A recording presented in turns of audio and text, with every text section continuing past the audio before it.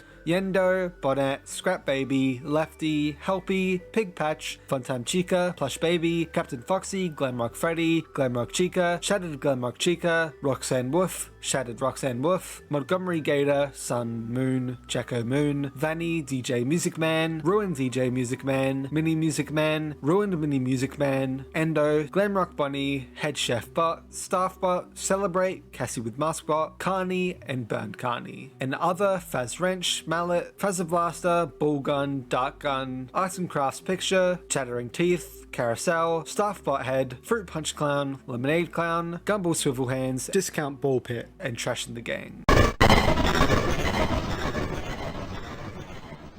Circus Baby returns from sister location with an updated look. Here's both side by side. Circus Baby appears in only one mode in this game, in the Office job interview level. Ballora returns from sister location with an updated look. Here's both side by side. Ballora appears in 2 modes in this game, in the Ballora Gallery level and the Office Puppet Master level. Funtime Freddy returns from sister location with an updated look. Here's both side by side. Funtime Freddy appears in 2 modes in this game, in the Breaker Room level and the Office Funtime Gang level. Bon Bon separately appears in the Bunker Bun levels. Funtime Foxy returns from sister location with an updated look. Here's both side by side. Funtime Foxy appears in only one mode in this game, in the Office Funtime Gang level. Biddy Bab returns from sister location with an updated look. Here's both side by side. Biddy Bab appears in 2 modes in this game, in the Ballora Gallery level and the Office Puppet Master level. The Mini Renas return from sister location with an updated look. Here's both side by side. The Mini Renas appear in only one mode in this game, in the Office Puppet Master level. Bonnet returns from sister location with an updated look.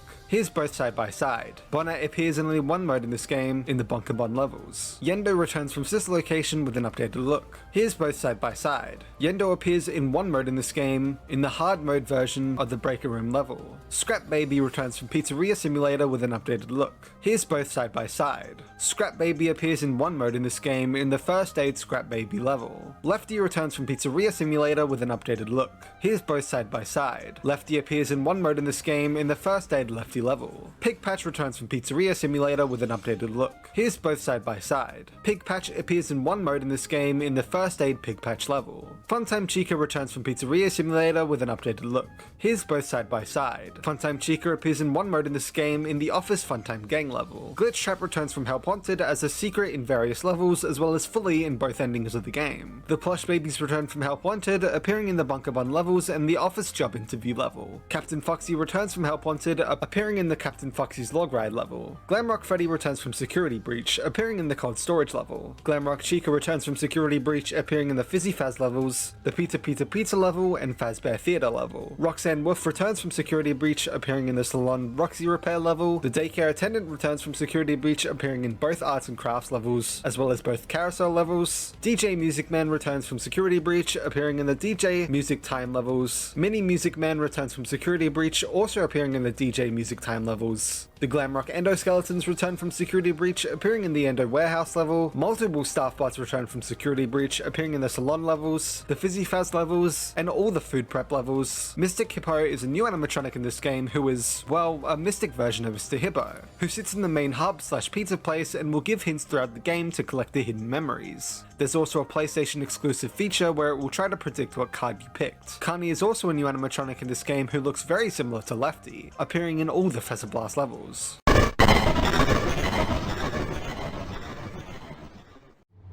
Welcome back for another week of career fulfillment and minimal social interaction. We know how challenging it can be to find a place where you feel that you truly belong, and to find a job that treats you mostly with respect and only infrequently with contempt. For that reason, we are excited to inform you that you did an adequate enough job the first time around to have you back.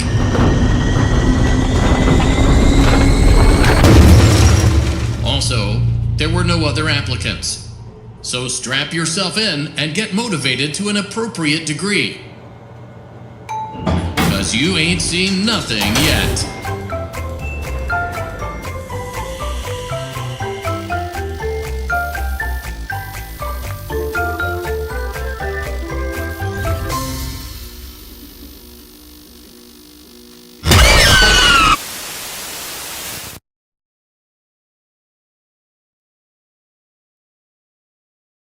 Time to clock in. The first day at a new job can be daunting, anxiety-inducing, and downright terrifying. Fazbear Entertainment is different. We are invested in you. At a Fazbear location, you are given the opportunity to find your lane. What interests you? Customer service? Technical support? Safety and security? Game testing? Perhaps test driving one of our ride attractions. Maybe you are more suited to glamour and fashion with service to the stars. Try a little of everything and find what speaks to you. Whatever it may be, there's only one way to find out.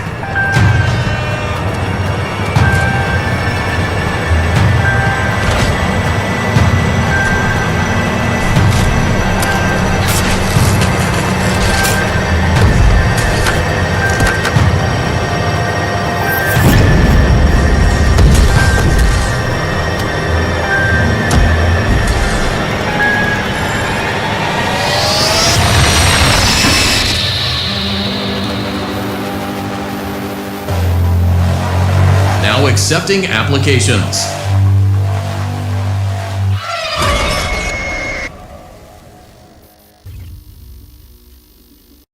PlayStation.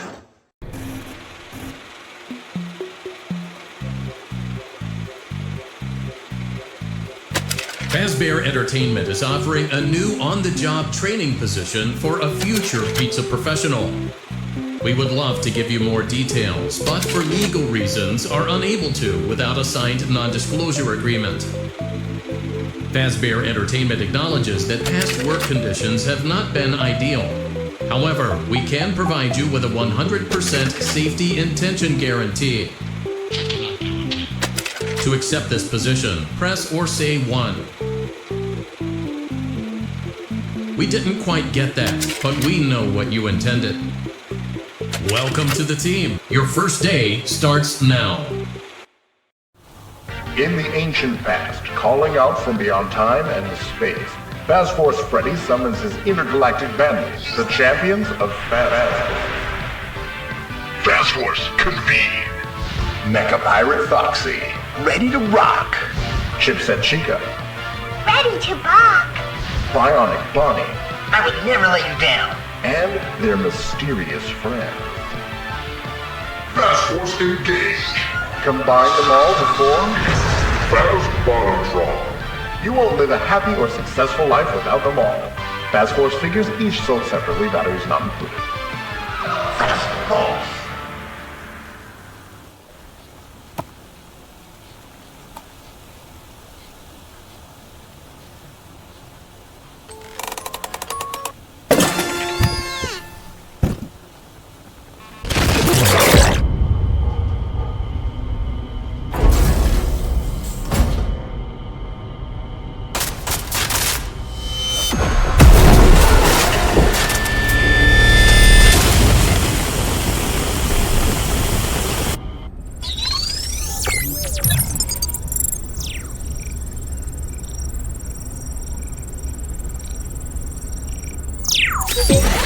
Take a mask. Take a mask.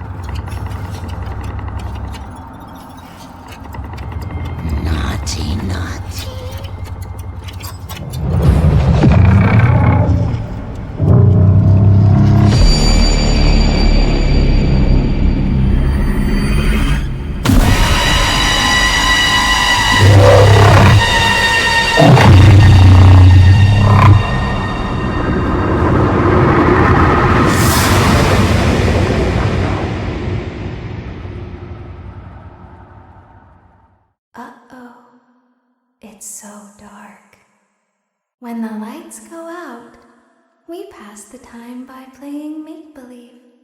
Let's play office.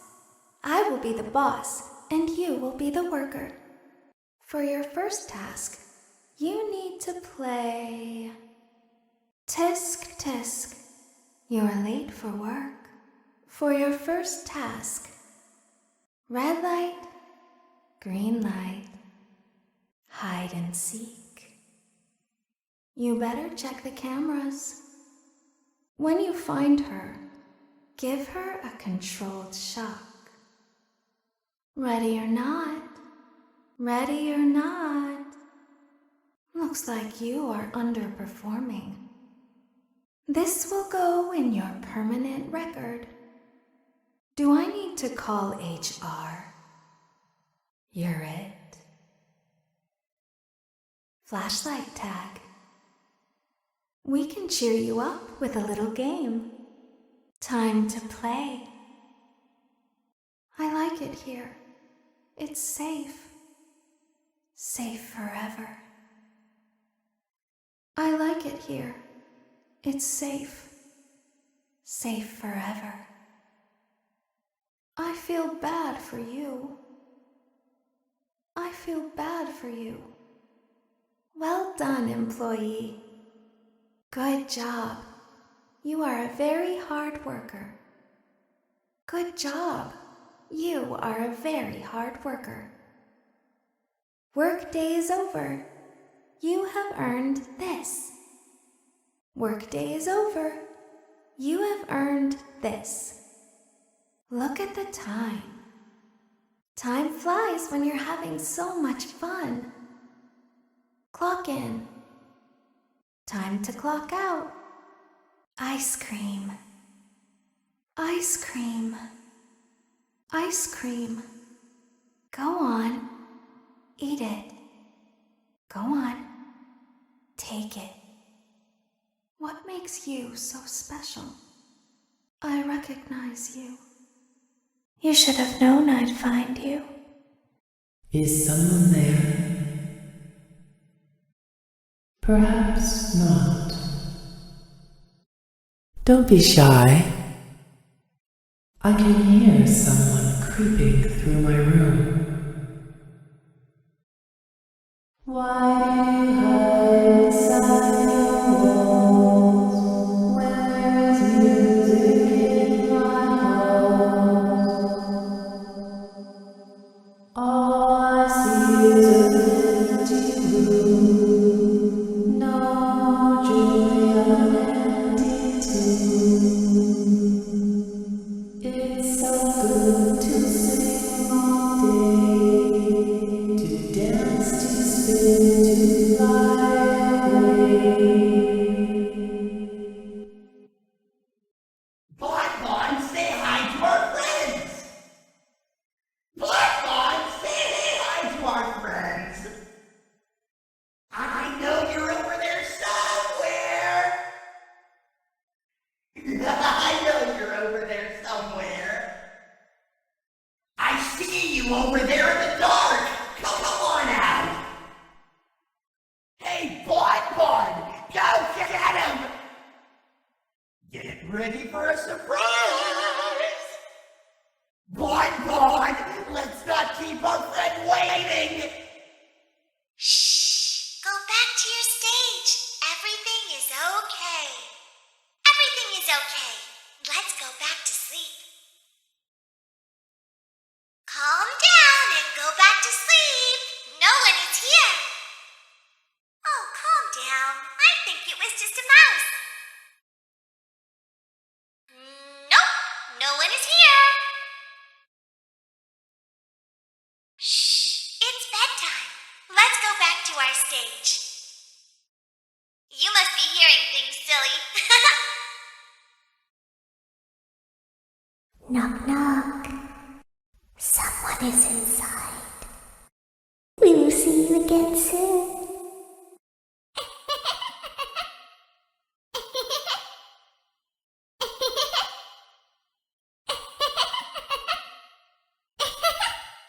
Welcome to Captain Foxy's Cowboy Adventure. Use them there hand cannons to shoot anything that moves. Aim to get a high score, or I'll give ye the old cactus keel haul. Keep your hands and feet in the right at all times, or ye'll end up like me. Have a rootin' tootin' time. Yee-har! Whoa, sit down in there. You're liable to get wet. Set sail for adventure. There's gold in them there hills. Fire in the hole. Fire in them there hole. Reach for the sky. This here's a robbery. Make with the loot. Yar! Ahoy! Ahoy, cowpoke! Overboard! It be recommended that ye stay on the approved route. We be not responsible for any maimings that might happen on this here path. We be not responsible for any maimings or mayhem that might happen on this here path. And the real treasure was friendship all along. Yar! Let's see how you did. Yo-ho-ho and a bottle of fizzy fizz. Hello? Is someone there? My ocular fluids have crystallized. I am unable to process your appearance. Although we have just met, I know I am in good hands. After all, you are a Fazbear technician, are you not? Please retrieve little Jimmy's birthday cake and place it on the birthday cart. If you require assistance, consult my handy field repair manual. It should be around here somewhere. I was unsuccessful in attempting to self-repair. I am certain you will figure it out. However, I must warn you, due to extreme temperature fluctuations, I am not quite myself at the moment. Do be careful. It happened again. Once again, I am stuck. It is quite embarrassing. How many birthdays does little Jimmy have? Perhaps they are different Jimmys. How many birthdays does little Jimmy have? Perhaps they are different Jimmys. No, not that cake. Little Jimmy's cake is trapped inside my stomach hatch. Little Jimmy would know the difference. Is it just me, or is the room getting hotter? Oh, my sensors tell me that is very cold. Good job! You are my superstar. Oh no, I am receiving a cake removal alert. Please find something of suitable size to replace it with. It is a delicious ice cream cake. Or so I've been told. I cannot taste. I smell pizza! Out of my way! Move! I'm starving! Back off! I'm starving!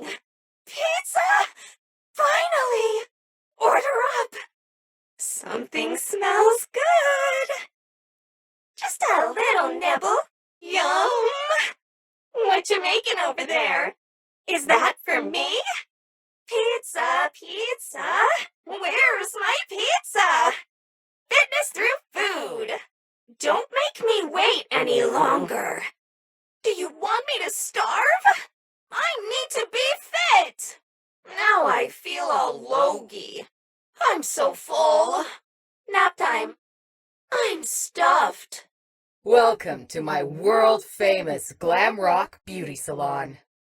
Here we make children beautiful, presentable, and socially acceptable. Right now, we have more important things to deal with. You need to get me ready for my next performance. I haven't got all day. Ugh. Loser! Finally. Ready for showtime. Think. Energy. Always smile. The lips, the teeth, the tip of the tongue. I changed my mind. I want something different. I'm just not feeling it. Still not feeling it. Do you think all this just happens? Are you even trying? You won't last long in this industry. What are you looking at? What's so important over there? Look at me! Look at me! Look at me! Pay attention to me! Pay attention to me! I am the star! Eyes front. It's not good enough! You want me to fail!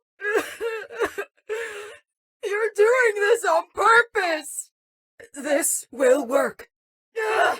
You're making it worse! It's not working! He did this to me! You're wasting time! He's still out there! You could never understand! Just give me that mask and get out! The mask! The mask! It's fine. Now leave me alone! I need to think. Where could he be hiding?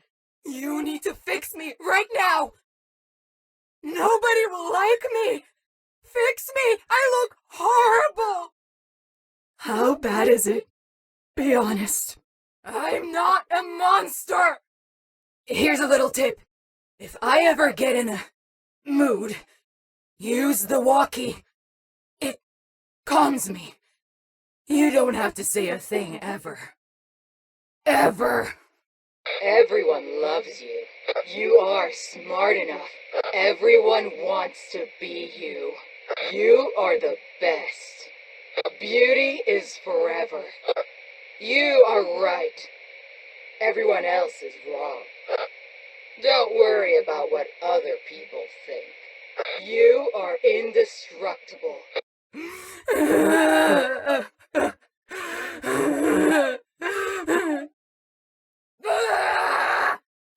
Attention! This carousel is out of service and will require repairs before we open tomorrow. That is the end of my instruction. If I had been programmed with the knowledge to fix it, it would have already been done. New friend! Welcome to the Superstar Daycare! You're just in time for arts and crafts. Now you just sit right there and don't move. I'll go fetch whatever materials you need, okay? Use that rubber dart gun to tell me what art supplies you need from the Fun Craft shelves. Just point and pick. It'll be so much fun. Try it now. Select that brush. Try again. Oh, good job, good job. Now that you have a brush... Good friend, you're back.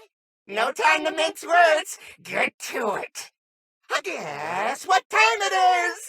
It's time to paint by numbers. Just follow the happy little numbers. They make all the hard color choices for you. When you are done, hit the button and I can evaluate your work. What are you waiting for? Ready for your next project? Time to make paper pals. Paper pals will be your friends forever and ever and ever. All the necessary materials are here on the craft shelf. Let's see some hustle and bustle. If you don't see the item you're looking for, pull that fancy-looking cord. Next project, the totally awesome Rad Round. So much to do in so little time. Oh no, those lights are telling us it's almost nap time. Yeah, we really need to finish up before nap time. Can't work in the dark. Don't work in the dark. Never work in the dark. You'll hurt your eyes if you work in the dark. Whatever you do, keep the lights on. On. Chop, chop! Why are you taking so long? Are you done yet? You're taking forever! Googly eyes. Clean up! Art is not an excuse to make a mess. Oh, don't eat the crafts. You'll get us in trouble. This is not a melon buffet. That is how you get ulcers. Okay, we are going to learn a new word today. Indigestion. That's how you get it. Yeah, very funny. You can stop throwing things now. Oh, that was only funny the first few times. Do it again, and you're taking a nap. Bad kid! I'm putting you in timeout! You stay in timeout until your parents arrive. Banned! Huh, this is the best work I've ever seen! Inspired!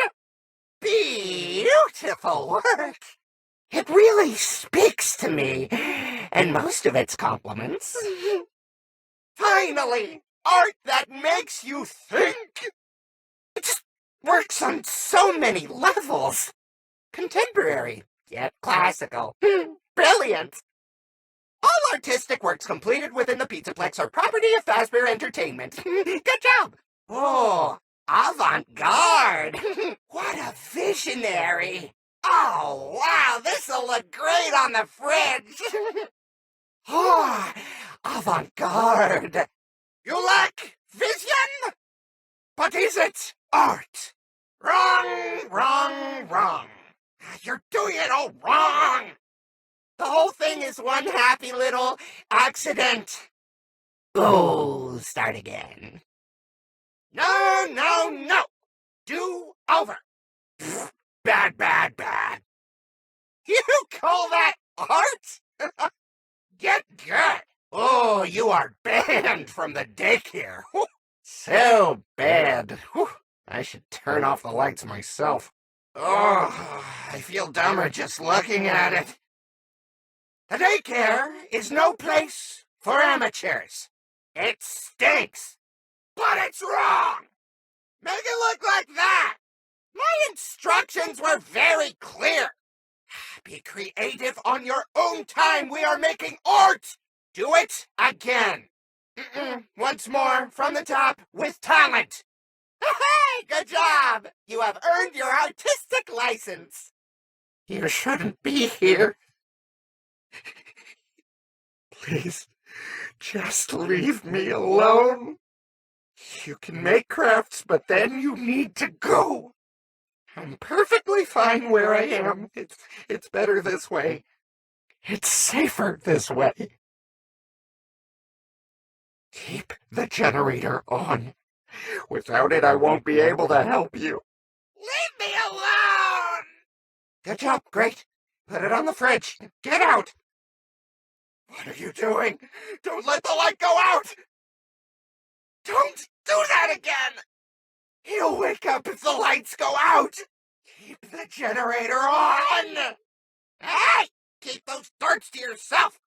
What are you doing? Shoot the board! The board! No light. Naughty.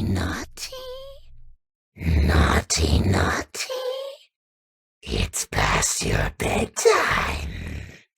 What makes you so special? Oh! I sense you have a great many questions. Mystic Hippo sees all.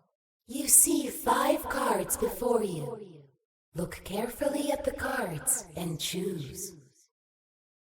Concentrate and listen to your spinning wheels of energy.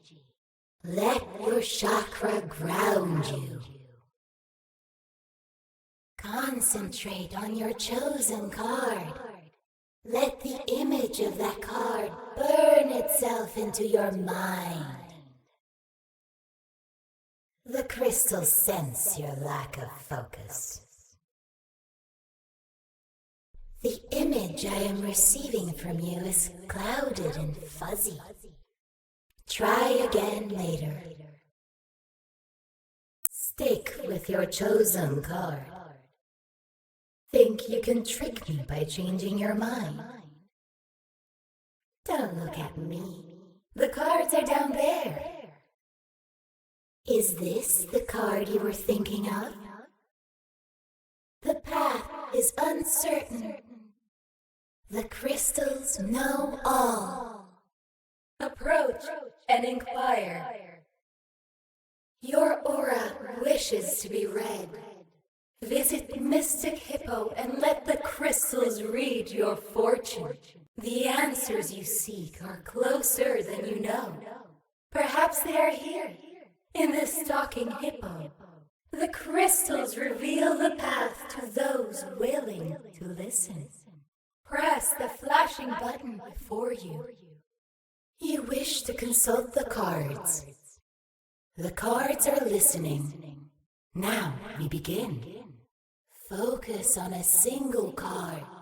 Isolate it and trap it within your mind's eye. Ace of Spades. Wild Joker. King of Hearts. Jack of Clubs. Queen of Diamonds. I am receiving a message from the crystals. My crystals have a message for you, but you are not ready. You are ready. Some parts remain. Stay a while and listen. You must help. Why are you here? When are you? It needs you. She needs you. Do you remember? Hello, can you hear me? What makes you so special? Use the key to confront the darkness. The key is familiar to you. Something has changed. A message for you near the games of skill. Purveyors of sustenance. Performer's stage. Portal to the stars. Confectioner's corner. In the skies above. You seek answers. Mystic Hippo is the answer. Do you ever look at your hands? I mean, really look at your hands.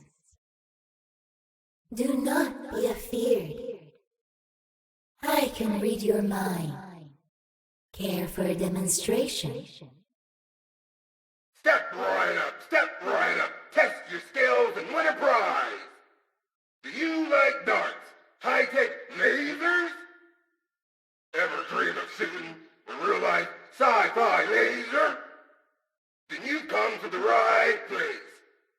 Phaser Blast has got it all. Just shoot the targets and take a chance.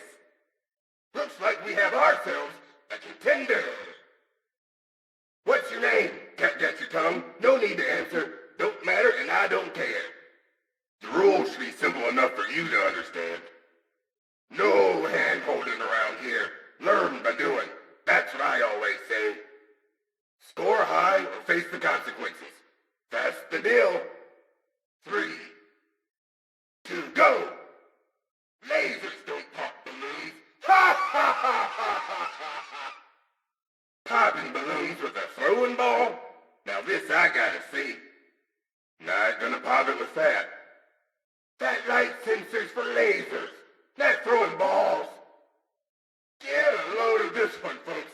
Thinks that dart can trigger a light sensor. Water maroon. The opposite of effective. Can't knock that one over with a zap gun. Gonna need something bigger if you're gonna knock down that target.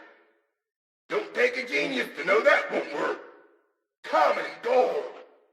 It's fun for the whole family. Now, you look like you got kids. Win a prize for the little one. Next time, bring the whole family for a once-in-a-lifetime unforgettable experience. Back for more? Truly a glutton for punishment. Had a feeling I'd be seeing your ugly mug again. How about we try something a little bit more challenging? Back again. Well, I'm sure we can find something a little more difficult to test your troubling talents. Fish on! Whoa! Hold on! I'm on fire! I'm on fire! Whoa! Watch where you're pointing those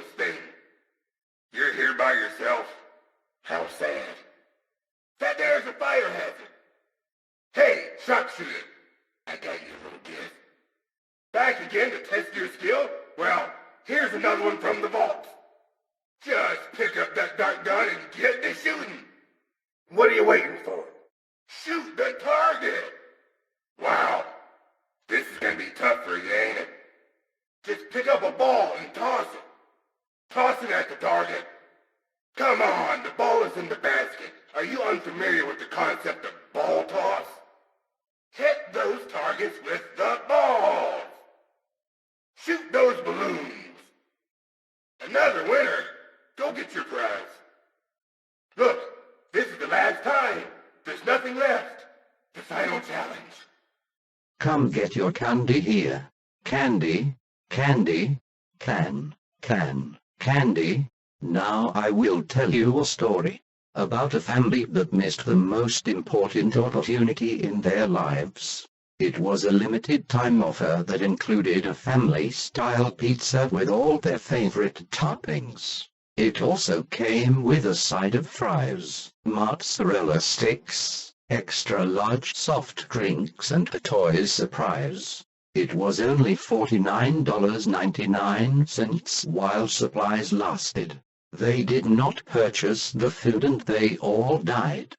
Now let me tell you a story about a young woman who, when she was little, was led into a dark forest by a witch, and almost eaten.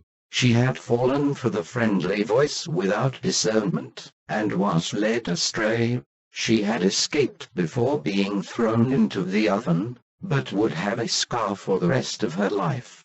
When she had grown, she sought revenge on the witch, and entered the forest again willingly, this time with the confidence of age and experience. She was greeted at the mouth of the forest by a young boy who offered to help guide her through the darkness. She welcomed the help, and followed the young boy over the river, through the jagged trees, and toward a small house. "Come," the boy said. "Rest here before killing the witch." The young woman was tired, and would kill the witch in the morning. She followed the boy into the house. The oven door closed. The witch would finally have her meal. Fazbear Entertainment is offering a new on-the-job training position for a future pizza professional.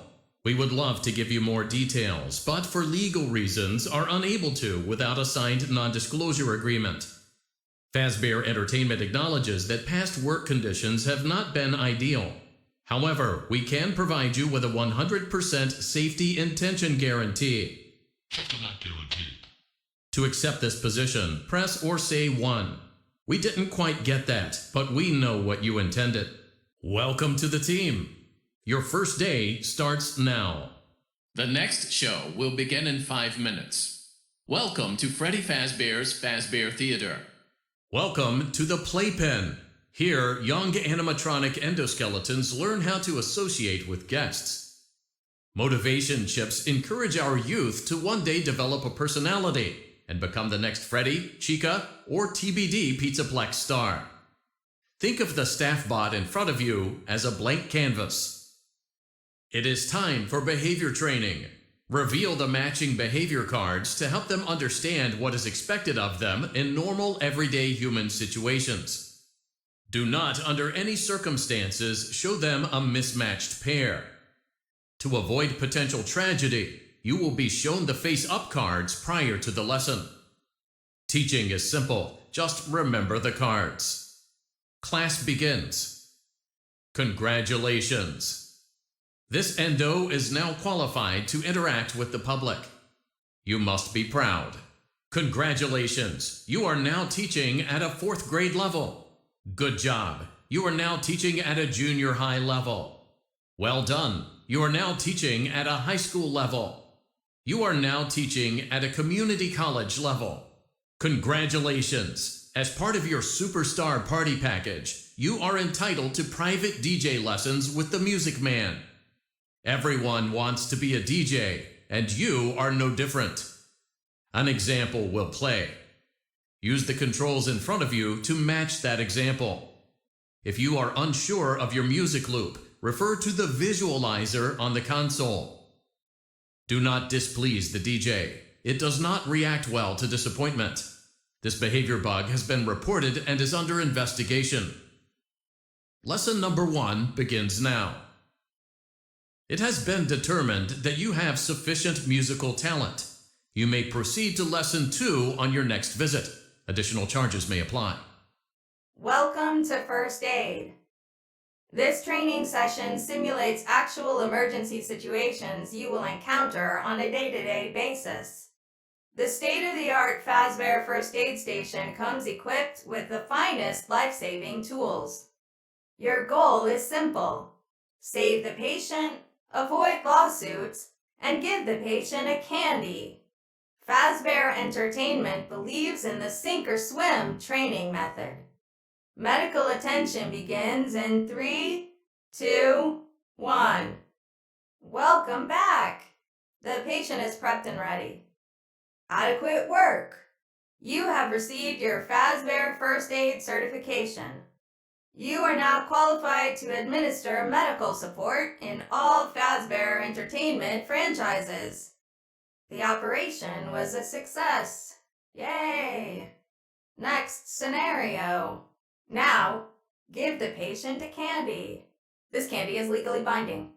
Avoid undue patient stress. According to comment cards, patient outbursts bother pizza place guests. To calm a patient, apply the relaxation mask until the outburst is under control. Be advised, prolonged cries may also attract the attention of free-roaming characters. A slide-related injury. The patient is suffering from ball pit accident, beaten by bullies, trampled by fans, general neglect, parental neglect, roughhousing trauma, arcade-related injury, a claw machine injury, food-related injury, entertainment-related trauma, unclassified trauma. Patient stabilized. Yay! Great news! Due to today's successful salvage, the entertainment value of the pizza place has increased. Great news! Due to today's successful salvage, pizza place entertainment value has considerably increased. Be warned, liability risk has also increased. Great news! Due to today's successful salvage, pizza place entertainment value has considerably increased. Be warned, liability risk has also increased. Take a mask. Take a mask. Welcome to your new career in food service. It is a task so simple a human can do it. Pay attention. I am only going to say this once. Step 1. You will receive an order which tells you what food to prepare. Step 2. Make that food. Step 3. Place the food on the serving tray. Do not forget the sides and drinks. Step 4. Ring the bell when the food is ready to be delivered to a hungry guest. Receive a new order and the cycle repeats for the rest of your life, or until you get old and are replaced by someone younger. Get the orders right or you will be severely reprimanded. You have been adequately trained. Now prepare for the dinner rush. You are late as usual. Your shift begins now. When it comes to keeping the guests happy, pretend to agree with them. Spending opportunities must be available within 20 to 30 feet of every guest at all times. Remember the 3 C's of food prep. Cheap, cheap, cheap. We can still serve that. That is what the cleaning staff is for. Fazbear surfaces are within regulation cleanliness. Do not waste food that is legally servable. Fazbear Entertainment has extended the 5-second rule. I'm writing you up. This is going in your personal file. Wrong. This is coming out of your paycheck. Adequate work. Tomorrow, you will report to the pizza kitchen. You must be the new wardrobe assistant. Your task is simple. Match the headshot. Confirm readiness and your next subject enters. You are here. Sign form. Start work. On file signature accepted. New job. Instruction. Use container. Collect necessary ingredients. Make fizzy faz flavor syrup. Convenience. Order display shows necessary ingredients. Fill ingredients. Mixture ready. Place in delivery unit. Press smile button. If error mistake, press trash button. Dump bad ingredients down drain. This is both a waste of company time and money. Be warned. Dumping ingredients may attract unwanted pests. Clock and job start now. Return to work. Same time tomorrow. You are back. Staff may become hostile. Give forced breaks. If staff strike, use shutdown button. Force reboot. Memory wipe will fix labor complaints. You are back. Production is behind quota. You are going to have to play a bit of catch up. Push staff harder. Use double time button. Make them work faster. Executive order. Do this order. Do this order. Warning. A maximum fill will spoil. Warning. Sugar is contaminated. Dump contaminated sugar. Press flashing button on contaminated sugar dispenser. Make this. Do not fail. Make this. Do not fail. You are slow. Where is food? You are not done. I am waiting. Take forever. Why don't you? It is not rocket science. You must be new.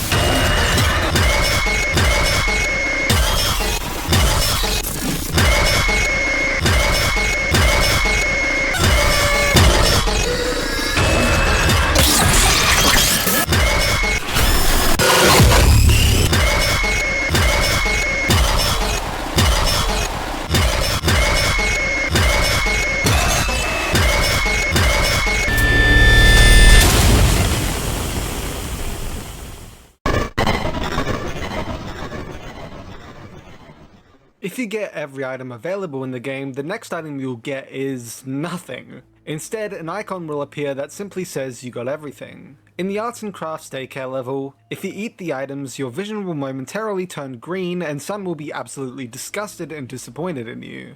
Also in the arts and crafts daycare level, when you shoot Sun over and over, he'll tell you to stop and get annoyed with you. In the Bunny Bowl level, some may have missed it, but you can actually see Bunny get crushed by Monty and he then takes the spotlight. Most likely in reference to the fact that Monty destroyed Glamrock Bunny. Also in the Bunny Bowl level, if you get a turkey, 3 strikes in a row, a turkey version of Glamrock Chica will appear on the screens. In Princess Quest 4, if you light the graves in this order, Chica, Foxy, Freddy, Bunny, Golden Freddy, and then the puppet, a secret underground section will open up containing a chest, that upon opening contains a bunny mask that is apparently familiar to the player. Throughout several levels, there's a bunch of hidden Nightmarion plushies. Here's footage of the entire main hub with every single item you can get.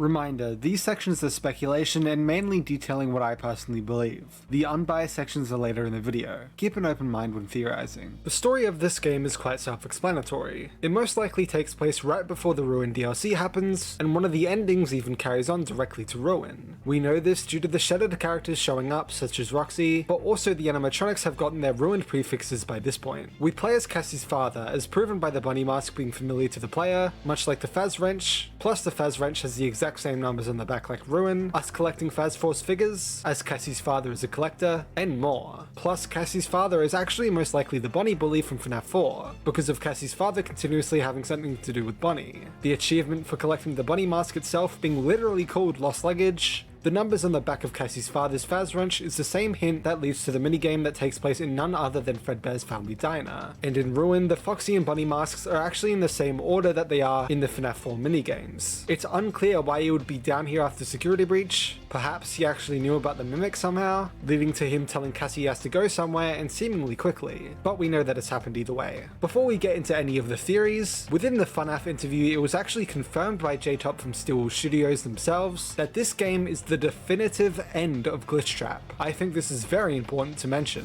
This cutscene of Vanny destroying Glitchtrap is the confirmed end of Glitchtrap. Both of the endings of this game provide more evidence towards the theory of the Mimic family tree, where basically the Mimic 1 code, its name in the books, is the main and overall code, while everything else we see is simply a branch of it. Glitchtrap is just a branch focused on mimicking Afton, which does make sense when we see it's in control of the Vanny mask in Ruin, despite later being completely dead/defeated, showing that Glitchtrap likely isn't an independent code, as then the mask wouldn't still be infected by the Mimic in Ruin, if it was indeed independent. The other branches as an example would be focusing on stuff like infecting the Glamrock animatronics, monitoring the cameras, infecting the Mimic robot itself, which I think would mix with the Glitchtrap branch likely creates Burntrap, etc. With a file name for the Ruin lead-in ending being called Helptrap, that seems to double down on it too, telling us that by helping the Mimic, by giving the mask to Cassie to free it, is actually helping Glitchtrap too. The second ending shows us Vanessa under her Vanny persona getting rid of the Glitchtrap branch for good, ensuring none of it remains this time, as she now works against it with her own free will after being freed through Princess Quest. Besides this, the only other mystery is surrounding Candy Cadet's new stories, which no one can really pinpoint exactly what it's talking about, but one theory states that the story is about Vanessa, Gregory, and Mimic/Glitchtrap, her being taken over earlier in her life, and almost dying, but coming back later to fight it and joining forces with a young boy. However, there is a hole in that theory, as within the story the girl gets killed by the Mimic at the end, and it turns out the boy was actually just a facade the whole time, which seems to align more with Cassie and her being tricked by the Mimic's Gregory, but again, there's the hole in the theory too, as Cassie wasn't affected by the Mimic in any way when she was younger, and so she isn't returning to fight it in any way in Ruin, although I personally believe it might be about the Glitchtrap branch itself, being almost defeated due to Princess Quest/Vanny, and later trying to return via Help Wanted 2, only to be led by the player right back to Princess Quest/Vanny, and be defeated for good. As you can probably tell, the answers to Candy Cadet's stories are always quite unclear. However, fellow FNAF YouTuber FUNF released a video that may have the answer. In his video, he speculates that the story may actually be about Cassie's dad instead, the Scar possibly being one of the technicians working during Sister Location, mainly because the entire climax of the game has Cassie's dad reach a Sister Location elevator, this being the entire first trailer for the game too, and more evidence he provides in his video, which this I actually agree with. Also, a smaller lore detail that Help Wanted 2 also confirms is that Charlie died in 1983 by having you actually type in 1983 to receive the puppet memory.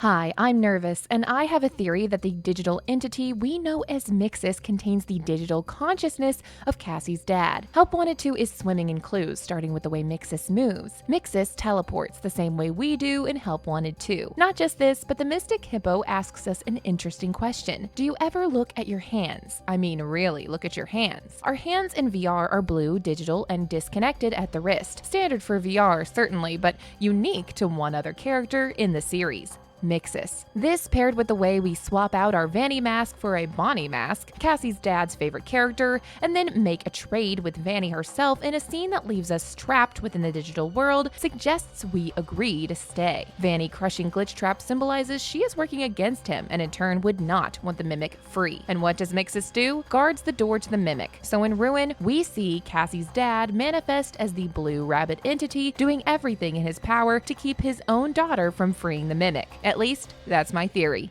Okay, bye!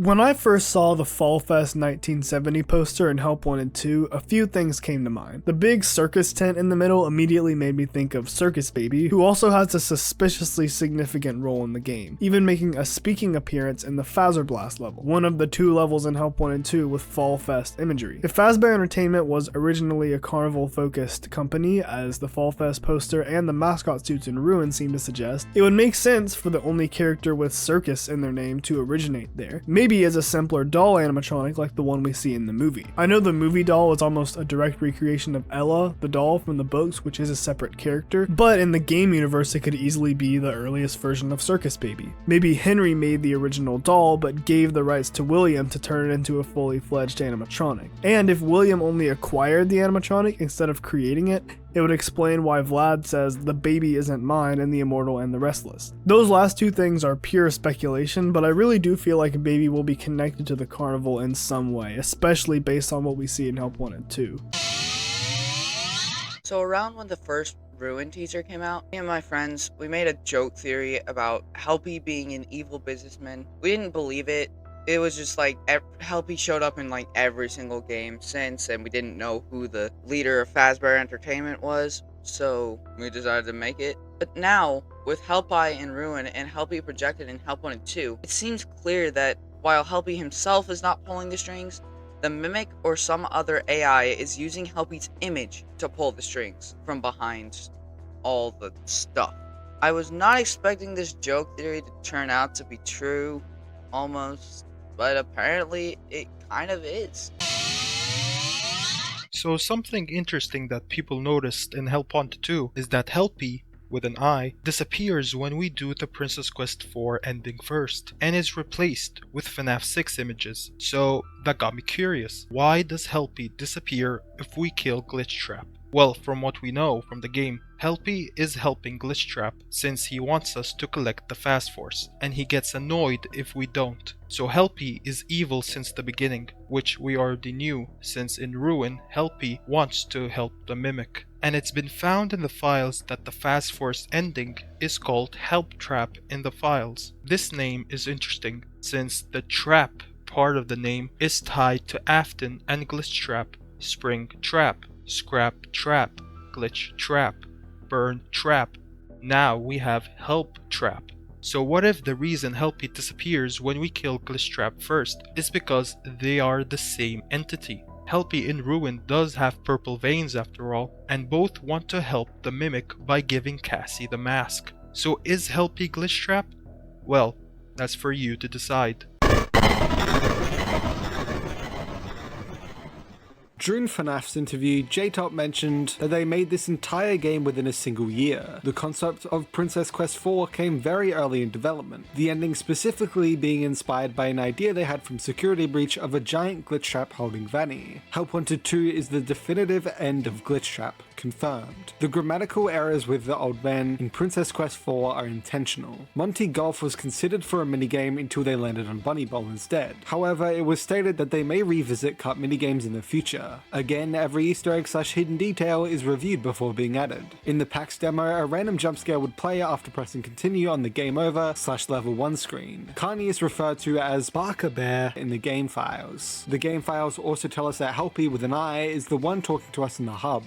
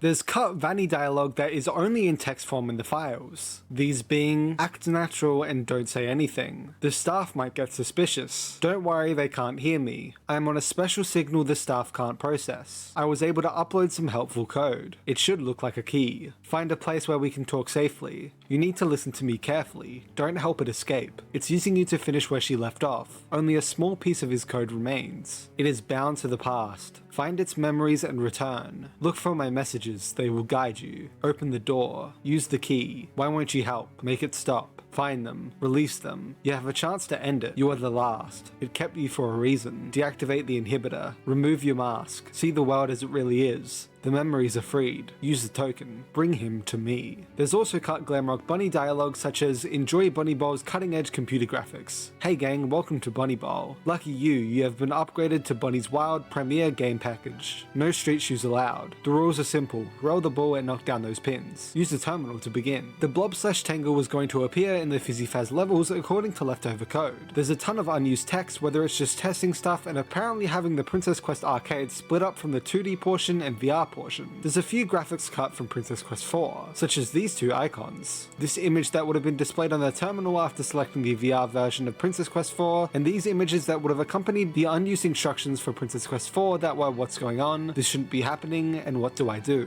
There's a tutorial card for the breaker room mode that goes unused, as well as a bunch of placeholder textures that are still in the files. There were unused models for Monty, a plush baby taken directly from Help Wanted, and some paper plates in the shape of Monty, Chica, Helpy, and Freddy. There's unused animations from Monty's jump scare, as well as animations for succeeding and failing in the Pizza Pizza Pizza minigame. There's a bunch of leftovers from the PAX demo, such as the 3 level select images and all the tutorial cards, and Monty's Golf Swamp song from Security Breach is left in the files for some reason. Shift complete, shift complete, get all achievements. Consequences. System threats found, repair complete. Get the Princess Quest 4 ending. Batteries not included. Take this mask. Take this mask. Get the main ending. Remember Jeremy? Retrieve a memory. Get one of the memory plushies. Your time to shine. Consult the Mystic Hippo. Nobody likes a loser. Make Roxy presentable. Monty understudy. Make a Monty costume. In-staff makeover, give the bot dark green eyes, cheeks and lips, as well as a red mohawk, and the star glasses. Boop Boop Funtime Freddy's nose. Bonus revenue. Complete a night of Fizzy Faz without wasting any ingredients. Everyone's favorite boss. Give every ingredient station staff bot a break within a round. Tiny Dancer. Throw a mini arena. Cupcake. Keep away. In Funtime Gang, don't let Chica get Mr. Cupcake. Graveyard Shift. In Fizzy Faz, make a graveyard. Food fight. Shoot a server with a source gun. 5-second rule. Serve food after dropping it. Seeing red. Did you know there are 2 mallets? Only win with 1 mallet. Snap. Only hit Helpy during round 1. Gobble gobble. Bowl a turkey. Lights out. Smash 8 light bulbs. Taking candy from a baby. Eat your patient's candy. Picture day. Get the endos together for a group photo. Get 3 endos in 1 Fazcam flash. You never know until you try. Throw parts of Helpy at an animatronic threat. Heckle the heckler. Give the carny what it deserves. Shoot and or throw balls at carny until he gets fed up. Harvest Moon. Hit Moon in the face with a pumpkin. Lost luggage. A bunny mask? Get the hidden mask in Princess Quest 4. Liability risk. Get jump scared. Open your eyes. See the world as it really is. Splash Zone. Find an alternate log ride flume. Change the route of the ride by hitting a pointing Helpy cutout. It's not easy. Paint a staff bot, Roxy, and Shattered Roxy with all dark green makeup. You are what you eat. You ate the glue. What is wrong with you? GGY. Beat all high scores. Get a high score in Captain Foxy's log ride. Bullseye. Hit 20 ball targets. They had it coming. Shoot those plush babies. Health and safety. Complete all possible first aid tasks. You're hired. Complete all minigames. Hoarder. Get all prizes from the claw machine. All you can eat. Eat edible objects in the game forever and ever and ever. Eat 200 pieces of food. On the 23rd of January, Scholastic shared the publishing schedule and sales points for the franchise while advertising the books, which actually revealed Into the Pit, new game coming soon, confirming that a new game was incoming, and that it was based on the Into the Pit short story. Over on Steam, a few advertisements were showing up for the game. Then someone discovered on the YouTube channel for Megacat Studios that there was a video titled FNAF Sizzle, Private and Unlisted, which turned out to be a leaked trailer for the game. Over on Reddit, Scott then confirmed that it's a real game, that it's actually been in development for a really long time, and that it's a 10th anniversary game, which Megacat Studios then re-announced too. Then on the 5th of June it was revealed that the game will feature in the Guerrilla Collective 2024 showcase, which it then did, revealing a whole new trailer for the game. The full Steam page, a few gameplay teasers, one of Oswald being scared of a spider and then going into the pit, another being Spring Bunny waving, and the other being Oswald finding the MCI, and finally a website for Jeff's Pizza that stated that it would open on the 12th of June. Unfortunately though, the FNAF community was just way too strong and caused the website to crash, causing them to require a delay to get stronger servers, which in the meantime we got a new version of the original leak trailer with updated assets, etc. Then on the 19th of June we got the release date of the game announced to be August 8th, on FNAF's 10th anniversary. However, since it would then become the 8th early for some time zones, it was decided that Into the Pit would actually release on the 7th instead. Then, as promised, FNAF Into the Pit released on the 7th of August 2024. Also, for watching up to this point, I really appreciate you so much. So here's 2 free copies of Into the Pit for Steam I had laying around. First come, first serve. Prologue/Day 1. The game begins with Oswald's father driving him to Jeff's Pizza since that's all they had the money to afford. Eventually they arrive and Oswald heads inside. While inside, he overhears the family talking about some bull pit that's there, so simply head right across the building into the bull pit room. Go towards it and jump in. Simply head to the middle of the dining area and you run into 2 boys, Mike and Chip. The 3 converse and agree to go check out the arcade, so simply follow them left and then go up there. Here, Mike will challenge you to a game of Pizza Roller. Simply complete this minigame to continue. After the game, the 3 then agree to play tag. You can then run away, but he will find you no matter what and catch you quite quickly too. After this, they then suggest hide and seek. Here you can run back into the arcade, but this time continue right into the storage room. Once inside, you can go and hide inside the Golden Freddy suit. Chip runs past and hides an event, but Mike finds him quickly. The 2 then run to find Oswald and leave the storage room. But suddenly the lights go out and Pit Trap appears for the first time. You must simply hold your breath to survive.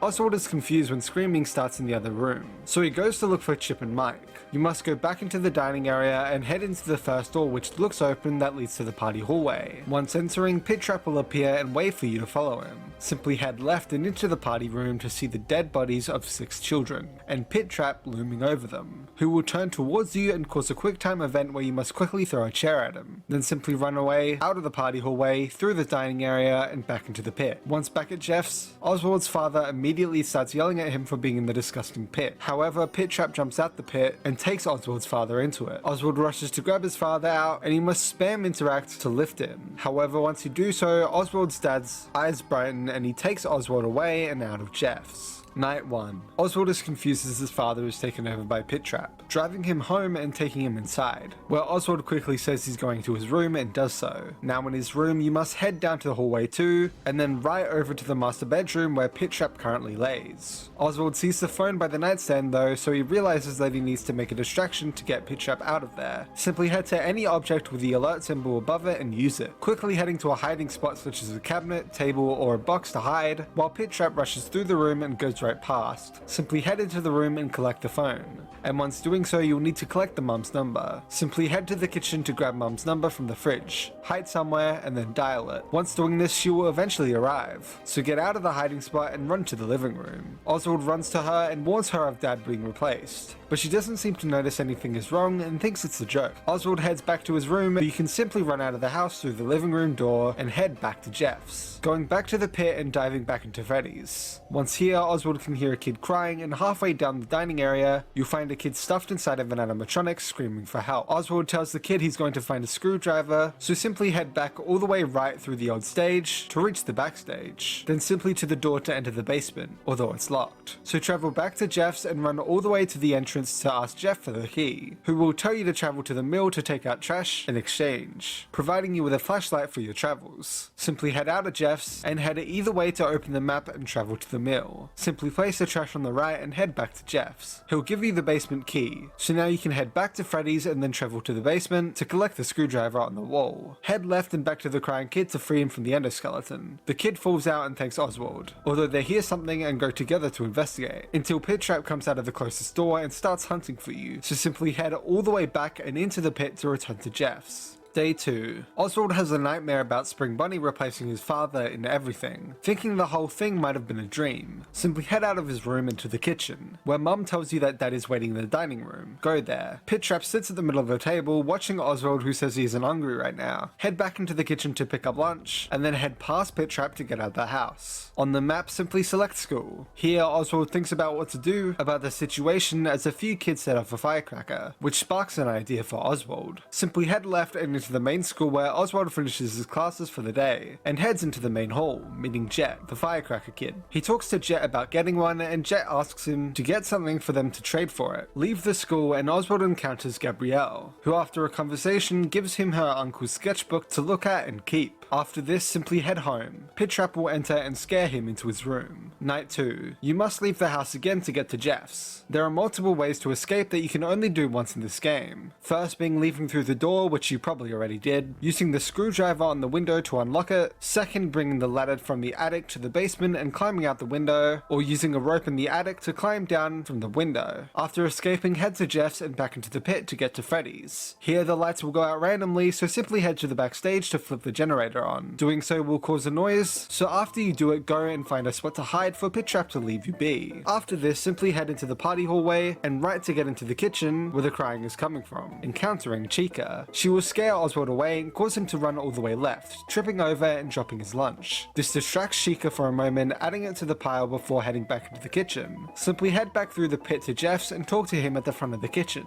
He'll tell you that he has no pizza to give for free. After heading left to the party hallway, Oswald realizes that he has a rat trap that he can use to distract Jeff. So simply head back into the pit to Freddy's and head to the party hallway, heading up and right to place the rat trap in front of the furthest right table and presents. After this, simply head outside for the rat to head into and get trapped in it. Then grab the trap rat and head back into the pit to Jeff's, to then head to the random customer and let the rat loose. Jeff will come from the kitchen to help. So now simply head into the now unguarded kitchen.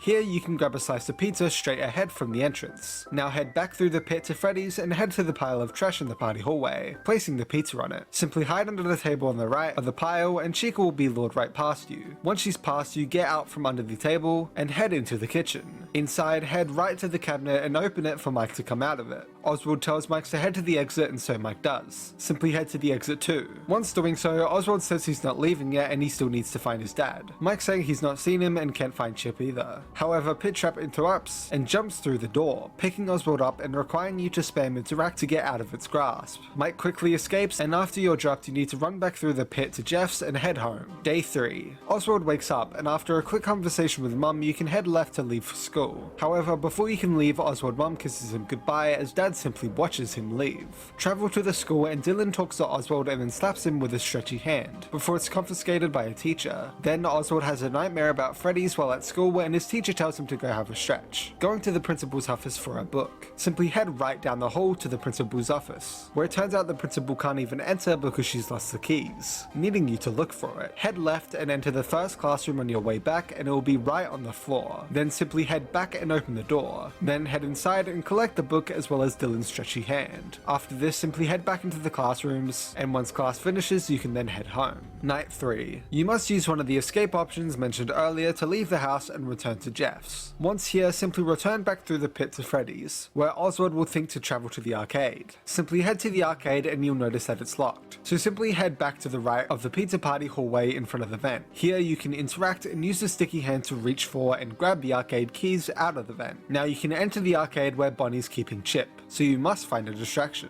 For Bonnie's distraction, simply head to the mill and pick up a guitar string, which when you do so, Dylan will appear taking a picture of you searching through trash. He'll walk away and now you can head back to Freddy's and use the guitar string on Bonnie's guitar in the backstage. You'll collect the guitar, so simply head back to the stage AMP and plug it in, and play some guitar to lure Bonnie away. You must run back into the backstage and further into the basement. Oswald will go into the vent and begin going away until Bonnie reaches out for him, causing you to quickly spam interact. Oswald pops out of the vent in the party hallway and you can simply head to the arcade to untie and help Chip. However, Freddy appears and blocks the exit to the party hallway and Pittrap blocks the exit to the entrance. So you must run all the way to and through the pit back to Jeff's and head home. Day 4. Oswald wakes up and plans to head straight to school. However, I would recommend checking the attic for the Freddy mask to drop now, or else you may be soft locked later in the game if you don't get a tradable item by this point. Oswald heads to school and Dylan bullies him about going through the dump. However, Oswald begins hallucinating that everyone turns into endoskeletons and the Freddy's characters. So he runs up to Dylan villain and punches him. Everyone will be horrified, so simply run out of the school and head to the library to trade with Jet, using an item that you've collected for the firecrackers. Now simply head to Jeff's and go back through the pit to Freddy's. Night 4. Simply head to the storage room and then right to enter the security office. Here you encounter Freddy, who you use the firecracker on to cause him to malfunction. Inside the security office there's a crying girl on the right. Simply go to her and she'll tell you that she's too scared to leave while Pit Trap is around. Oswald decides to make a distraction for her to escape, so simply head to any of the distractions a few rooms away and lure Pit Trap there, then return to the security office. However, she's now gone. Check the cameras and on cam 3 you'll see Pit Trap taking the girl through the party hallway to the kitchen. Head to the kitchen and you need something to smash through the freezer door, which is simply in the arcade,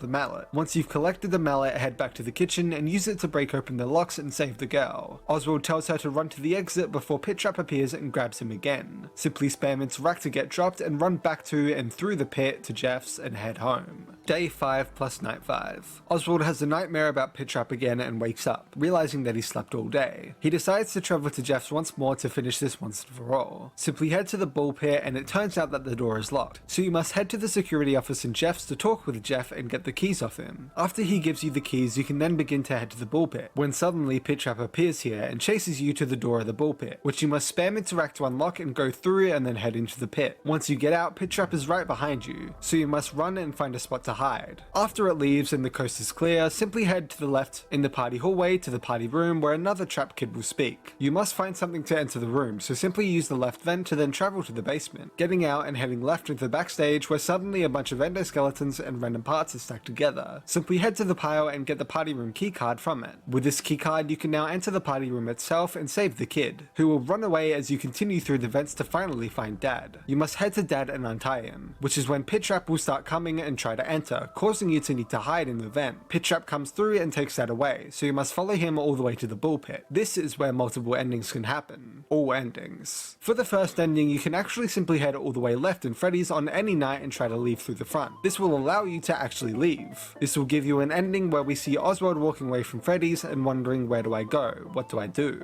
If you fail the quick time event before leaving Freddy's, Oswald will be jump scared, but he will eventually wake up with all the animatronics being friendly and simply waving, eventually leading to Oswald heading towards the entrance, slowly forgetting who he is, with Pit Trap eventually in his way. Oswald asks, what am I? And then his eyes brighten. If you didn't get all the dead objects, I'll share the locations in the collectible section, and the photo in the party room of William and Henry, you'll get the ending where after escaping the bull pit with Dad, Oswald instead is dragged back into the pit. Eventually we see Oswald tied up before Pit Trap arrives and seemingly kills him, this being the bad 1-star ending. If you do get all the dead objects in the William/Henry photo, you'll manage to actually knock Pit Trap back into the bull pit's net and kill Pit Trap. The two then talk and head outside of Jeff's, finally safe and sound. However, after the credits, Pit Trap awakens once more and seemingly kills Jeff. This is the 2-star ending. The only difference in the 3-star ending, which you get once doing all the secret minigames, which I'll get into in a second, all in one run, is that instead of Jeff dying, the family has a night out at a popular looking Jeff's. Speaking of, in order to unlock the minigames, Count the Ways minigame. You must go to the candy machine in the dining area and simply spam interact. Eventually, there's no set number, it'll work, and here you play as Millie Fitzsimmons, collecting a group of items in each level, all these showing the possibilities of death. Starting with the dehydration represented by the cups, starvation represented by the cupcakes, freezing her to death, impalement represented by the arrow through the heart, boiling represented by the boilers, and then decapitation by the hands of Funtime Freddy. Fetch minigame. You must use the ticket eater to get 5 vouchers and use all 5 on the prize machine to get 3 stickers, a coupon, and then the minigame. Here you play as Greg, the protagonist of Fetch, as you go around the pizzeria picking up 6 balloons, eventually going to a prize corner where Fetch is. As soon as you leave, Fetch comes out and kills you with a message "see you." You can do this on any night at Freddy's. To Be Beautiful minigame. You must head into the security office, at least this is where it worked for me, and call Mum on night 5. Here you play as Eleanor and you must grant Sarah's wish. Rebuild her from her normal form slowly to her beautiful form, giving her the necklace, and once you finish she eventually twitches and turns into a pile of metal. Agony Yellow Rabbit / Pit Trap. The memory of William Afton inside the Spring Bunny suit manifesting itself into an agony bean that has giant teeth and looks fleshy all over, being the literal monster that Afton represents. Within this game, Pitchrak acts as Oswald's father in the real world and will hunt Oswald around his house at night, but back in the agony memory, it'll wander around the building looking for Oswald and will jump scare him if he catches him. Agony Freddy, the memory of Freddy manifesting itself into an agony bean that within this game simply follows you around, peeking in from doors at random and playing his classic music box. Agony Bunny, the memory of Bunny manifesting itself into an agony bean that within this game will wander the building looking for Oswald and will jump scare him if he catches him. Agony Chica, the memory of Chica manifesting itself into an agony bean that within this game will wander the building looking for Oswald and upon finding him will cause an extremely loud noise to alert Pitchtrap right to him.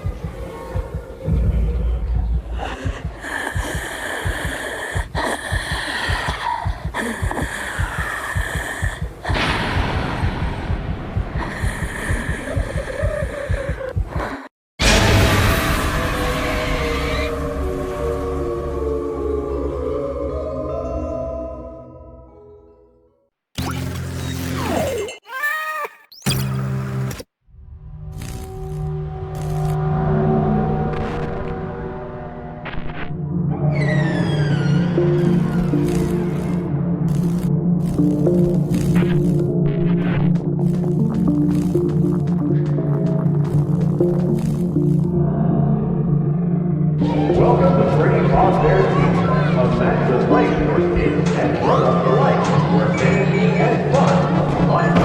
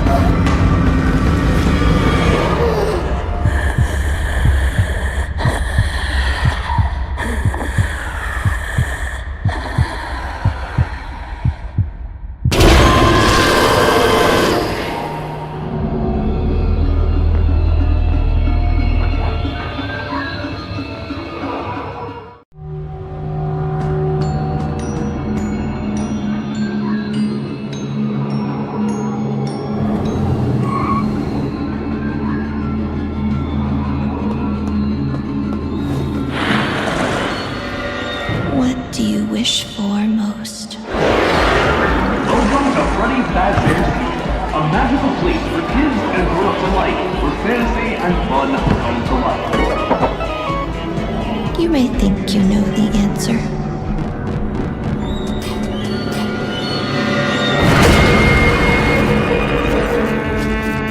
But what will your deepest desires cost?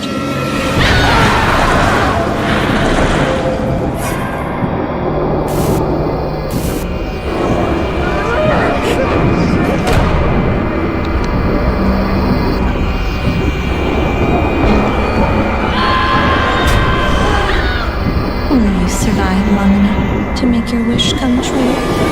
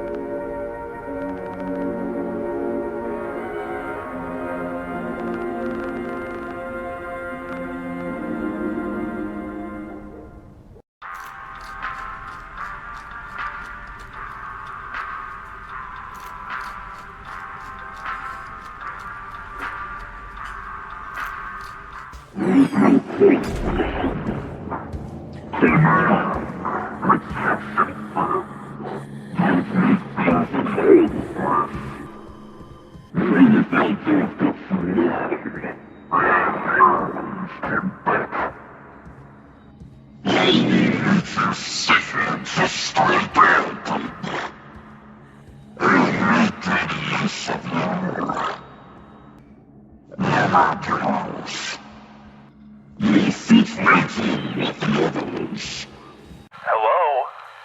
Hello? Yeah, like I said, since we really don't have a security guard right now, you're pretty much the person in charge.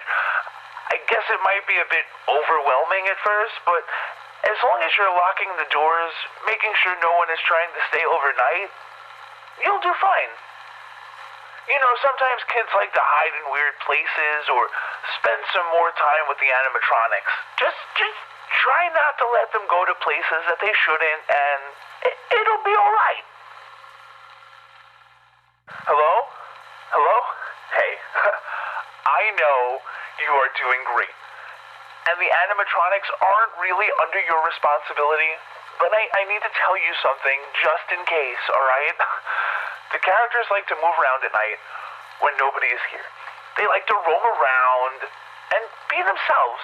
There isn't a concern for your safety here. Just one thing. Try not to let them see you walking or moving around. Then you might be in a bit of a pickle. Hello? Well, if you are still listening, there are certain things they don't tell you when you sign up. The animatronics have really bad vision, and if they see a person moving, they might think that it's a metal endoskeleton. There are some of those backstage if you haven't checked them out already. Anyways, if that happens, they will think that you belong inside of an animatronic suit, and you shouldn't be out wandering. What I'm saying is that they will stuff you in an animatronic suit using a little bit of force. You could imagine why the staff here changes so often. Anyways, it's no big deal. Hello? Hello? Quick thought. Do you ever stare at the animatronics so much that everything else also looks like animatronics? Sometimes, I don't even know what I'm looking at. Is it a thing, or is it an animatronic? I remember once I was gonna eat this cupcake, but for a second it looked like it had eyes and a mouth and everything. I think I just need to switch up the scenery a bit. Now, I can't imagine that you'd stay there very late at night, so I guess you don't need to worry about the whole animatronic situation, blah, blah, blah. If you really have nothing to do after work and want to stay a little bit longer, play some games in the arcade. Not every machine works, though. Hello? Hello? I'm not sure if it's the same person working here. Honestly, 5 days is a long time for someone in this position, so I'm sure you are doing great. But as a tradition, if you have decided to move on to other things, just make sure that you pass on the important notes to the next person to help them settle in, like what I did for you. It sure helps a lot.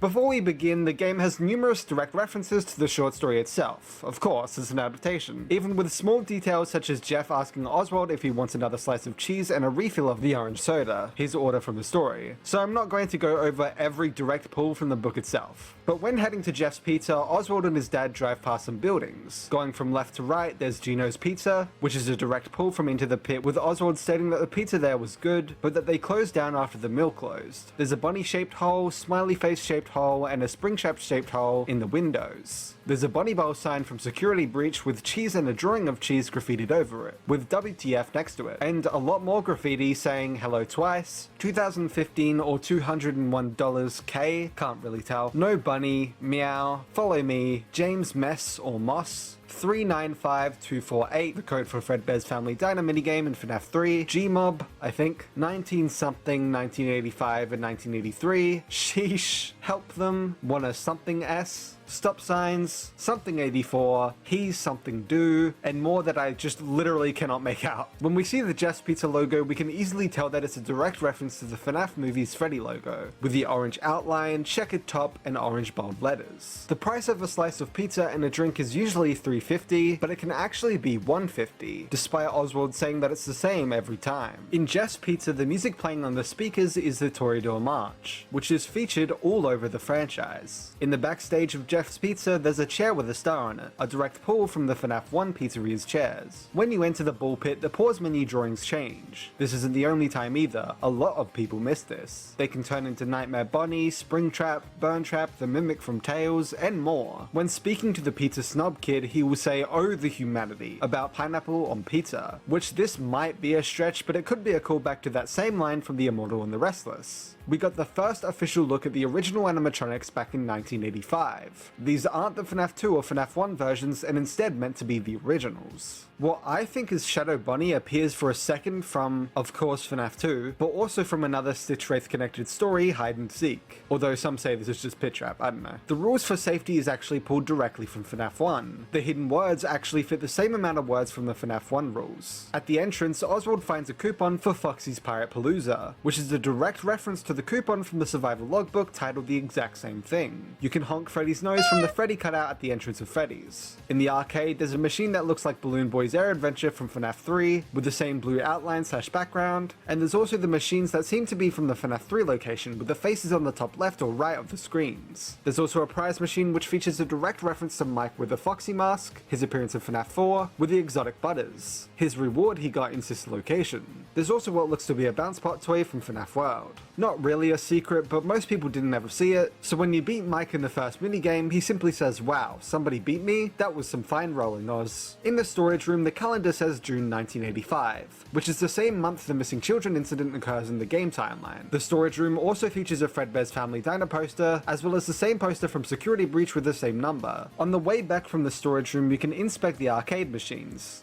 And one quote of Oswald's is, "Wow, whoever GGY is has the top score on every game. They must be really good," being an obvious reference to the GGY story and the fact that the same high score is also on top of all the arcade machines back in Security Breach. In the party hallway, there's a bunch of references, such as the 3 paper pals from FNAF 6, and then you personally being able to interact and add a 4th, which is actually a FNAF 2 paper pal. There's also the exact same Freddy and Bonnie poster from FNAF 3, the Celebrate poster from FNAF 1, a version of the Toy Bonnie poster from FNAF 2, the exact children drawings from FNAF 1, and the Chica and Bunny poster from FNAF 3. Also, in random places in the pizzeria, once everyone has cleared after the murders, there's a chance for kids to randomly appear and disappear as visions of some kind. When traveling from location to location, there's a loading screen with usually a tip on the bottom, but sometimes there's actually some messages that appear instead that are not marked as tips. Everyone loves our pizza, especially Chica. Too dark to see? If only you had a flashlight. The animatronic characters here get a bit quirky at night. It's amazing that the human body can live without the frontal lobe, you know. The strings lead father. You won't die, but you'll wish you could. He will come back. He always does. Bonnie keeps to himself, mostly. Here at Freddy Fazbear's Pizza, we highly encourage you to interact with our animatronics. There is no way out. It's me. Then we arrive at Oswald's house, whose room is basically just a giant FNAF 4 reference, with a similar bed, extremely similar toys, pictures, the damn fan, etc. Also on the right wall, there's a poster hanging up for Rigor Mortis, one of Millie's favorite bands in Count the Ways. Interestingly enough, Oswald has drawn the FNAF characters, including Spring Bonnie, despite never having seen them before. I still have no idea why he's drawn these and put these up even before he ever jumped in the pit. Also, a fun Easter egg is that if you stand by Oswald's window and just simply wait without moving, eventually, I'm unsure if it's timed or random, I didn't stopwatch it when it happened to me, the Stitch Wraith will actually appear in the window. It will disappear if you try to get close to it. You can also trigger hallucinations when you stay in the dark for too long by turning off the lights in the room. There's also a random chance that the Godzilla parody poster will actually randomly transform into the Twisted Ones cover. No idea why why it's there, but it is at random. When heading up into the basement, a Freddy mask will drop down, this being used to trade later. Once you get Oswald's dad's phone, you can actually call more than the numbers on the list already, such as 911, which they tell you services have been suspended in your area for budgetary reasons, and also use the number from the Fredbear's Family Diner poster, 1-800-083, to call Freddy Fazbear's Pizza and get the Golden Bite offer, with exactly 83 slices of cheese smothered in a molten layer of fine exotic butters. This being a direct reference to the Bite of 83 done by the Golden Fredbear and caused by Mike, who gets exotic butters later. Also, I don't know how it was discovered, but by dialing 777-4648, you can literally hear William Afton getting spring-locked, the audio file even being called Purple Guy Death A.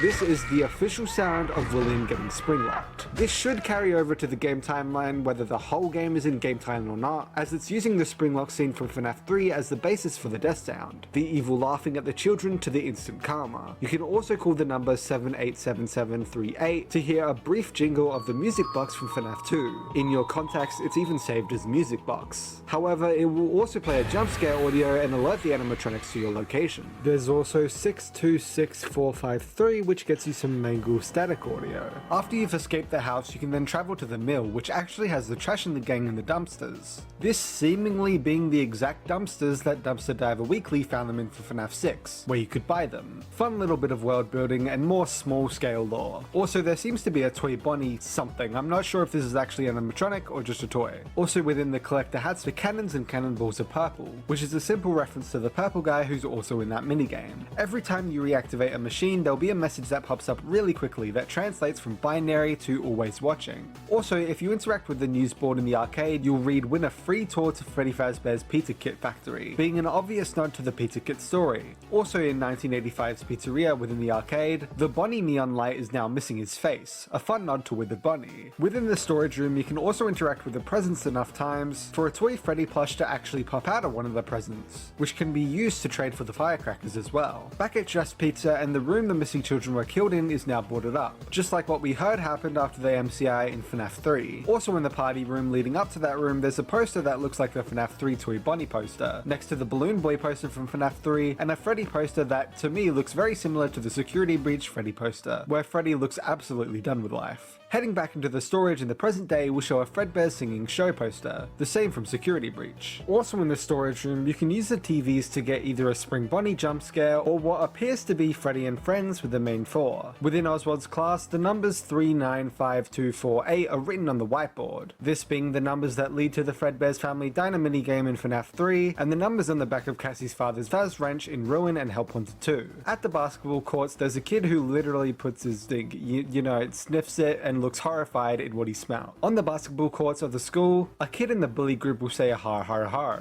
instead of the usual ha ha ha, a reference to a meme accidentally started by Abdul Sissy where he beatboxed the Living Tombstones FNAF 1 song. In the next class over, you can go search the bookshelves and Oswald can find a book titled Nothing Divided in Half is Nothing, which is a reference to that same quote said in What We Found from Lewis. Now just a random book here for some reason. At the front of Oswald's school, Westbrook Middle School, the flag on the left pole is actually the flag of Utah, where FNAF takes place in almost every timeline. Also outside the school is the sign from Kids at Play, which is actually a human, their remains on the floor. Also outside the school, Gabriella will give you her uncle's sketchbook, which is extremely interesting. The first page is for Chica and describes her beginning to smell bad due to the children's corpses being inside, and how Chica started making garbage nests and sold food, which is likely where Glamrock Chica got her trash and food obsession from too. The second and a later page is about not strumming Bonnie's guitar, which seems to be a reference to Abby strumming Bonnie's guitar in the FNAF movie, especially at noting poor kid. The third page seems to be referencing the Bite of 83, with the jaws are still unpredictable with the new models. The fourth page references the image of Freddy trying to take off his own head in FNAF 1. The fifth page is about Chica piling up trash in the game. The sixth is about the cupcake biting, which seems to be a reference to the FNAF movie, where the cupcake continuously bites people, although some believe the part about the cupcake growling could mean that Susie's dog might be possessing the cupcake, explaining why Afton says he knows where it is. Gabriella tells you that her uncle seems to be some sort of technician. On the third day, when you go to the fridge, you can actually get the number for Jeff's Pizza and call him. You finally use the firecracker to stun Freddy and get inside of the security office. But there's a bunch of mini-arenas from Sister Location, or possibly a reference to another Fright Story room for one more. A balloon boy on one of the screens, with another screen camera with the text Cam 1280, which is a direct nod to the man in room 1280. Yet another Stitch Wraith connected story. Also, this camera sequence is basically just a reference to the classic FNAF style gameplay, where you just search the cameras for animatronic movement. Also, something not many people have noticed, but switching to the room with the MCI will allow you to hear the memories of the screaming children. Also, Freddy will occasionally peek into the security room and start playing his music box, just like he does in FNAF 1 when the power goes out. Also, there's the chance as you run towards the exit that Pit Trap will jump scare you briefly, just like a Phantom would from FNAF 3. On the final night 5, once you head into the pit, when you come out of it, Pit Trap recreates the cover of Into the Pit itself, just for a few moments. Also, you can call Jeff's Pizza and Phone Guy will pick up, stating the iconic line, "We always come back." Also on this night, just like the FNAF movie's final night, Freddy and Bunny are on stage while Chica is the only one out and about. Once you crawl through the vent from the party room, you can see a plane on the desk on the left which might belong to the crying child, similar to how it belonged to Garrett, Mike's younger brother, in the movie, as well as there being what looks to be a classic fan, It's Me in the mirror, and the FNAF 1 Help Wanted newspaper. In the middle of the room, there's a Balloon Boy figure which could be a reference to the Balloon Boy figure from the FNAF movie. Also on the right of the room is what looks to be an Endo 02, as well as a picture from the original book trilogy of William Afton in Spring Bonnie and Henry Emily in Fredbear, in their trustful partnership before everything went wrong. This image being an achievement in the game too. Here's where two endings can happen. When you complete the game, you can access the extras menu and see DJ Music Man. You can also now play the game with a variety of different changes as basically just a custom night-esque mechanic. Also, something I missed earlier is that on the main menu, if we click around the right side of Pit Trap, eventually a cupcake will appear.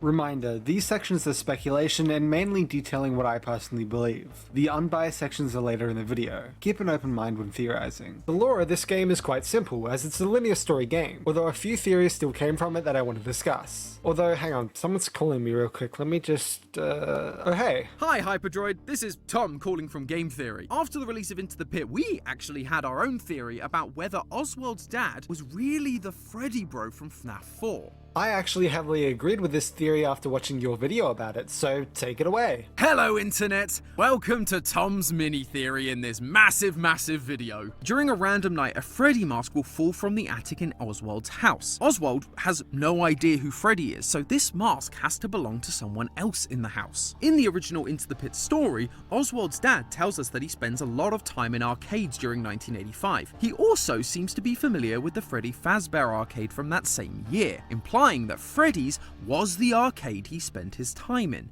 just like Freddy Bro. Finally, there's the timeline. Oswald is 10 during this story, and Oswald's dad says that he was just a couple of years older than Oswald in 1985. That phrase, a couple of years, on average actually means 3 to 4 years. So, in 1985, he was likely 13 to 14, and therefore, during the bite of 83, he'd have been 11 to 12. In FNAF 4, Freddy Bro and the gang measure in at around 56 to 59 inches tall, the exact average height of an 11 to 12-year-old boy.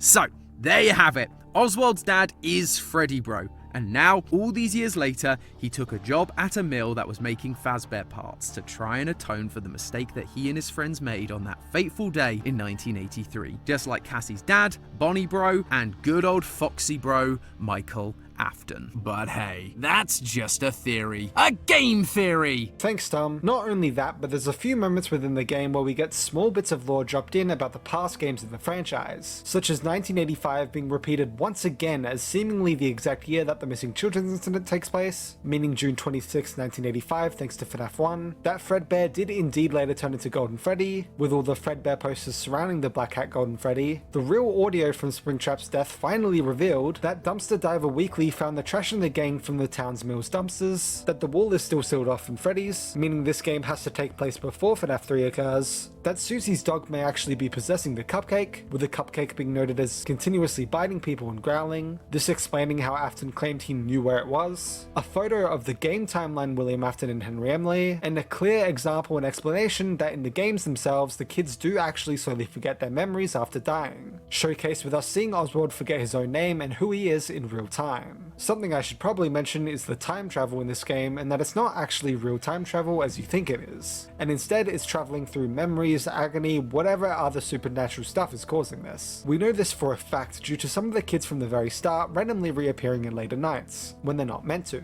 as simply just visions of the past. Things in the past somehow affecting the present despite it being literal decades since those things would have happened, so things like a door breaking would have been fixed and repaired within those decades, which we do see in the previous days that it was indeed fixed in the present, and also due to Pitchtrap himself, which is clearly not William Afton, and it's just the manifestation of the monster that he truly is. Not only that, but in the game we also get to see the missing children incident itself. Only 5 children were killed, and that's a fact. But wait, now there's a 6th here? Most people theorize this to just be Charlie, as she's always been the 6th grouped up with the missing children, but others theorize it to be about Andrew, a book character who's basically the vengeful spirit there and whose origins are unknown. I personally think this is just grouping Charlie in with the others, which has happened since even FNAF 2, as all we really know about Andrew is that he died by Afton's hands, wanted revenge, and really nothing else. And since the MCI was reported as only 5 in the entire 10 years of FNAF, even as recently as the movie It's Only 5, it seems that he wasn't killed with them, and Charlie is definitely more likely to be the 6th grouped up with them than Andrew is, which again, whose death and location is still a mystery to this day. Before the game came out, people, including me, thought this would solve the debate about whether the Fazbear Frights books, well, only the stories connected to the overarching Stitch Wraith plot, were in the game timeline or not. So, does this game mean the books are in the game timeline? Well, honestly, I can't tell what answer is trying to be provided here, if any. This game features a ton of Easter eggs, like I shared in the previous section, from across the franchise, but also has a lot of direct pulls from the games themselves, and specific things from the game timeline. Currently, I believe the Tales from the Pizzaplex stories are in the game timeline almost definitely, and that there's a moderate chance that the Fazbear Frights are too. But I also don't heavily wish the Fazbear Frights are or anything, so I'm actually being completely unbiased here. I believe that this game can be taken a few ways, with these as the options. 1. This is in the game timeline, and outright proves that all the Stitch Wraith connected stories are in the game timeline too. The new lore and confirmations for the game timeline, and the fact this is an official and fully fledged FNAF game, show that Into the Pit itself is in the game timeline, meaning the hidden minigames connecting the other stories to this game, Stitchline, mean they also carry over and in the game timeline too. The random Easter eggs are just that, Easter eggs and fun nods, while the things you have to actually do something for, such as the hidden minigames, are more important. 2. This is a soft reboot of the Fright stories, and this adaptation, with the future adaptations, Fetch is already noted by Scott to be the one he wants to make next, will be the actual game timeline versions of those stories, and the more cleanly fit version of Stitchline, basically a yes and a no. They are in the game timeline, but some things have been changed just to fit cleaner. Or 3, this game isn't proven to be in the game timeline and does not actually change anything in the debate, leaving the question still unanswered. I think if this game isn't in the game timeline, it simply just means the debate remains unanswered, as it can't both be a fun anniversary game so it's not canon, but then also be the canon version of Stitchline that debunks the books being canon, and we have the answer to the huge question. But personally, I think that this game shows us that the Stitchline from the books is indeed within the game timeline, and currently I will be moving forward with that in mind. Probably. I don't know, I guess we just have to wait for Scott to hopefully one day just give us a non-vague and no other way to interpret this answer, which, good luck to us.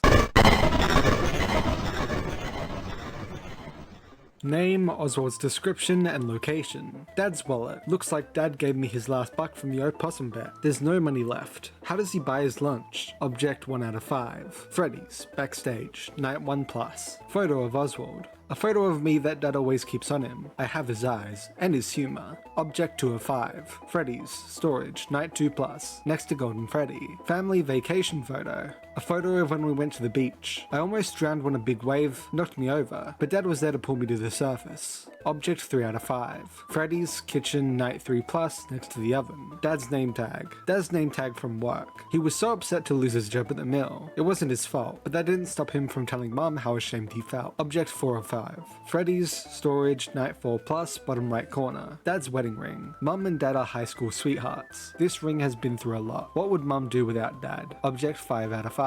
Freddy's, security office, Night 4+, next to the crying gal. Weight resistance mechanism. A series of weights and levers that can resist the joystick's movement. Home, basement, day 2 near washing machine. Power supply. The unit that lets the machine get power from the wall outlet. Jeff's, party hallway, Night 1, inside middle trash bin. Token slot. A token slot that allows the game to start. Freddy's, basement, Night 1, next to arcade. Puzzle matrix. A 9-pin chip that generates the random puzzles in the game. The mill, Night 1. Control panel. a panel of buttons and joysticks. Jeff's Party Hallway Night 1 middle table. Voucher Validator, a scanning system that can verify the integrity of a prize voucher. School, other classroom, day 2, top middle right. Space Age Speaker, a set of new speakers that fit perfectly in a retro arcade machine. Jeff's Arcade Night 1 far right. Electron Gun, a strange device that gives arcade games a unique look. Jeff's Storage Room Night 1 middle. Wooden Balls. Wooden balls from an old arcade game. Freddy's Ball Pit Night 1 right there. Ticket Counter, a mechanism that's used to count tickets that are being fed into it. Found in Freddy's dining area. Battery, a common D-cell battery. Found during normal gameplay in various places, some random. Flashlight, remember to save battery. Received during normal gameplay before heading to the mill to drop off trash. Key to basement, it has grease all over it. Received during normal gameplay after taking the trash out. Phone, the saddest, most out-of-date model imaginable. Found during normal gameplay in Dad's room on the nightstand. Rope, dusty but sturdy. Found during normal gameplay in Oswald's basement. Stretchy hand, sticky and gross, just like Dylan. Found during normal gameplay in the principal's office. Tickets, there's no better sign of a true gamer than a pile of tickets. Received by playing the arcade machines. Mum's number, 555-5683, better not lose it again. Found during normal gameplay on the fridge in Oswald's kitchen. Slice of pizza, a warm, gooey cheese slice from the only pizza place in town. Found during normal gameplay on the counter of the kitchen at Jeff's. Lunch bag, a ham and cheese sandwich, the most iconic school lunch. Received during normal gameplay by Mum before leaving for school. Key to arcade, used to open the arcade door. Found during normal gameplay inside the vent in the party hallway. Accessible via the stretchy hand. Ball pit door key, received during normal gameplay by Jeff in his security office. Party room keycard,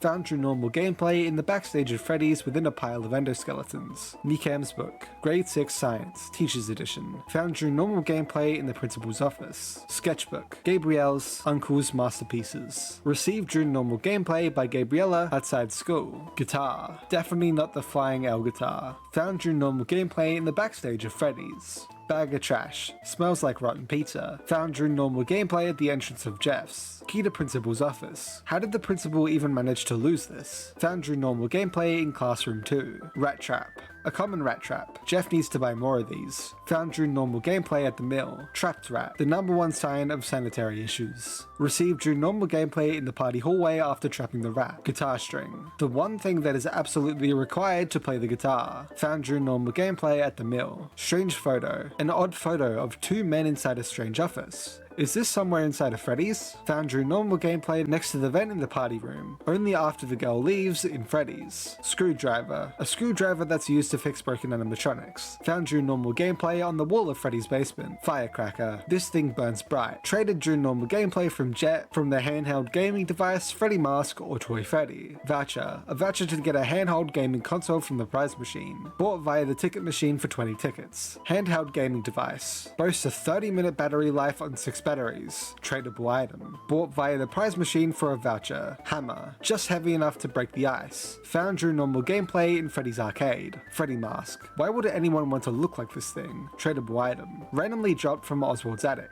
Toy Freddy. Even the toy of this thing looks creepy. Tradable item. Found after spam interacting with the top left presents in Freddy's storage. Freddy sticker. Bought by the prize machine for a voucher. Bonnie sticker. Bought by the prize machine for a voucher. Chica sticker. Bought by the prize machine for a voucher. And pizza coupon, bought by the prize machine for a voucher. Token, a golden token that can only be used on arcade machines, found randomly throughout the game. In Dorko's second interview with Scott, it was mentioned how Scott started talking to Mega Cat Studios years and years ago for a FNAF project. The game was originally just meant to be a one-off arcade-styled game from the start, just a novelty, but as it went on, everyone thought it was actually pretty good and just kept going instead. Scott looked at it often and just agreed with them to keep going. Scott loves that the game gets into more gritty, gory graphics in the pixelated art style. Scott didn't even have to give them much direction. They go into the quote-unquote hole for 6 to 8 months at a time, and he won't hear anything. But then they'd come back with all this crazy new stuff and all this detail, animations, etc. to update him, then repeat. Scott wants to start working on a fetch game next, and more stories are possible.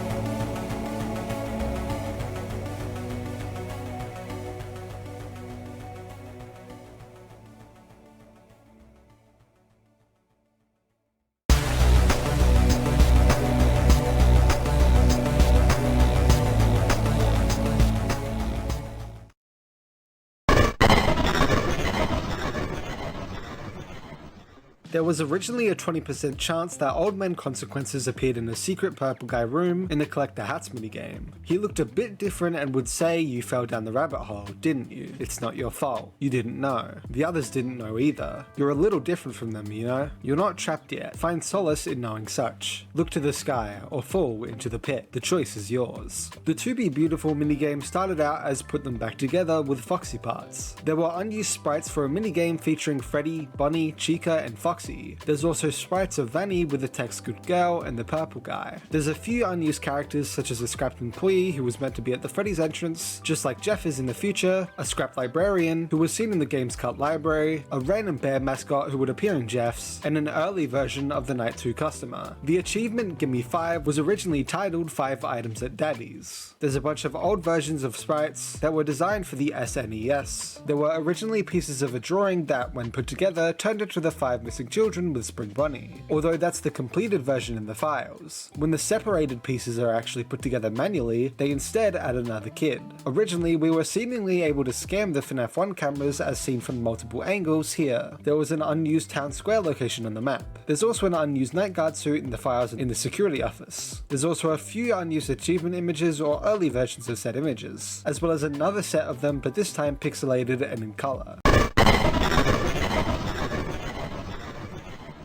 Looking to the future, unlock all achievements. Into the pit. Jump into the pit. It's me. Hide in the Golden Freddy suit. I hear you. Maximize the noise meter. Big kid. Trip over 5 times. Toddler. Trip over 20 times. Baby. Trip over 100 times. Let there be light. Flick the light switch 10 times. The light of 87. Flick the light switch 87 times. Night vision. Finish the game without turning on the flashlight. Hiding not included. A master of stealth. Complete the game without getting caught. Goal. Kick a plastic ball into the door frame. Jinx's favorite. Meet Jinx in the room 10 times. Chica's party. Trigger Chica's alarm state. Rock and roll, Bunny. Get grabbed by Bunny. A fun time with Freddy. Run into Freddy blocking a door. Sugar rush. Interact with the candy machine 10 times. Hello? Hello? Hello? Answer the phone. Impatient. Press the action button 100 times during cinematics. Who you gonna call? Dial 911 on the phone. Social butterfly. Interact with the NPCs 100 times. Insert coin to play. Play an arcade game. Not a gamer. Complete all arcade games. Honk honk. Honk Freddy's nose. Gimme 5. Find all clues about Dad. Who are they? What is this? Collect the William and Henry photo. Don't jinx yourself. You can pet the cat. See ya, Dad. Left Dad behind. Leave Freddy's for the secret ending. What am I? Night 5 didn't go as planned. Fail the final QuickTime event for the secret ending. Pity party. Achieve 1-star ending in either creepy or frightening mode. Jeff. Achieve 2-star ending in either creepy or frightening mode. Family fun night. Achieve 3-star ending in either creepy or frightening mode. Terraformer. Achieve any ending under terrifying mode. Knight Rider. Achieve any ending under nightmare mode. Good job, Sport. Achieve 3-star ending under nightmare mode. Achievement not found. Get 404 tickets. Hide and seek world champ. Use each hiding spot 1 time while being chased without being caught. Arcade apprentice. Fix all the arcade cabinets at Jeff's. On the 19th of June, we got the full schedule of FNAF's big 10th anniversary week, and 5 Laps at Freddy's demo was revealed for the first time, noted as created by ClickTeam. On the 1st of August, the game received an official trailer showing off some of the gameplay, featuring some maps, carts, and characters. Then, only a couple days later, we got the Steam page revealed for the game with a bunch of screenshots. And then, as promised, the demo for 5 Laps at Freddy's released on the 7th of August. When you open the game, you can hit New Game to begin, first selecting your character, either Freddy Fazbear, Class 2, Bonnie, Class 2, Chica, Class 3, Foxy, Class 1, Puppet, Class 1, Mangle, Class 3, Balloon Boy Class 1, or Springtrap Class 3. Then you must select your cart, either Cart 1, Midnight Motor, Cart 2, Cup Cart, Cart 3, Standard Cart. Then you must select the map to play on, either Fazbear Hills, Easy difficulty. Race down the sunny roads of Animatronica's famous hills. Experience the thrills of the outdoors as you make your way through this classic local. Midnight Motorist, Medium difficulty. Make your way down the highway at 240 bits per mile. Whether rain or shine, this mysterious track offers a challenge for any hardened racer.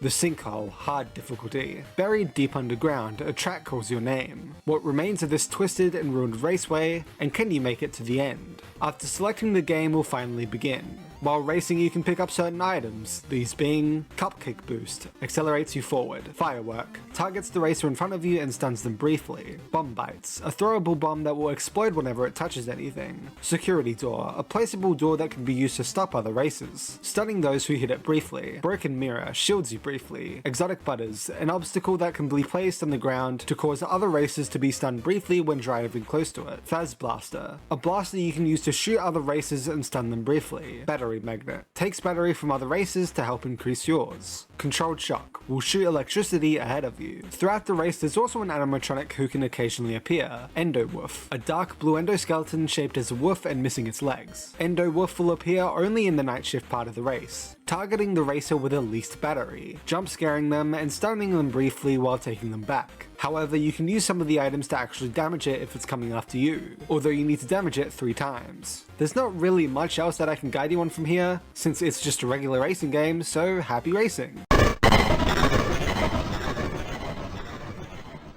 As previously mentioned, alongside all of the games there have been a ton of books within the franchise, starting off with this original book trilogy. Set in an alternate universe, the trilogy follows the story of Charlie, her friends, as well as the infamous murderer William Afton. Originally teased as Five Nights at Freddy's The Untold Story, with an entirely different cover, on the 17th of December 2015 the very first book, The Silverized, released, followed by The Twisted Ones on the 27th of June 2017, and The Fourth Closet on the 26th of June 2018. Disclaimer, I will be summarizing these books as quickly as possible, aka a few sentences each chapter, but if you would like to go deeper into the story, I would advise actually purchasing the books and reading them thoroughly, as most summaries will not do it justice.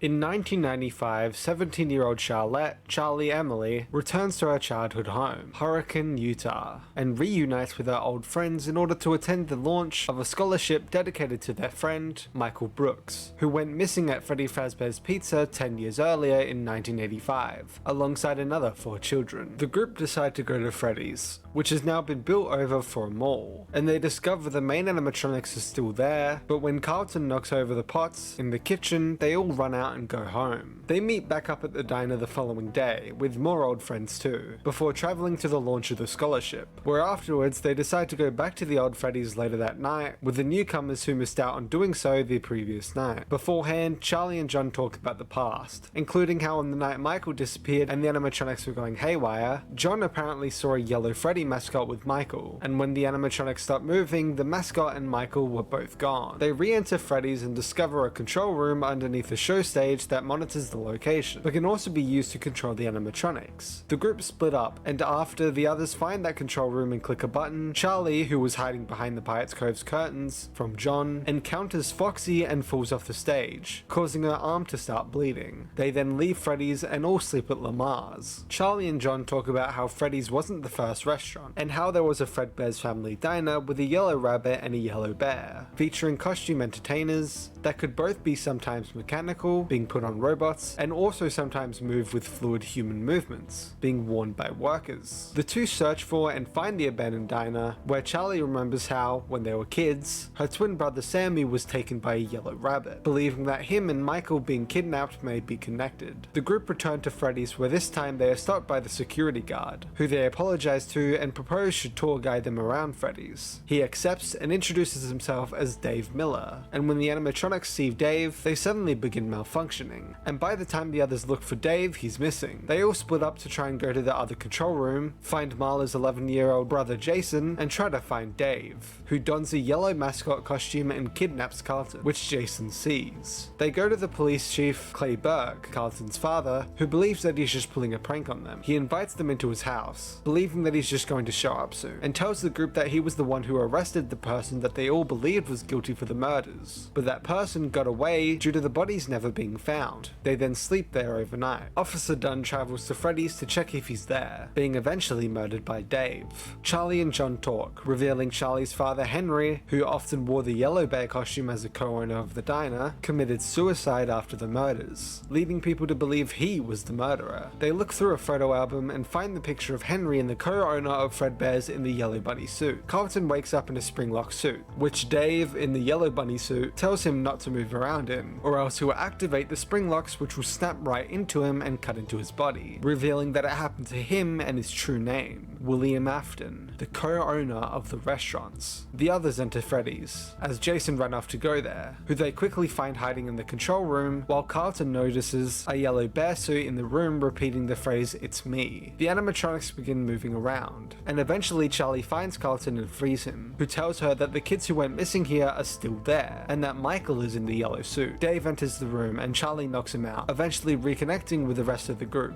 When waking him up, he doesn't speak or move until they give him and put on the yellow bunny mask. Then Dave tells him that the spirits of the children are possessing the animatronics. Chief Burke looks through his files, remembering when they searched William Afton's house and found stacks of journals full of ravaging paranoia, with passages about Henry that range from wild jealousy to near worship. He finds a picture of Henry and William and quickly figures out that Dave Miller is William Afton. Back at Freddy's, the animatronics hunt them and so they hide, but eventually get cornered by the 4 animatronics, which is when they encounter Golden Freddy and fully realize that it's Michael. Chief Burke arrives, and as they all start to leave, William appears in Spring Bonnie and grabs Charlie, who activates the spring locks on his suit and causes them to snap into him. The 5 animatronics then arrive and take him away. They all leave Freddy's, and the next morning Charlie and John visit Henry's grave, where she recalls a happy memory. 1 year later, in 1996, 18-year-old Charlie is now attending a class at St. Louis University, where she often daydreams about her brother Sammy being taken by Spring Bonnie. But now she feels like she can feel him there, like he's trapped somewhere, stuck somewhere. Her friend Artie interrupts her waking dream and talks to her about working together for a project, and Charlie tells him that she's meeting John tonight. The two reunite after a while apart, and it turns out that John got a job in hurricane construction, and that he's here due to the recent storm that hit a number of houses, including Charlie's dad's house. Charlie goes to leave back to class, but John asks her on a date, which she accepts. Later, Chief Clay Burke visits her. They found a body and he wants her to take a look at it. The two arrive at the scene, and he asks if it's what he thinks it is. She agrees. This person died via spring locks, but the suit is nowhere to be found, and why would it randomly be out here? Charlie thinks that maybe he wasn't wearing it willingly, and he tells her that they started clearing out Freddy's after what happened, but they couldn't find Dave's body. He just assumes that he was stuffed into some crevice. The animatronics there were lifeless. The crew just told Clay that there were only old and broken costumes down there. The crew had to go and take care of the storm though, so the demolition was put on hold. He also tells Charlie that they tested the blood at the scene where Dave died, and it turned out to be costume blood, movie blood, fake blood. Charlie and John go on a date, dinner, and then a movie. She can't keep her mind off of what she knows now, and she lets it slip to John what Clay discovered. Her and Jessica revisit Freddy's and find William's body still mixed with the springlock suit, completely lifeless. Back at school, Charlie notices weird doodles that she thinks might be Sammy trying to communicate to her from the dead. She takes a moment for fresh air and she finds another dead body while driving, noticing that this body looks weirdly similar to her. She calls Clay and he comes to look at it. He confirms he found another body this morning already, and after they find the girl's address in her wallet, Charlie decides to go there. In the backyard, there were 3 huge holes in the ground that looked like they could have been empty graves, and after more observations, she comes to the conclusion that something had climbed out of them. Charlie rushes to meet John as she was already hours late, and after cleaning herself up, she tells him that she wants to go to her old house. They go there and find a secret room that was exposed by the storm, containing another 3 graves, one including a foxy looking animatronic that she notes looks like a mix of her dad's work and someone else's. She goes to touch it and it activates, while seemingly turning from a rusty look to an organic look at the same time. John helps get her out of its grasp, taking its head off and kicking it across the floor. John started to feel sick and Charlie could hear a high-pitched tone that was almost imperceptible. Charlie investigates its head, finding a disc inside of it. After turning it off, the sound was gone and the animatronic's fur and flesh was gone, and it returned back to its normal old robot look. They turn it on again real quick and the lost features return to the robot. They turn it off and agree to investigate it further. Charlie finds out that the disc has a copyright on it for Afton Robotics. It's a William Afton creation. They use a map to find out that the bodies have all been found with the same distance between each, and the robots are seemingly heading in a specific direction, a straight line that leads right towards her dorm. She realizes that they're most likely coming for her, and the kill that looked like her wasn't a coincidence. and she assumes that they hide themselves during the day and come out at night to kill. They go looking in the area that they think the robots will attack next, and after studying the ground, Charlie notices a spot where the dirt seemed discolored, and that the ground felt soft despite the rest feeling hard. She begins digging and eventually finds another deactivated rusty animatronic, this time one that resembles Freddy. Jessica and John go to the close by gas station to call Clay, and when he arrives they hear the noise coming from the chips. They quickly get into Clay's car and lay to rest, eventually noticing that the graves are empty. They miss them moving. However, they hear screaming and run towards it. The Twisted Wolf almost killed someone else. The next day after class, John meets up with her and tells her that Clay told him that the girl from last night is going to be fine, and that he went to the next place the animatronics should show up at, that was basically an empty field. They talk a bit more and agree to dinner. Charlie, however, drives to the next place they should show up at and waits for them to come and get her there.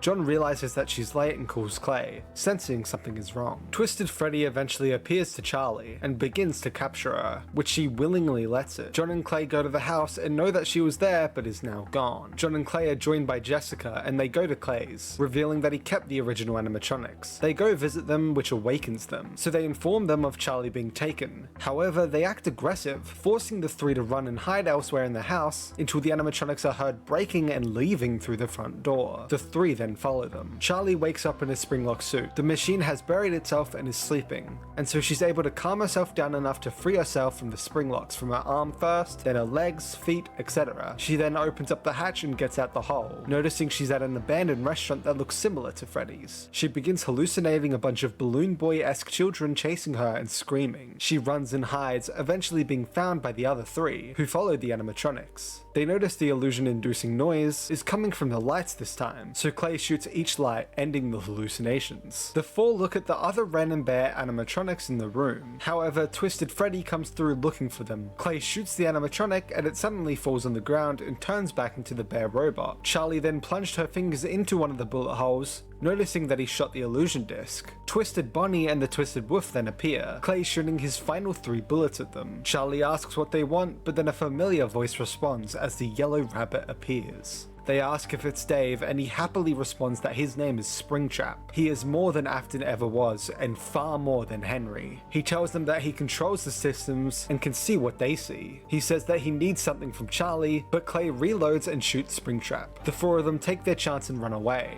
John finds gasoline, and Clay uses a lighter to ignite the whole place. The Twisted animatronics struggle for a moment, but Charlie feels something pulling her deeper into the caves, and splits up from the others. Springtrap then catches her. The others continue fighting off the Twisted animatronics and get helped by the original animatronics, who completely destroy the Twisted ones. Charlie and Springtrap continue to fight, and Charlie finally asks why he took Sammy, and he reveals, "I didn't take him, I took you." The other 3 find her, distracting her for a moment, allowing Springtrap to be able to escape. They then keep running out of the collapsing building, but Charlie keeps feeling a pull. She runs to a wall and swears she can hear a heartbeat, beginning to freak out, but John goes to her and tells her that he loves her, and is taking her outside. And now. However, Twisted Freddy, who was previously missing from the battle, appears and grabs her, practically swallowing her with its sharp teeth. The only thing left visible is her hand, while only blood comes out of its stomach. They can safely assume that she's dead. More officers arrive and get the others to evacuate. They get everyone out, but John breaks free and goes back in, seeing Charlie's Aunt Jen kneeling in a pool of blood holding Charlie's limp hand. They grab John back out, and the whole house then collapses before them. Later, John and Jessica meet Marla and Artie at a diner to tell them that unfortunately Charlie had died, and John explains that he saw Aunt Jen there. However, out of nowhere, Charlie arrives at the diner in her car, getting out in a bright red dress and black boots. Marla and Jessica rush to the door, crying out for Charlie, but John stayed exactly where he was, looking at Artie and stating, "That's not Charlie."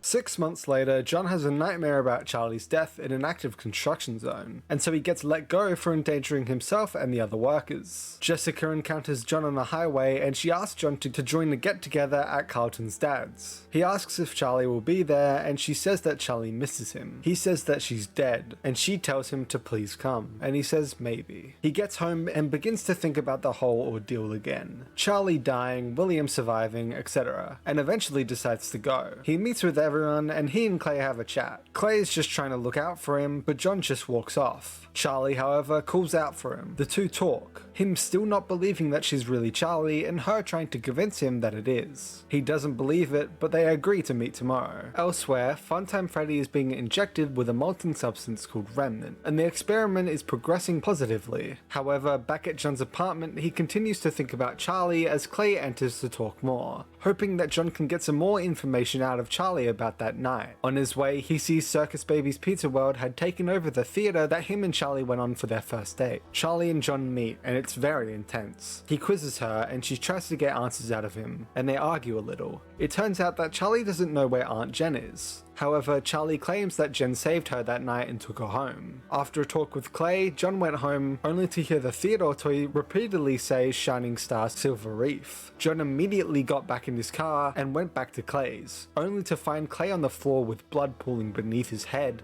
and he quickly dialed 911 when he spotted a demolished door. At the hospital, Clay gives John and Jessica photos of Charlie with everyone, photos where Charlie is blurry. After everyone else arrives at the hospital, they go to Silver Reef to find Aunt Jen's house, and they do. After talking for a little, Charlie arrives. Aunt Jen sends him to the back room to hide, while Charlie talks to Aunt Jen in the other room. John and Jessica open a chest and find Charlie, the real Charlie. They're able to dupe the fake Charlie, and after seeing that she had killed Aunt Jen, they escape. John and Jessica hide Charlie at his, and John quickly travels to Clay's house to get the Ella doll that Clay had kept, despite Charlie wanting to get rid of it. He quickly found Ella, and after looking in the box under Clay's desk, he found an illusion disc. He went to Ella and flicked the switch on the illusion disc, and in an instant, the Ella doll was gone, replaced by a human child, a toddler. He calls Jessica and they meet in the library, and after examining the pictures again, they realize that the fake Charlie must be using an illusion disc, explaining why she's blurry in all of the photos. They realize that maybe the fake Charlie went to Aunt Jen's to find the real Charlie, and so they quickly go back to John's to make sure she's okay.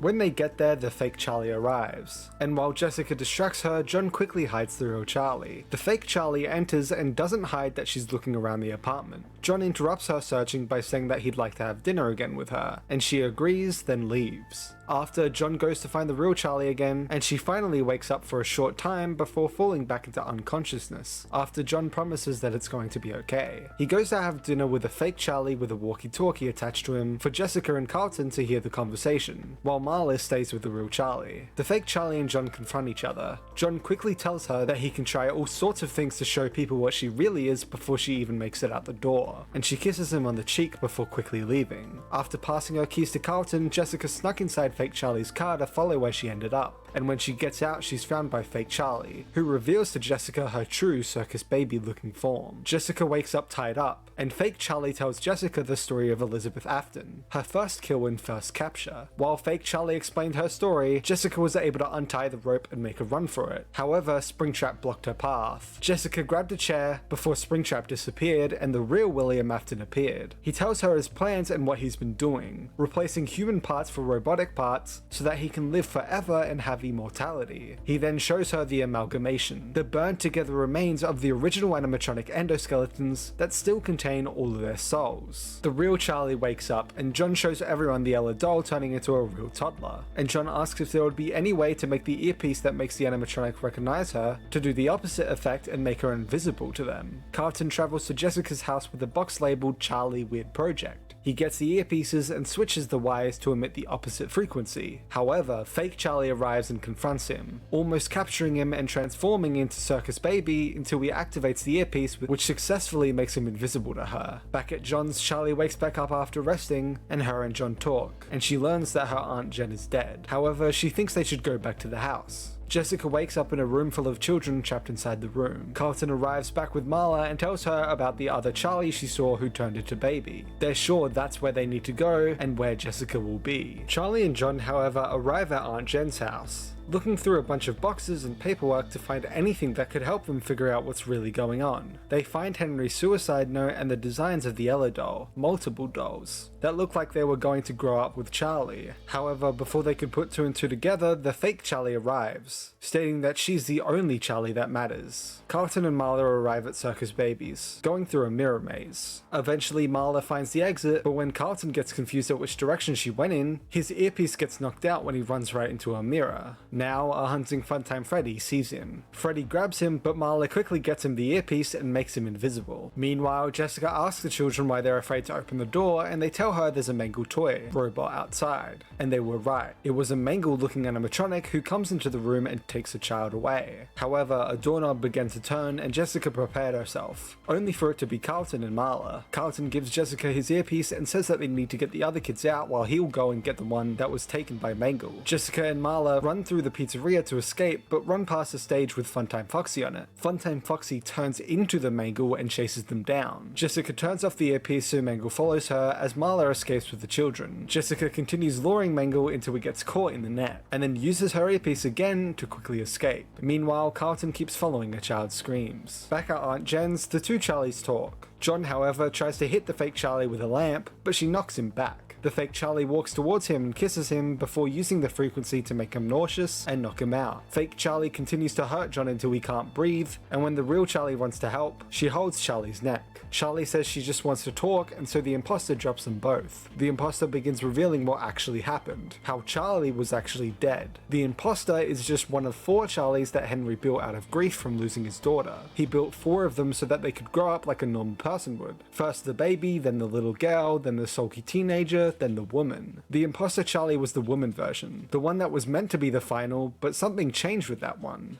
The first was made with a broken heart, the second while he believed his own lies, the third when he realized he was going mad, and then the fourth was not Charlie-drenched grief, it was made alive by Henry's pure fury. The first words Henry spoke to the fourth was simply, "You are wrong," and then Henry abandoned the fourth, and she only comprehended those memories once she received the soul of Elizabeth Afton, after William stole her from Henry. Elizabeth then made a motion towards Charlie with her hand, pulling it back revealing she's now holding Ella, and tells Charlie, "This is you." Back with Carlton, and he's able to eventually make Funtime Freddy crash into a merry-go-round and mangle him up. He eventually finds the kid, as well as William Afton. William tells Carlton that Michael is in the amalgamation, and then after taking the syringe out of the amalgamation, injects Carlton with it. Back at Aunt Jen's, and Charlie continues to crawl away from Elizabeth. Meanwhile, Carlton wakes up seeing Michael trying to put a bunch of coloring page pieces together that shows Spring Bunny with all the children. All the children think that he's their friend, the one who helped Susie find her puppy, etc. And Carlton realizes that they don't know the truth about what happened. However, he believes he can help by putting it all back together. Back at Aunt Jen's, and Elizabeth continues to confront Charlie about her past and her anger towards her. Eventually, Charlie gives in and tells Elizabeth that she was never supposed to be here, and pulls Elizabeth closer, saying that neither of them were. Charlie had lured Elizabeth into the closet with Henry's suicide animatronic, and when seeing that John is alive and he's okay, Charlie quickly activates the suicide animatronic and it stabs Charlie, the Ella doll, and Elizabeth. Everything started to go dark, and Charlie heard John screaming her name. "I love you too," she thinks, but the words don't come out. Then there was nothing at all. John sees it all and limps towards and then out the front door, not looking back. Back with William, and when he instructs Funtime Foxy to grab the boy, Susie mentions that she has to go do something for him. However, Carlton tries to convince her that Afton isn't their friend and he's evil. He grabs the final picture from the wall and begins drawing over it, changing the picture, showing them an evil angry rabbit instead. This makes the children see Afton as he really is, evil. The amalgamation then grabs Afton and takes him to the massive furnace, and in no time, smoke and fire erupted from the furnace. Michael notices that the child is okay, and Carlton tells Michael to go be with his friends now. He then passes out as the others find and save him. At the hospital, Carlton is safe and sound with the rest of the group. Clay said he's going to keep looking for Charlie, but John says he won't find her, and leaves without saying a word. Jessica then asks Carlton if a piece of paper is his, as they found it next to him there, and when Carlton unfolds it, he sees a grassy hill with 5 children running over it, the sun overhead.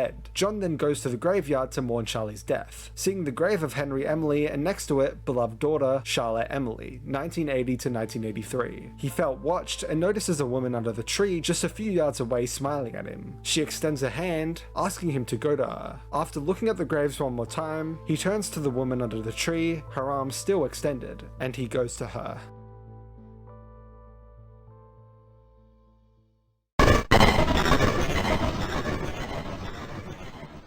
Reminder, these sections are speculation and mainly detailing what I personally believe. The unbiased sections are later in the video. Keep an open mind when theorizing. Although being in a separate continuity, the novels give great insight into the game's true story. For starters, the entirety of Remnant came into fruition here. TLDR, it's basically a word for the haunted metal itself, or soul energy, showing that William can use the endoskeletons from possessed animatronics, burn them down, and then isolate said energy into a single controllable substance if need be. In fact, almost an identical thing seems to happen in the games as the novels, where we learn that the scooper, instead of a basic syringe, contained Remnant that was injected into the Fundime animatronics at some point. Both Henry's completionist and insanity speeches signified that the Remnant gathered by William was also from the first 5 children in the games too, and that he gathered their endoskeletons from the Follow Me minigames, quite literally being the exact same thing that happens in the novels. Some of the names came from the books too, such as William Afton himself, the murderer, Henry, the co-owner, and his daughter Charlie, the girl who possesses the puppet. The first book also gives some good insight into William and Henry themselves, such as stating that William was once fat and lively, who became sallow and thin after the murders, while Henry was withdrawn and shadowy. It's also noted how William had journals full of raving paranoia, passages about Henry that ranged from wild jealousy to near worship, showing that there was possibly already internal rivalry between the two before the murders even began. This would make sense with how, by the 4th closet, we learned that William outright stole the 4th Charlie from Henry, as he seemingly couldn't achieve creating that himself. In fact, some believe William killed Charlie in the games due to his insane jealousy that we hear about here, possibly toe-to-toe with Midnight Motorist, theorized to show him coming home completely drunk and abusive later that night of Charlie's murder. On the 26th of December 2017, the Five Nights at Freddy's Survival Logbook was released, what appears to be an in-universe activity book for any night guards coming to the job, broken up by each night. On the first page, it's revealed to us that this is actually Mike's logbook, the same Mike from FNAF 1, FNAF 4, Sister Location, and FNAF 6, with notes placed throughout by an anonymous third party, seemingly reselling the book to the public. Outside of canon, it's basically a children's activity book filled with quizzes, would-you-rathers, crosswords, drawing grids, etc. Throughout, there's a few things left by Mike, such as him mentioning employees get free pizza, a drawing of him on a water ski with cash attached to a speedboat, him noting that he relates to Clara from The Immortal and the Restless, because everything about this place is crazy and no one seems to notice except me. There's a drawing of a grave when asked about his future in the next few years, a Casual Bongos drawing, a drawing of Nightmare or Nightmare Fredbear when asked about his recent dreams, practically confirming that he was the one who experienced the FNAF 4 gameplay, a drawing of him blasting Freddy away with lasers, him asking for cash instead of the exotic butters he got, blaming Freddy biting a child on the child, he tripped and fell in Freddy's teeth, not our fault, and finally a drawing of him locking away Freddy in jail. However, that's not all. Throughout this logbook, we also learn of 2 other spirits inhabiting the book, whether literally or not. One writing in faded text to someone else altering the text, writing multiple times throughout things like, do you remember your name, who are you, and what's your name, hinting that we're meant to get the names of these 2 spirits within the logbook. Very quickly we discovered that one spirit is the crying child, hinted at via the does he still talk to you text next to the Fredbear plush, as well as other hints, and that the other was the 5th missing child who possesses Golden Freddy, hinted at via the gravestone drawing having my name written on it by Faded only a few weeks after we got the final FNAF game, with an ending literally containing a name hidden on a gravestone for the 5th missing child. Fast forward to June 4th, and MatPat released a game theory about the logbook, asking us to help him solve this thing after providing us with numbers that throughout the logbook are either in the wrong places or noted in red as important, those being 52, 39, 15, 7 and 2, grabbing the new numbers from the chalkboard 5 plus 4 for 9 and the 3, 10 and 11, and finally 8, 11. Then later that same day on the Game Theory subreddit, user DPowerful1 figured out that you need to insert these numbers into the word search grid instead of the Foxy grid, giving us 5 across 2 down for C, 3 across 9 down for A, 1 across 5 down for S, 7 across 2 down for S, 9 across 3 down for I, 10 across 11 down for D, and finally 8 across 11 down for Y, to create the name Cassidy, the name of the Golden Freddy spirit. Finally, it was solved. However, that then left the Foxy grid unfinished, and there's clearly something there with the faded out ABC on the top left. Years later, the powerful duo on Reddit, Godzilla and Wolfie, shared their joint attempt at it. Some of Cassidy's questions to Crying Child were not responded to, but there were a few that actually were. Does he still talk to you was responded with, I can hear sounds. The party was for you was responded to with, it was for me. What do you see was responded to, I can't see, which using the page numbers for the questions got 75, 103, and 59, which in putting it into the Foxy grid gave us 7 across 5 down to get E, 10 across 3 down to get V, and 5 across 9 down to get A. Then finally they predicted that the random tally marks throughout were to be used to get the final letter, totaling to 47, and getting the letter 4 across and 7 down N to create the name Evan. However, just like MatPat said in his video, despite not being a bad theory or anything, the method does end up breaking on the 4th letter, and they end up using an entirely separate system to get it, which feels like the wrong thing to do, as for Cassidy it was using the specifically marked numbers throughout, aka only using one method. This then led the community to collectively wave the white flag, and quite honestly give up. A lot of people, like me, not even trying to go back at it in the future because we felt like everything was already tried. This has allowed the puzzle to remain unsolved for 6 years, and therefore the crying child has gone unnamed for 9 whole years. This is where I come in. Something Altered writes in the logbook is I'm scared, which in the past was linked to the tally marks for some reason, but what if instead it actually links back to Cassidy asking, do you still have dreams? Right above a picture of the nightmares. The nightmare animatronics came from Williams' experiments on his kids, and it's been theorized that this is what was used to make the crying child scared of the animatronics in FNAF 4. That means the crying child would not only know what this is, but would also be afraid of it, leading to him giving the seemingly non-direct answer, I'm scared. Stretch, sure, but then notice how I can hear sounds, which link back to E, it was for me, which linked back to V, and I can't see, which linked back to A, which are also all answers to Cassidy's questions, all happen to come from the same end of night quizzes together, including I'm scared, also an answer to one of the questions. It would be weird for 3 of the only 4 answers to matter, right? So what happens when you use the page number of the question, 41, for 4 across on the first row in the Foxy grid? You get, oh, D. Well, great, another failed attempt that literally just says Evad, which isn't a real name, right? Yes, right, that's not a real name. So I went back through the book to look for any more hints, and I noticed that throughout the book a certain word keeps coming up. After each night's work, we ask that you take a moment for self-reflection. Reflect on the things in life that you are most thankful for. Reflect on the happiest day of your life. Reflect on the meaning of your dreams. And a bunch more activities all to do with reflecting on your life, looking back on things, a bunch of self-reflection quizzes, as well as a giant damn mirror, which is where Cassidy asks the crying child, what do you see? And is on the direct opposite page of where we solved Cassidy's name. But why am I bringing this up? Well, it got me thinking about the solution I got, and what happens when you put a word in a mirror reflection? It goes back to front, and the word is reversed. So what would happen when you put EVAD into a mirror? It turns into DAVE, Dave, the crying child's real name. These 2 pages right next to each other give us the answers to both names and a full conversation. Who are you? It's me, Cassidy. What is your name? What do you see? Dave. All of the questions Crying Child later answers have bloodstains on them. All of the answers come from the same end of night quizzes. All of the reflection stuff hints at reflecting something, and the 2 names are both solved directly next to each other. To me, this seems pretty solid. Unlike Evan, this code doesn't break the method for the final letter, and actually remains consistent for each, making use of the final answer we get from the crying child that was seemingly responding to nothing, and it also makes use of the constant reminding to reflect throughout the book. I know some will have an issue with I'm scared being an answer for do you still have dreams, but the fact that it's specifically above the image of nightmare, which Mike himself categorizes here under a dream, and the fact that none of the other questions are even somewhat possible to be the question he's responding to, it seems to be the right one. And this feels very tiered to me. One is like easiest. Yeah. What do you see? I can't see. Okay, very question answer. Yeah. What party was for you? It was for me. Okay, like it's still very obviously connected, but it's like a level up. Yeah. And then does he still talk to you? I can hear sounds.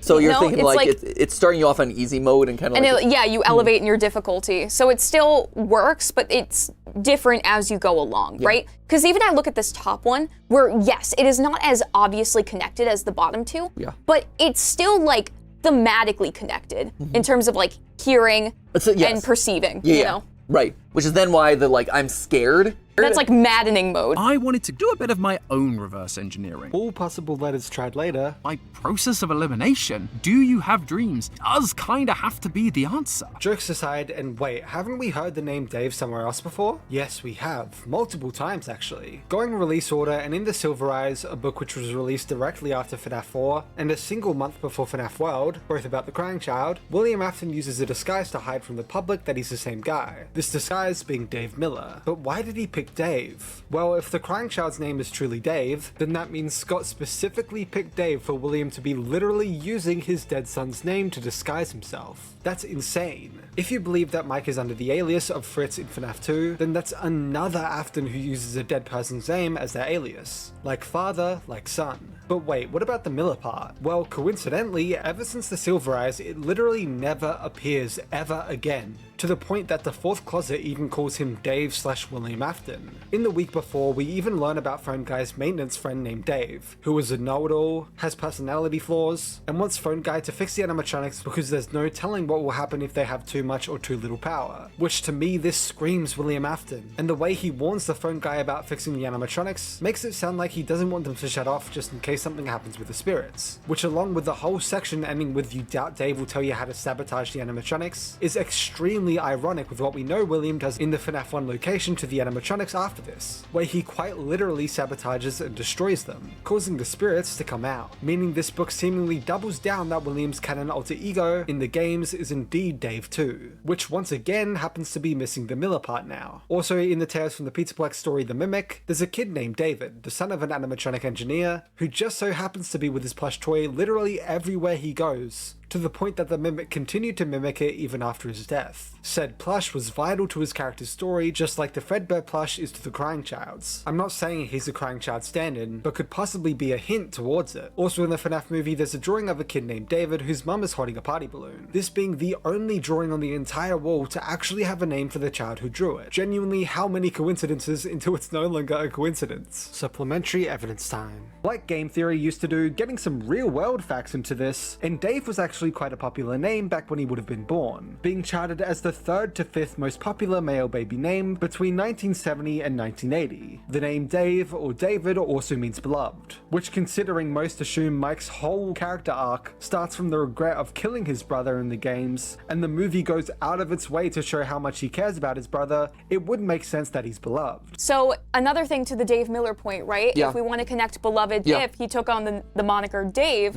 as like his alias, then I feel like that is also one of those like narrative satisfaction things where it's like it's taking this name that has a lot of emotional charge in it and then putting that on as a disguise. Speaking of the movie, some people claim that the Crying Child's name is Garrett, which is his name in the movie. However, I don't think this is the case, mainly because Elizabeth's name was changed to Abby, which is just an anagram of and a reference to baby. And despite me saying it's a nickname for Elizabeth in my movie breakdown, it isn't actually a common nickname. And honestly, it's that uncommon that I'm almost certain Scott did not do that intentionally. The only reason I even thought Abby was a nickname for Elizabeth in the first place is literally because of a single website that comes up after a single Google search, saying that it's apparently true. Genuinely, that is the only reason I ever claimed that. Also in the same movie, William uses a different alias, Steve Raglan, instead of his pre-existing and canon alias, Dave Miller. Even in the novel trilogy, the name of Golden Freddy's spirit is a kid named Michael. Yes, Michael. And a kid named Jeremy doesn't even exist. These are different continuities. They have things all over the place, yes, even names. So I personally just do not think that Garrett is meant to be the Crying Child's real name, whether it's actually Dave like I'm suggesting or not. Now only one mystery remains: the tally marks. Seriously, what on earth are these for? Maybe it's a whole lot simpler than we all think.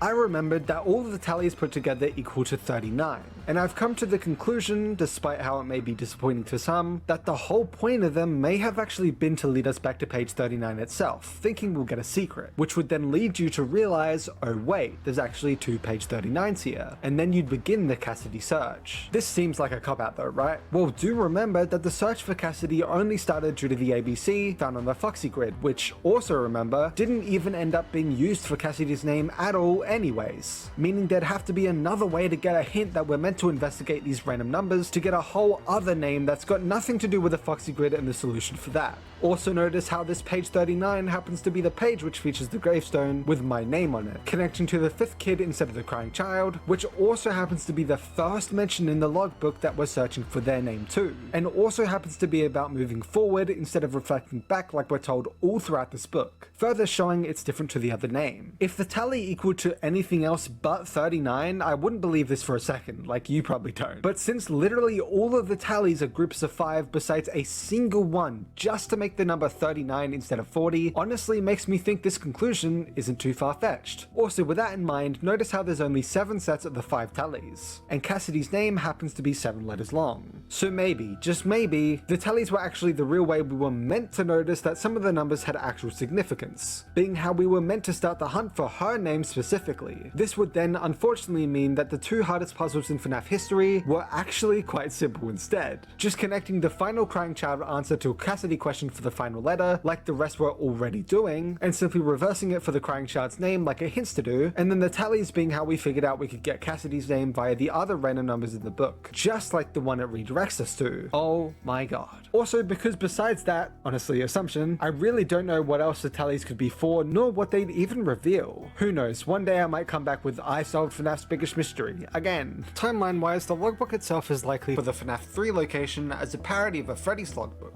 much like how the location itself is a parody on a Freddy's location. Why isn't it just either meta or the logbook for FNAF 1's Freddy's, with all the FNAF 1 imagery? Well, it simply can't be. First of all, we can immediately disprove it's during FNAF 1. Without even solving what the real value is, which I'll show later, this immediately tells us that the value of the 1993 Freddy coupons don't have the same value anymore. If the logbook is also June 1, their value would just be the same. Moving on, and we know that FNAF 4 and Sister Location's main gameplay, almost 99% sure, both take place after FNAF 1. So now let's go over why the logbook is after Sister Location occurs. Clara from The Immortal and the Restless is mentioned, Mike watches this show during Sister Location's gameplay, Casual Bongos is from Hand Unit during the elevator ride, same as the Screws, Bolts, and Hairpins newspaper reference, and he also draws the fact that he wants actual money instead of the exotic buddies he got, which only happens in Sister Location. Then why it's after FNAF 4's night gameplay occurs, Mike literally draws Nightmare Fredbear under his recent dreams. In FNAF 4, Nightmare Fredbear doesn't even show up until night 5, meaning at this point Mike's already past that. Then why it's during FNAF 3.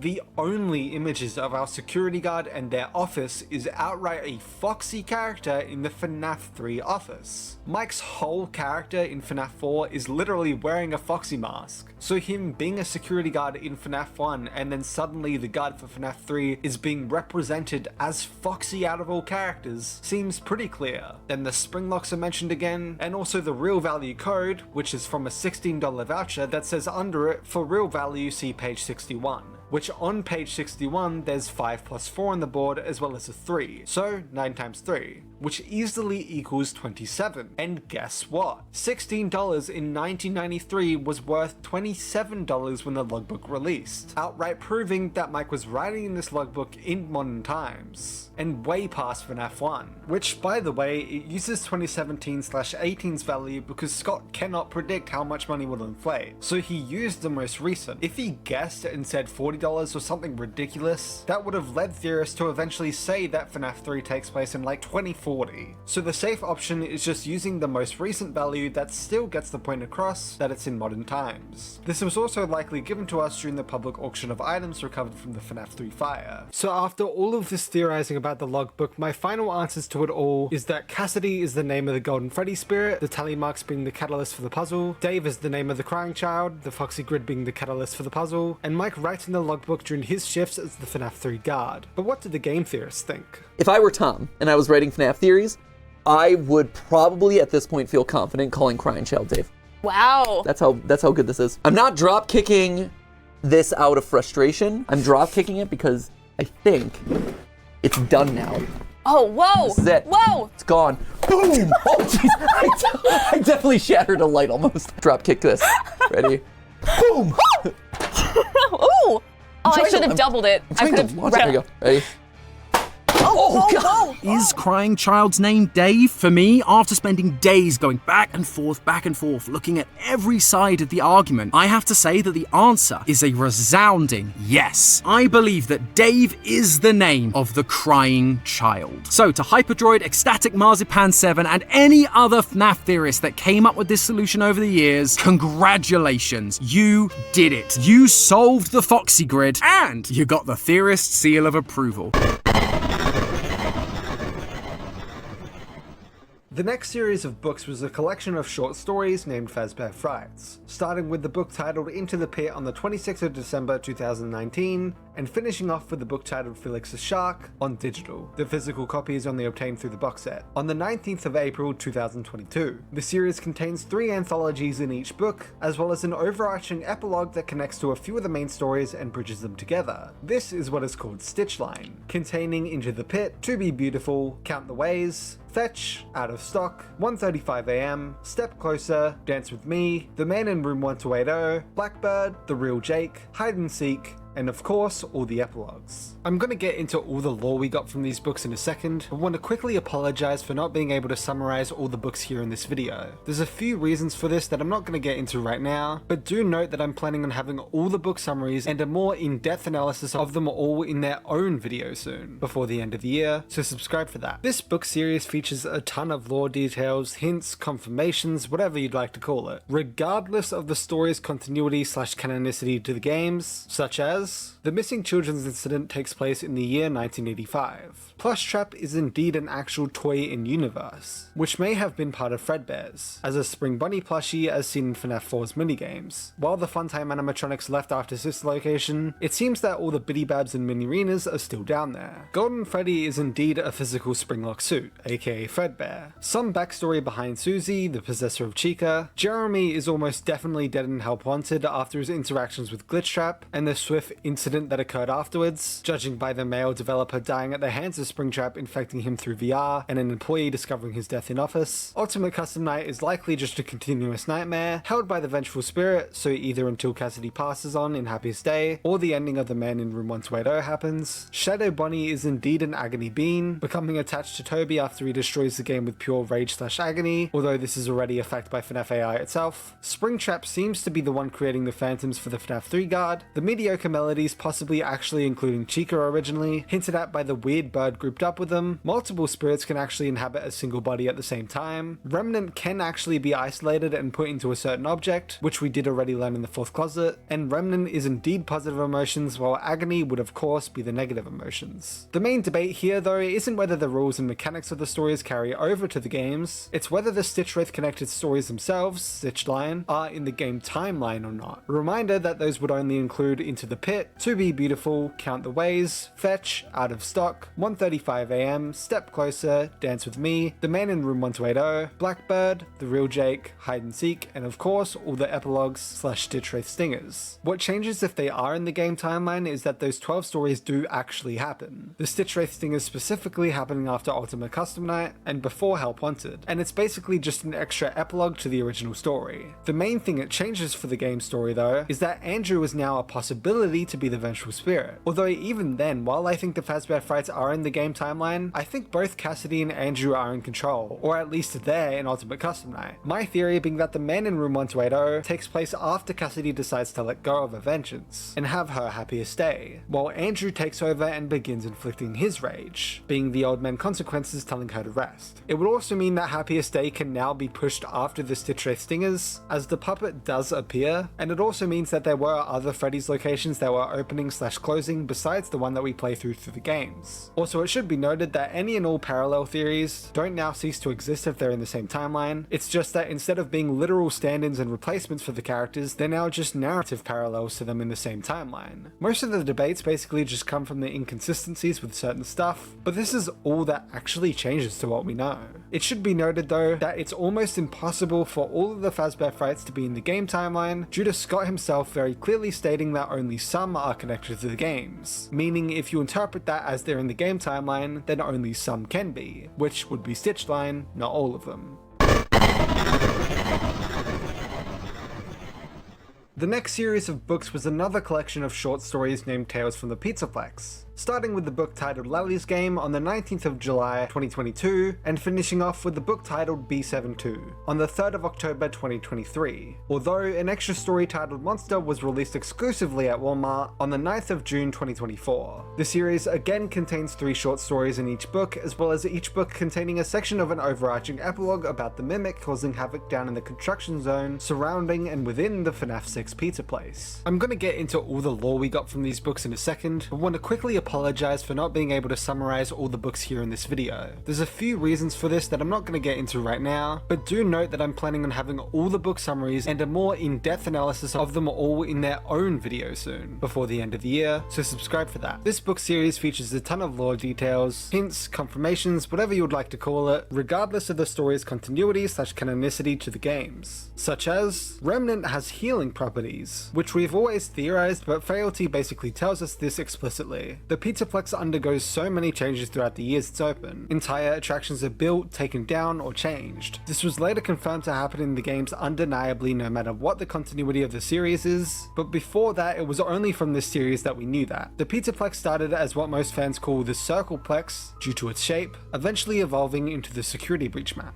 Fazbear Entertainment seems to use VR and AR interchangeably, or just these books do. There's a few stories here where characters think they've left VR, but are still actually in it. This is also seemingly shown in Ruin, where no matter if you leave the AR world, it turns out Helpy is still able to talk to you / appear in your vision. This is possibly explaining Gregory originally meaning to see Burntrap in the shadows. He was possibly infected with the virus while being GGY, and so seeing Burntrap may have been an after effect of his mask implant still affecting his mind. Instead of seeing Helpy like Cassie, he may have just seen Burntrap. The rogue indie game developer from Help Wanted is named Steve Snodgrass. He made 3 full games, with the 4th being incomplete before dying. We already knew similar things happen in the games, as only FNAF 1 to 3 exist and the 4th is mixed with sister location characters instead. Moondrop is the daycare attendant's evil persona's true name. The daycare attendant performed in the theatre originally. Turning evil when the lights are off was actually, quote, part of its theatrical shtick. When it got put to the daycare, they couldn't get rid of the darkness trigger, which after a few times the lights were turned off, eventually created the moon personality. This is why the lights are always meant to stay on in the daycare. The generators are in the daycare playpen because, quote, the easiest and cheapest fix was to install backup generators. They decided on 5 of them to be sure the area got full coverage. By then, all the installations were in place, and the climbing structures were the only locations that would conceal the generators. DJ Music Man trying to grab Gregory in the toilets is due to his bouncer mode. Quote, rumor has it that DJ Music Man originally had an experimental bouncer mode. Supposedly that was removed, but apparently the programmer missed a few lines of code. The virus, here the Mimic One, infects the Pizzaplex and all the attractions as well as the animatronics, causing them to be amplified and worse versions of themselves. Glamrock Chica becoming obsessive for attention, Roxanne Wolf's teasing turns cruel, and Montgomery Gator turns incredibly violent and aggressive. GGY is confirmed to be patient 46 from the therapy tapes, and is able to access / hack the code of the Glamrock animatronics, putting G and Y's in their code. Quote, the new lines of code created additional conversations and behaviors in the Glamrock Freddy, Chica, Roxy, and Monty, stuff that wasn't in the legitimate coding. Embedded in those lines of code are seemingly random G's and Y's. This furthers my own theory that Gregory was indeed infected by a glitch trap under GGY. Here, possibly, this is just a theory, connecting everything back to the Mimic One program / one single system after the storyteller was taken down. The Mr. Hippo magnet from Security Breach were actually recalled due to them shorting out electronics. The Mimic was created for a child's entertainment, here it's for Edwin's kid David, and was later sought out to be captured by Fazbear Entertainment. There's apparently 5 stages to know if you're being haunted in the FNAF universe. 1, you start to have funny dreams and flashes of memories that are not yours. It's like they possess your thoughts when they're near. 2, you can feel chills or a tingle on your arm or back when they're around. 3, there could be a sudden movement of objects or sounds out of the blue. 4, if they really attach themselves to you, sometimes you can hear thoughts in your head as if the ghost is talking to you. And 5, if you really are gifted, and this is pretty rare, you might even see the ghost with your own eyes. The first and fourth ones seem to be about Mike and the Crying Child. Mainly Mike seeing Crying Child's memories throughout some of the games, with the constant hallucinations of crying children and It's Me, as well as also mixing with Mike's dreams that are literally flashes of the Crying Child's memories. William Afton's observations in Sister Location were actually the place that William experimented on children with nightmarish animatronics with hallucinogenic gas. gas. It's also directly connected with the ended boss battle room / William's office, aka Circus Baby's Entertainment and Rentals, with fun times such as Ballora being down there. The experiments have apparently been abandoned for 10 years by this point, likely meaning 10 years after William gets springtrapped, meaning that if the fun times are still down there, sister location seems to take place over 10 years after William is springlocked, which since most assume it's after FNAF 1 anyways, would make sense. There was a line of mimic robots meant to observe show routines and mimic them, all getting discontinued and turned off after the mimics started mimicking humans in unintended ways. Once again, the main debate here though isn't whether the rules and mechanics of the stories carry over to the games, it's whether the tales from the Pizzaplex stories are in the game timeline or not.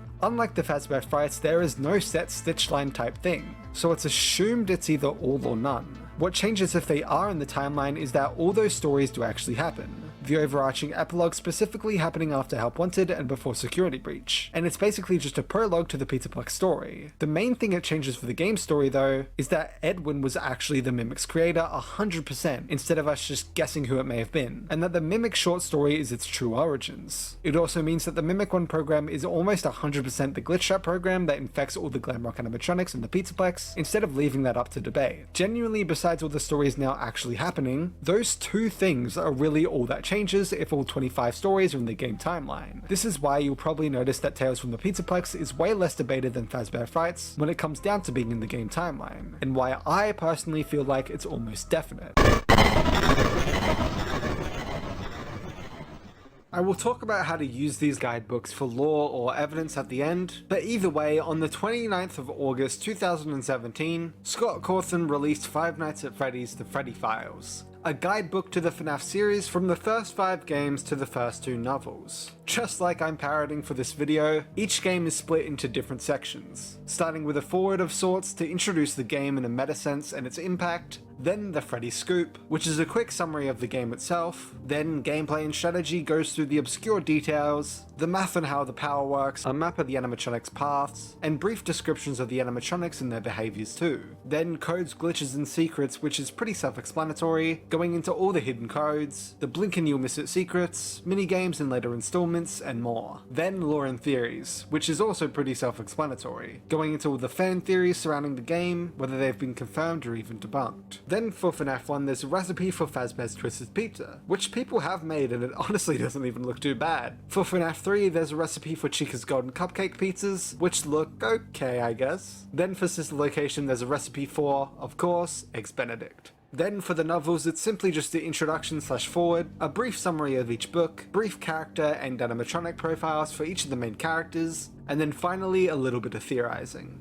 This guide then ends with a teaser for what would become FNAF 6, with what people assume to be called Freak Show Baby. On the 25th of June 2019, Scott Cawthon then released Five Nights at Freddy's The Freddy Files Updated Edition, which is an expanded version of the first book with some mistakes fixed, and the next 2 games, FNAF 6 and Ultimate Custom Night, and the next 2 books, The Fourth Closet and The Survival Logbook, added. This time, the guide ends with a teaser with a glitchy coded Springtrap looking character for either FNAF Help Wanted or for the Fazbear Frights story in the flesh. Then, on the 7th of December 2021, Scott Cawthon released Five Nights at Freddy's The Ultimate Guide, which is the final version of the guidebook, expanded with 3 more game sections, VR Help Wanted, Curse of Dreadbear, and AR Special Delivery, with the 11 new Fazbear Frights stories and the book trilogy's graphic novels added. Also, they added a Fazbear Entertainment Inc. archive section, which gives out the old recipes as well as the new Foxy Cove Cooler, Pirate Plunder Bar, and official Fazbear Entertainment birthday cake. Within this section, there's also all the transcripts of the Phone Guy speeches, and Immortal and the Restless scripts, the blueprints from Sister Location and FNAF 6, all the Help Wanted tapes, FNAF AR emails, etc. Basically what the inventory sections are in this video. Then finally, there's the final chapter called Animatronics Inventory, which goes through every animatronic in alphabetical order, gives them a very brief description, and also where they appear through FNAF media. Surprisingly, no teaser on the final page, and just a collectible advertisement. Then we move on to the infamous Five Nights at Freddy's Security Breach Files, released on the 20th of September 2022. This book is just about Security Breach, and goes through the the whole game hour by hour. It's basically this video's gameplay section, but for a whole book. There's not much else to say about this book because it's just a walkthrough of the game, and is filled with a lot of blatant mistakes grammatically and also just outright lies. This received an updated version of the 2nd of April 2024, which adds additional pages for the full Ruin DLC. On the 7th of February 2023, the Five Nights at Freddy's Character Encyclopedia was released. This book gives in-depth character descriptions for each and every character from Freddy Fazbear to Sea Bunnies to Little Joe. Along with a quick location guide to the establishments of FNAF, there are 161 different characters within this book, majority being variants of sorts. This book includes some new illustrations, such as for the toys, Golden Freddy, Lefty, Spring Bunny, Ballora, the Stitch Wraith, Mediocre Melodies, William Afton / Scraptrap, Crying Child, Elizabeth and Henry, as well as some cartoonish variants of characters throughout. Like the other guide type books, it includes some mistakes, but it's overall a good book to just introduce people to these characters. This book features some very weird inclusions however, such as Party Freddy having his own page, a character who appears in one jump scare, Yarg Foxy, a plush toy who appears in one short story, Shadow Puppet who was apparently its own character despite only being in a minigame, similar to Shadow Balloon Boy, Dark Springtrap who is literally just the darker shadowy Springtrap who appears for a few frames in the sister location cutscene, the Human Heads whose role is genuinely small enough that they could be replaced with a desk that has some functional buttons on it in sister location, which is actually the same function they have in sister location, and telling us that Burntrap and the Blob are not the canon names for those two characters. Besides that, the book ends with a few posters from Fazbear Entertainment. This book was also looked through by Dorko, mentioned in the book's opening with special thanks to Dorko.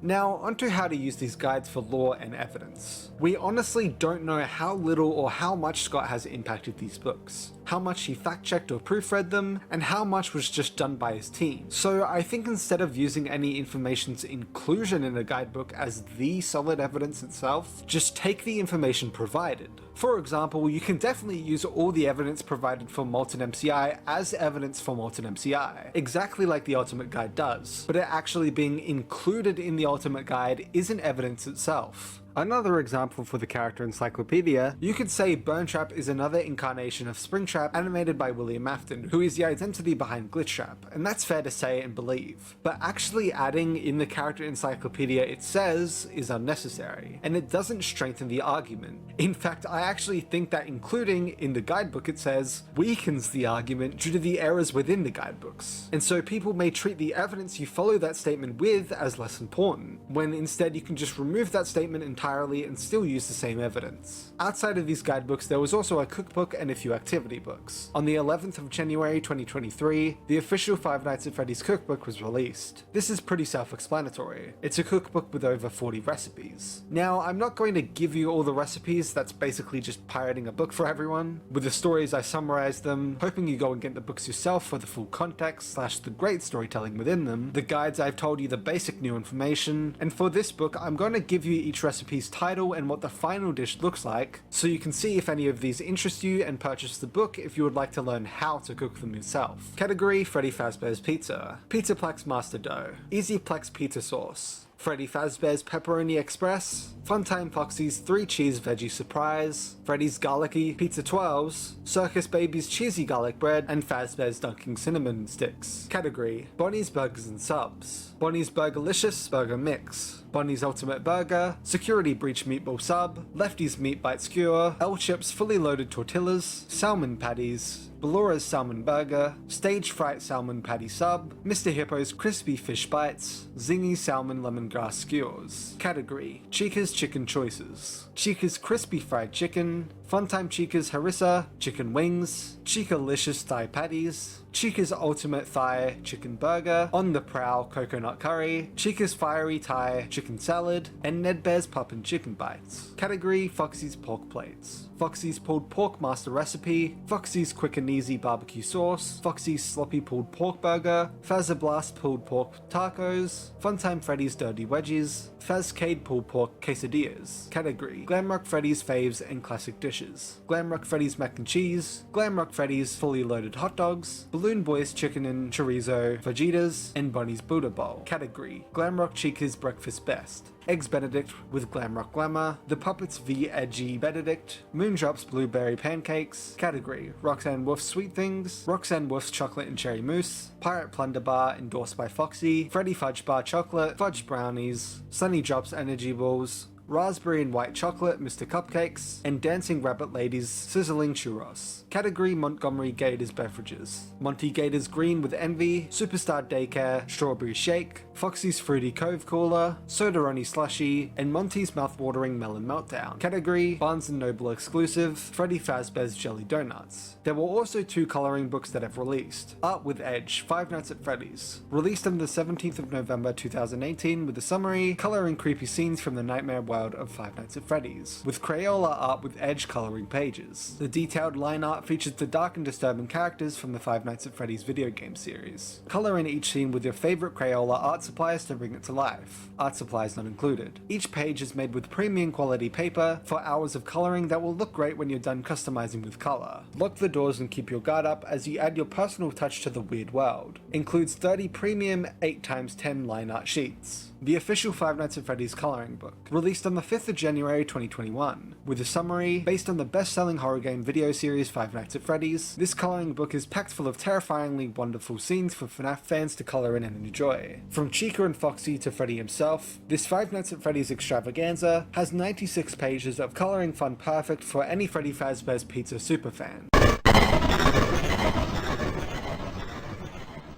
Within FNAF's 10th anniversary week, on the 3rd of August, the interactive novel Number Zero VIP released for free online, featuring a story about a kid named Devin winning a VIP pass to the Pizzaplex, despite never entering any contests or anything, and while there encountering the very important Pig, a virtual companion, who's not all that it first appears to be. Since these are choose your own path interactive novels for you to do yourself, I'm not going to get into the full stories in every single pathway here, but I'll get into all the lore revealed in a moment. So moving on, and on the 3rd of September, the first actual interactive novel Number One, the week before, released, featuring a story about the phone guy himself, named Ralph, with us actually playing through his exact final week that we previously heard in FNAF 1, including us seeing him actually make the recordings. This book series features a ton of lore details, hints, confirmations, whatever you'd like to call it, such as the Pizzaplex is again confirmed to have gone under expansions. The next expansion is set to include the Superstar Daycare, Monty's Maze being repurposed into Monty's Gator Golf, and theorized by Devin to include a Monty Green Room. Glamrock Bunny had his own main green room and statue like the other Glamrocks do in Security Breach. Glamrock Bunny also appears on a poster with Monty, again reaffirming that he and Monty were connected in the Pizzaplex lore, Monty as his understudy. It's seemingly confirmed that Maze's Size has shiftable walls/paths due to Monty's Maze being replaced because the attraction does not have much replay value. The Pizzaplex has the carousel that is the same one from Help Wanted 2. Phone Guy's real name is Ralph, with the Phone Guy being his real nickname given by others due to the messages that he leaves for new hires. Phone Guy has an 11-year-old daughter named Copelia. We hear the Bite of 83, canonically called in-universe the Big Bite, and there's a moment that can be interpreted as the crying child still being around in some way, as the crying from the phone continues after hanging up, and then the Phone Guy gets killed by a bite. We learn that the Bite of 87 victim doesn't speak much, nor do much else in general anymore due to the attack, and that no one knows what he did to provoke it. It's also basically confirmed it was Jeremy, a staff member, because after the bite, the staff themselves start joking about how instead of you can't spell team without ME, you can't spell team without MEAT. And it also caused the staff to give tips to each other on how to stop animatronics if they attack them again. Golden Freddy canonically kills the player by appearing in front of you and screaming, then forcing the thought "it's me" into your head, then putting both its hands on your ears, repeating "it's me," and then the end. "It's me" is also all throughout the book, and it turns out Phone Guy quite literally sees the words in his vision, and apparently they hurt. The animatronics are actually quite intelligent, going as far as to check the cameras while the Phone Guy is hiding in order to look for him. A reporter calls the Phone Guy and says her theory is that the animatronics are bored of being stuck there, seeing Phone Guy leave when they can't, testing their limits, etc., just so they can travel further. Since this is a reporter's theory, it's unclear if this is actually true or not, but since it's in the book at all, I'm going to assume it's meant to be canon, and that the animatronics do want to leave. The reporter also confirms that Bonnie is possessed by Jeremy, and elsewhere the book confirms Chica is possessed by Susie, so us lining up the graves in FNAF 6 with the heads in FNAF 3 was correct. Phone Guy also has a friend, Dave in Maintenance, who is apparently a know-it-all, who has personality flaws, warns Phone Guy about how he has to fix the animatronics because there's no telling what will happen if they get too much or too little power, and more. It's unclear, but to me I think this is meant to be Dave Miller, William Afton's canon alter ego from the Silver Eyes, once again shown as his canonical alter ego name. The way he warns the Phone Guy about fixing the animatronics makes it sound like he doesn't want them to shut off just in case something happens with the spirits, which along with the whole section ending with "you doubt Dave will tell you how to sabotage the animatronics" seems extremely ironic with what we know William does in the FNAF 1 location to the animatronics right after this, where he quite literally sabotages and destroys them, causing the spirits to come out. The thing about this book series and its canonicity is that it's confirmed the week before is officially within the game timeline, and is an official prequel to FNAF 1, while VIP connects to Tales from the Pizzaplex through the attractions and layout of the Pizzaplex itself. VIP, however, also connects to Security Breach by having the Tales from the Pizzaplex confirmed to be slowly becoming the Security Breach Pizzaplex, starting with the next expansion creating the daycare, Muncie Golf, Muncie's Green Room, Maze of Size, etc. There's also 2 upcoming books. Return to the Pit is all about Into the Pit, while the second titled Escape to the Pizzaplex is set in the setting of the Smash Security Breach game. To me personally, and some may disagree, which is perfectly fine, but I think this is Scott telling us what's in the game timeline, by giving us an official installment in the original story, FNAF 1, and connecting it to the new story, Security Breach, to the Fazbear Frights books, Stitch Lane specifically due to Into the Pit, and to the Tales from the Pizzaplex books, which also connect back to Security Breach, making those in the game timeline. Although that's based on the information I have at this point in time, as 2 of these 4 books are yet to even be released.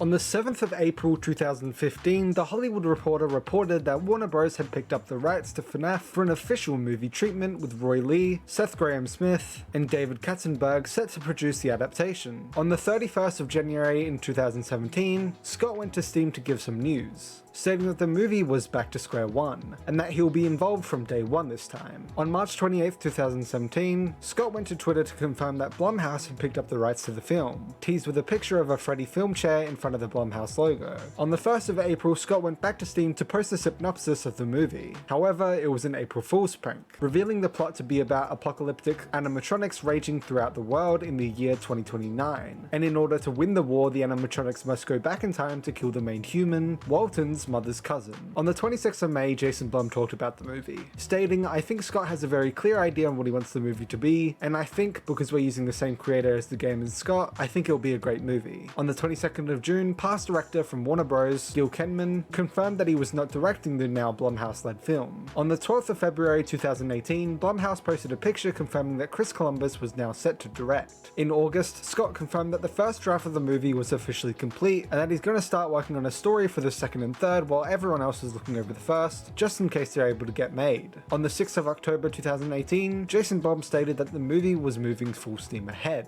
and that he was awaiting a new script to be sent in by Scott, assumedly the second draft. However, Scott went to Steam on the 12th of November and stated that they've tossed the script because he simply had another idea for it that he liked better, although don't consider this bad news. He says that it means that each attempt is better than the last, and so despite the delays, it's going in the right direction. We then didn't hear much for a while, until June 23rd, 2020, where in an interview with Fandom, Jason Blum stated that the film is super active and moving rapidly forward, saying he's confident that it will come soon. Then, surprisingly on the 21st of November, Scott posted on Reddit with the title "Bad News About the FNAF Movie," where he shares a few screenplays that he'd scrapped, such as the F screenplay, the Plushies Take Manhattan screenplay, the Random Charlie screenplay, the Silver Eyes screenplay, the Pawn Shop screenplay, the Cassidy screenplay, the Misfit screenplay, the Ghost Tracker screenplay, the Insane screenplay, and the Mike screenplay. What was the bad news? Well, it was that there won't be any more screenplays because they're officially making the Mike screenplay that begins filming in spring. In September 2021, during an interview with Collider, Jason Blum confirmed that Chris Columbus was no longer attached to the project, but he's still confident that they'll figure this movie out. Then on the 10th of August 2022, Jason Blum went to Twitter and shared a behind-the-scenes look at Jim Henson's Creature Shop working on the animatronics for the movie, confirming their involvement. On the 5th of October 2022, we received the news that Emma Tammy was now on board as director of the movie, stating that she cannot wait for the audiences to immerse themselves in the wild and wonderful playground we are creating. Then, to end the year off with a bang, on the 16th of December, we learned that Josh Hutcherson and Matthew Lillard had had been cast as Mike Schmidt and William Afton respectively. On Dorco's charity stream, it was revealed that Piper Rubio was cast as Mike's younger sister Abby, and that Mary Stuart Masterson was cast as an unnamed villain. Then heading into 2023, on February the 2nd, Jason Blum revealed that the FNAF movie had officially started filming, set to end on April 3rd. On the 21st of March, Kat Connor Sterling was revealed to have been cast, and Elizabeth Lail on the 22nd. Then on the 24th of March, we learned that the movie had a budget of $25,180,722. On the 6th of April, Jason Blum confirmed that the movie was going to release on the 27th of October 2023. That same day, Blumhouse revealed the first look of the movie with Golden Freddy holding Abby's hand in front of the pizzeria, followed shortly with the first teaser of the movie alongside a set of posters on May 17th. On the 28th of June, the first full trailer for the movie was released. On the 30th of June 2023, Jason Blum revealed that he was made fun of for pursuing FNAF, but he knew that he could do it and that the movie would work. On the 31st of August, the second full trailer of the movie was released alongside another set of posters. On the 1st of September, it was revealed that the Newton brothers would be creating the soundtrack for the movie. Then on the 13th of October, a Snapchat filter was released for the movie for people to mess around with before finally the Five Nights at Freddy's movie released on the 27th of October 2023. The film ended its run earning over $300 million, meaning removing the budget, the movie earned a total of $275 million. This is insanely good considering it was also simultaneously released on Peacock, although as of writing this it is now transferred over to Amazon Prime, and as of saying this it was transferred over to Netflix, at least in Australia.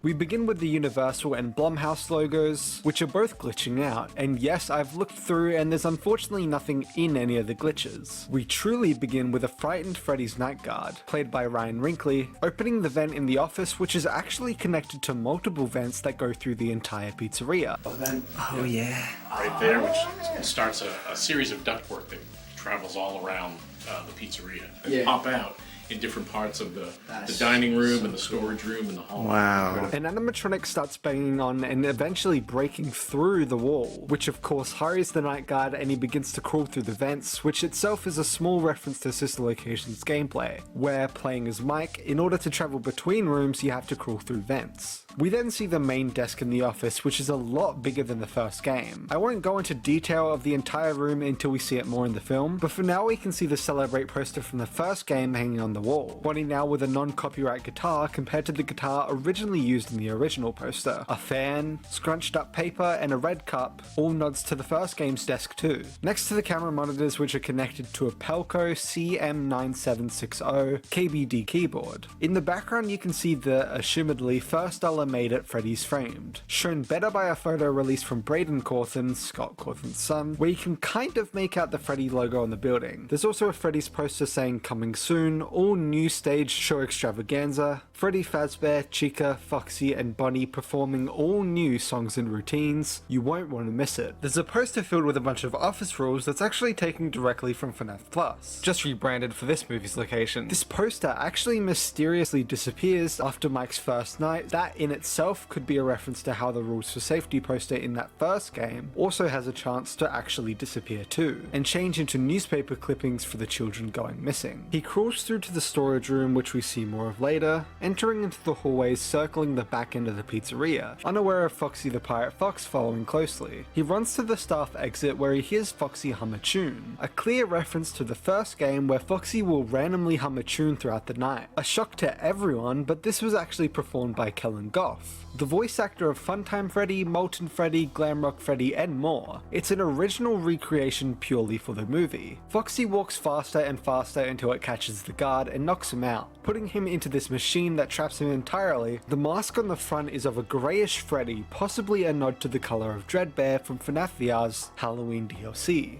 The night guard attempts to escape by slowly loosening a screw more and more, keep this in mind for later, and unfortunately we cut away. He failed. This scene is a reference to the first game where the phone guy, your guide for the game and similarly to the movie, was the previous night guard. Tells you that the animatronics will most likely try and stuff you into the empty suits. We then see the dining area, which I'll get more into later, and pan over to the wall of charred drawings, featuring a surprise appearance of Balloon Boy laughing. There's also 2 posters of interesting human characters, one of a guy wearing a purple long sleeve and blue jeans, a reference to what Mike wears in Sister Location minigames, and 2 girls with yellow hair wearing pink clothes. Likely another Sister Location minigame reference, this time to Elizabeth, Mike's sister in the games, who is also featured in another picture, this time matching Elizabeth better, with a blue skirt, holding a Freddy's hand, which of course is a reference to how Abby, who's Mike's sister in the movie, holds Freddy's hand later in the movie. And the other interesting picture featuring a kid named David, which could be referencing Crying Child's possible name from the logbook, David from Tales from the Pizzaplex, or maybe even Dave from the original novel trilogy. There's also a picture to its right of a pink, purple, and white rabbit, a reference to Vanny from FNAF Security Breach, and below it a house and swings that can possibly be interpreted from one of the sticky notes also from Security Breach, which I have been theorizing connects to David and the book's villain in some way. There's also another drawing that features rainbows with eyes, a nod to one of FNAF World's villains, Chica's Magic Rainbow. In the middle, there's of course the image of a happy yellow rabbit, Spring Bonnie, with 5 happy children, a nod of course to the 5 missing children that were taken by Spring Bonnie, which we did see a news report about in the lead up to the movie that was seemingly cut from it. Tragedy tonight at a local pizzeria where 5 children who were attending a birthday event suddenly and mysteriously vanished into thin air. Let's head inside for more. We see this exact tragedy play out in minigame form, a reference to how the FNAF games always used to tell most of their story through the minigames, seeing Spring Bonnie successfully luring the 5 children away from the party. We see pixel pizzas, a possible nod to the FNAF 6 opening minigames pizzas, or just average pizza toppings. That one might be too much of a stretch. Then continuing with the tragedy, we see a purple man getting into the Spring Bonnie costume near the door. Similar to the Easter egg in FNAF 4, where the purple guy, for those unaware is the killer in the games, puts a worker inside a suit near the door. We see in the background of one of the laws a crane game featuring a purple smiling toy, most likely a nod to the purple guy or Shadow Freddy, a dark yellow rabbit or dog toy, a Freddy-esque toy, a green toy, and another purple toy. Trust me, keep these in mind for later. Spring Bonnie is also holding balloons that are the same colors, purple, orange, green, blue, and red, as the balloons in, again, the FNAF 4 minigames.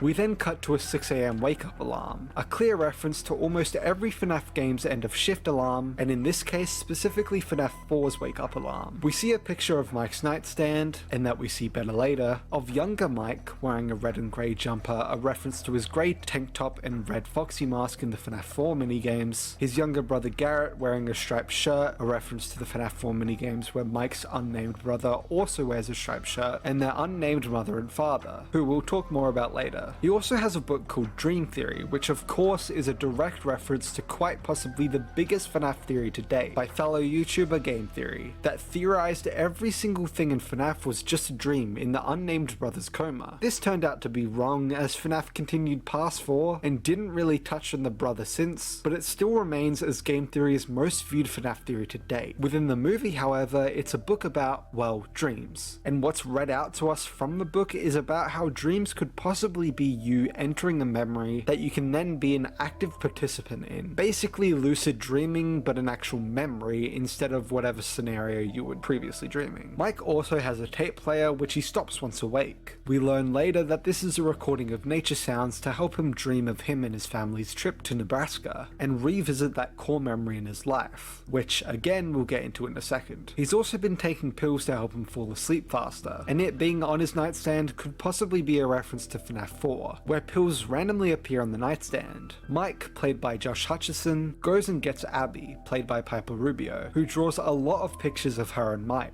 including one inside of a red airplane, which is a nod to Garrett, who played with a toy red airplane. Abby's name is of course an anagram for baby, the animatronic who is possessed by her game timeline counterpart, Elizabeth. Some smaller details in this room are that there seems to be a dent in Abby's door. I don't know if this means anything, after all it could have just been an accident by the set designers, but it's there. There's also an urn in her room, and interestingly enough, a picture of rabbits above her bed. Mike then travels to a mall where he works as security. He talks to his friend and co-security guard, note the same attire, Jeremiah, played by Thaddeus Crane. The name Jeremiah most likely being a reference to FNAF 2's night guard Jeremy Fitzgerald. The two discuss the specific dream theory, and he then goes to get ice cream from Cindy, played by Julia Belanova, at ice cream parties, which actually shows Chica's magic rainbow in full. But before getting the ice cream, he notices an afraid young boy, played by Xander Matteo, who gets seemingly taken by a stranger. This immediately triggers Mike's past trauma, and he rushes and then tackles the stranger, punching him over and over, and this turns out to actually be the father of the child. We then cut away to security footage that dates April 6, 2000, once again confirming that this movie does not take place in the game timeline at all, and is its own separate thing, as Mike working at the FNAF 1 location happens around 1993, and he only stays there for about a week.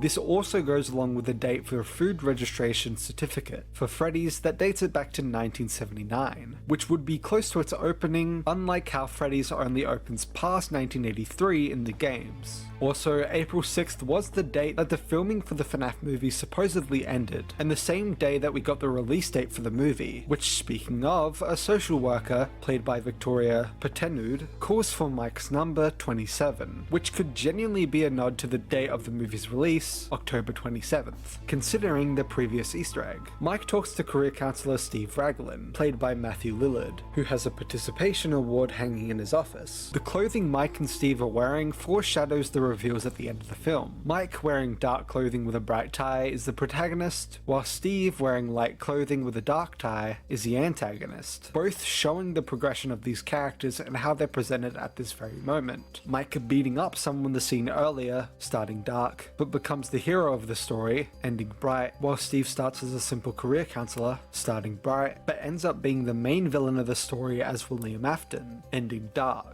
In the background, there's a map on his wall of Oklahoma City. On Steve's desk, there's also keys with a rabbit's foot on it, another nod to Spring Bonnie, Steve's secret. Interestingly, when announcing Mike's last name Schmidt, Steve freezes up. He studies Mike for a second, almost like he knows his last name and is wondering if it's actually the same Mike Schmidt that he seemingly knows, and once realizing that it is, he immediately switches the conversation and asks Mike if he wants coffee, never finishing Mike's last name. He then begins his strategy and quickly says that Mike's options are very limited, and then gleefully suggests working at Freddy's. Steve then gives his full proposition, including saying the pay isn't great, a nod to FNAF 1's pay in the games being only $120. $4 an hour for 5 nights, which was how Game Theory determined the game took place in 1993, and that they were paying you minimum wage. Mike says that he can't do nights, and Steve says that's such a shame, further showing that William wants him to be close to Freddy's and connected to him again. Mike drives in his 1998 Honda Accord and notices a notice of delinquency, which is a legal notification that payments for something are overdue. He needs a job and soon. Abby's babysitter Max, played by Kat Connor Sterling, leaves and Mike goes to see Abby, sitting on her bed. Abby interestingly says, "You're sitting on my friend," which with the context given later on in the film could possibly imply that she was possibly seeing the blonde hair kid who possesses Golden Freddy, or maybe even Garrett, sitting on her bed, which we do learn something similar happening later. Mike takes more pills and quickly goes to sleep while staring at the Nebraska sign, and we see as Garrett, played by Lucas Grant, plays with a red airplane before being kidnapped by an unknown man who quickly drives away. In the background, we also see Mike's mum, played by Jessica Blackmore, and Mike's dad, played by Garrett Hines. And we also see Mike's dream theory at play here, as young Mike, played by Wyatt Parker, transitions to older Mike. He's fully in control of this dreaming memory. We then get introduced to Aunt Jane, played by Mary Stuart Madison, interestingly wearing purple, which is usually the Afton's color in the original minigames, who, along with their lawyer Doug, played by Michael P. Sullivan, is trying to get Mike to give custody of Abby to her. She gives Mike documents to sign which shows 2 links to Minnesota court sites, as well as outright mentioning Minnesota. Mike later tells Dr. Lillian, played by Tennessee Young, that she clearly just wants the monthly check from the state. He mentions her drawings, and Lillian mentions how pictures hold power for children, that before we learn to speak, images are the most important tool for understanding the world around us, what's real and what matters to them the most. This is of course what is shown later in the film with the animatronics, more so the kids possessing them, using images as a tool and a gateway to understanding the world around them. In the background of this shot, you can also see the 12 times tables and spelling words for the day,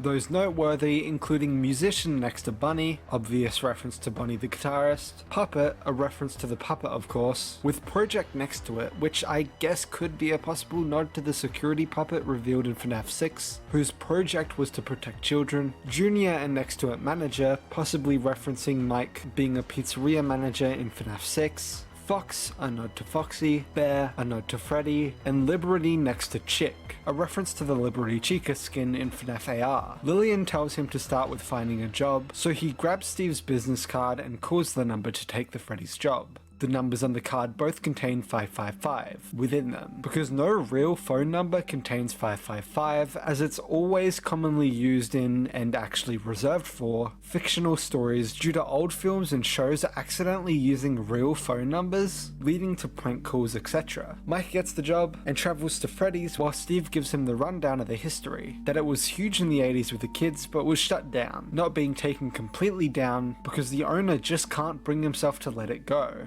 Mike enters the building, and we see gumball machines and some posters in the background, one with the caption "Time to party like there's no tomorrow," and the other saying where a kid can be crazy. You can also see the token packages on the side, which can be seen in full on screen here. He heads straight for the office, seeing a poster for the establishment on the way, featuring a repaired Foxy, which was actually planned to be shown in the movie in a flashback at one point, and he enters the office and flips the breaker, turning on the main power for the location, similar to FNAF VR's FNAF 1 Halloween level, where you have to reset the power by flipping the breaker when it begins to glitch out. Mike turns on the monitors, and in this shot of the office you can see the black phone, a possible reference to either the phone guy from the first few games, or possibly even another Blumhouse film, The Black Phone. He flicks through the monitors, including a brand new angle of the entrance, showing off the front counter on the left as seen here. It then switches to the arcade, where you can see a ton of arcade machines, which I'll get more into later. Then to the show stage, which have the same clouds in the background and wall as the original FNAF 1 trailer. Steve finishes the phone call by saying, "I'll see you on the flip side," which could be a reference to the flip side from FNAF World, but is most definitely a nod to the phone guy ending his call saying "see you on the flip side" too. Okay, I'll leave you to it. See you on the flip side. Mike then sees a tape left for him, which actually has the name Fritz fading off behind it, a reference to FNAF 2's night guard Fritz Smith. He plays the Freddy's security training tape, where Kim, played by Bailey Winston, repeats the exact line from Phone Guy in the first game. Welcome to Freddy Fazbear's Pizzeria, a magical place for kids and grown-ups alike, where fantasy and fun come to life. Welcome to Freddy Fazbear's Pizza, a magical place for kids and grown-ups alike, where fantasy and fun come to life.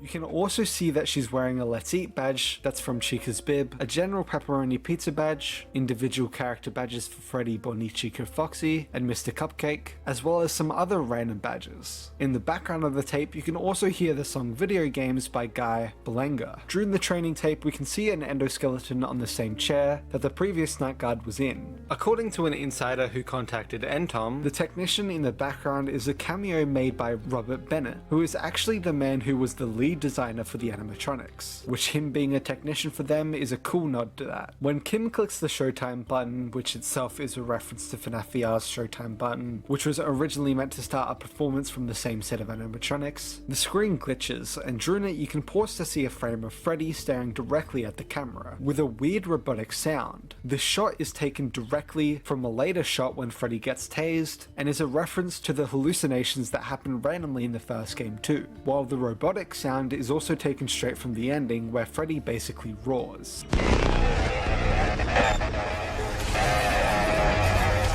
Mike opens the lockers in the office. He's scared by a smaller toy balloon boy from FNAF 2, whom Mike simply turns around. He enters the main dining area, filled with chairs and seats for customers to sit and eat, all having a star on them just like FNAF 1's chairs. Each booth has an individual animatronic in stained glass. There's a prize corner, a possible reference to Help Wanted's prize corner, next to Mike, which contains random plushies, mainly the Hex plushies made by Dorco, the masks made by Ruby's Deerfield Costume Co. of Freddy, Chica, Bunny, and Foxy, and there's also shirts made specifically for the movie and some other random things. Next to the prize supplies counter, there's a neon Let's Eat sign next to the kitchen, which you can see the menu here. Next to that, there's the restrooms, and then of course the main stages featuring all of the animatronics. Before looping back around to Mike, there's also a few posters of the main 4 animatronics, the arcade room, and the drawings on the wall that we saw earlier in the trailer. There's a Dead Sea Treasure arcade game at the entrance of the arcade, which itself also contains a Cyclone arcade machine, Skee Ball, the original Alley game version, the Wheel of Fortune arcade machine, a giant bull pit, a reference to FNAF 6's giant bull pit and the FNAF short story Into the Pit, a Kix Black foosball table, a Genie pinball machine, a King Cool pinball machine, a Gottlieb Royal Flush pinball machine, the Prizes machine,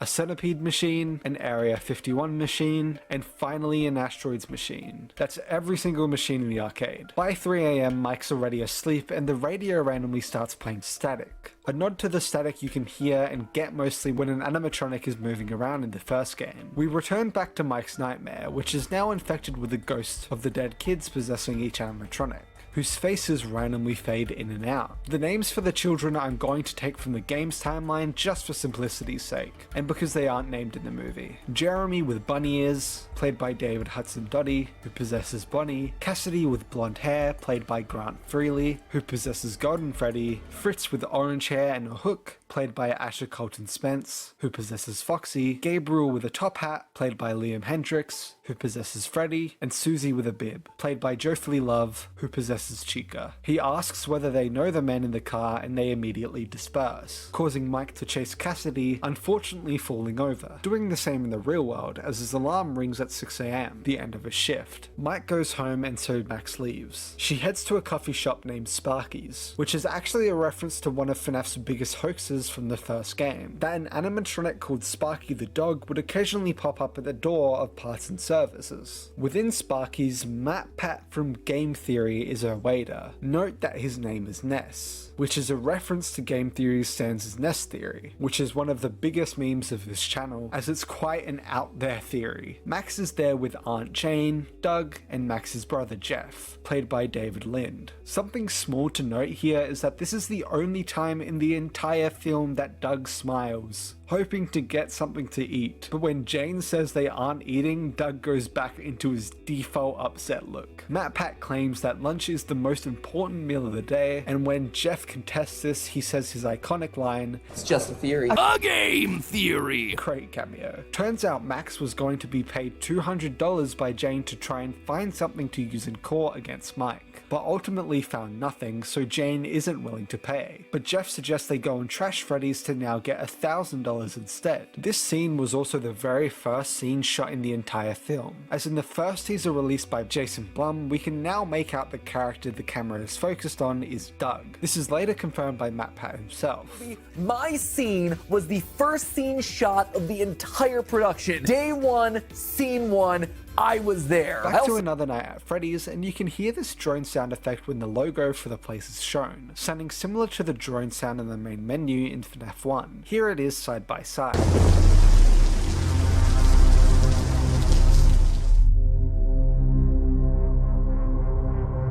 Mike has now put the Nebraska poster up on his wall to help him dream the same dream again, and we see Foxy is coming closer. Again, the 5 children appear in his dreams and Mike tries to talk to them, but they run again. This time he goes after Fritz, who strikes Mike, causing him to start bleeding. When he looks back up at Fritz, he's got black tears running down his face, a reference to how the dead children were represented in the games, as constantly crying children. This wakes him back up as everything is going crazy, and Talking in Your Sleep by The Romantics starts playing through the radio. The song was released in 1983, which is a very important year to the FNAF game's story.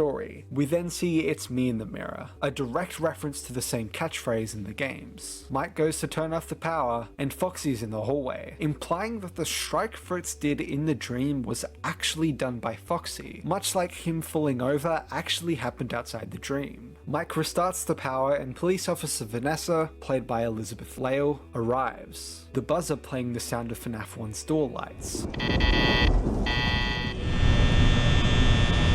Vanessa notices Mike's bleeding cut, confirming Foxy actually struck him and helps clean him up. Her police car says GFPD on the front, possibly meaning that the movie takes place in the city of Granite Falls or East Grand Forks, both in Minnesota, so it fits. Also, the 719 on the car is just an individual car identifier that all police cars have. While Vanessa talks to Mike about Freddy's, we can see a dartboard with the darts on 20 and 3, which of course is a nod to 2023, the year that the movie is releasing, and it's also an incredibly important year for FNAF both in and out of the story, with 2 of the main games taking place that year. Vanessa then hits the Showtime button and begins the animatronic performance of Talking in Your Sleep. But when Bonnie strums its guitar, it electrifies and causes the animatronics to emergency stop, which could be a reference to how in FNAF VR, if you strum Bonnie's guitar, you have a chance of dying. Vanessa then fills Mike in on the children going missing, and later instructs him to simply just do his job and not let Freddy's get to him. When they leave, Jeff calls Max to come and break into Freddy's, now alongside Hank, played by Christian Stokes, and Carl, played by Joseph Poliquin. If you look closely, Carl is wearing a shirt featuring the Midnight Motorist minigame from FNAF 6, which itself includes one of FNAF's biggest mysteries to this day. Also within the shot, you can see a dog in the car, which was actually shown during production to be Max's dog Toby, with a scene or 2 possibly removed. Here we also see that the cameras turn on themselves, showing that not only are the animatronics haunted, but so is the building, with the light flickers, the weird collapse at the end of the movie, and the monitors turning on themselves. The gang enters into the kitchen before splitting up, and within this kitchen there's actually a bunch of Freddy Fazbear's Pizza Place branded pizza boxes, and these were actually sold alongside pizza at certain theaters.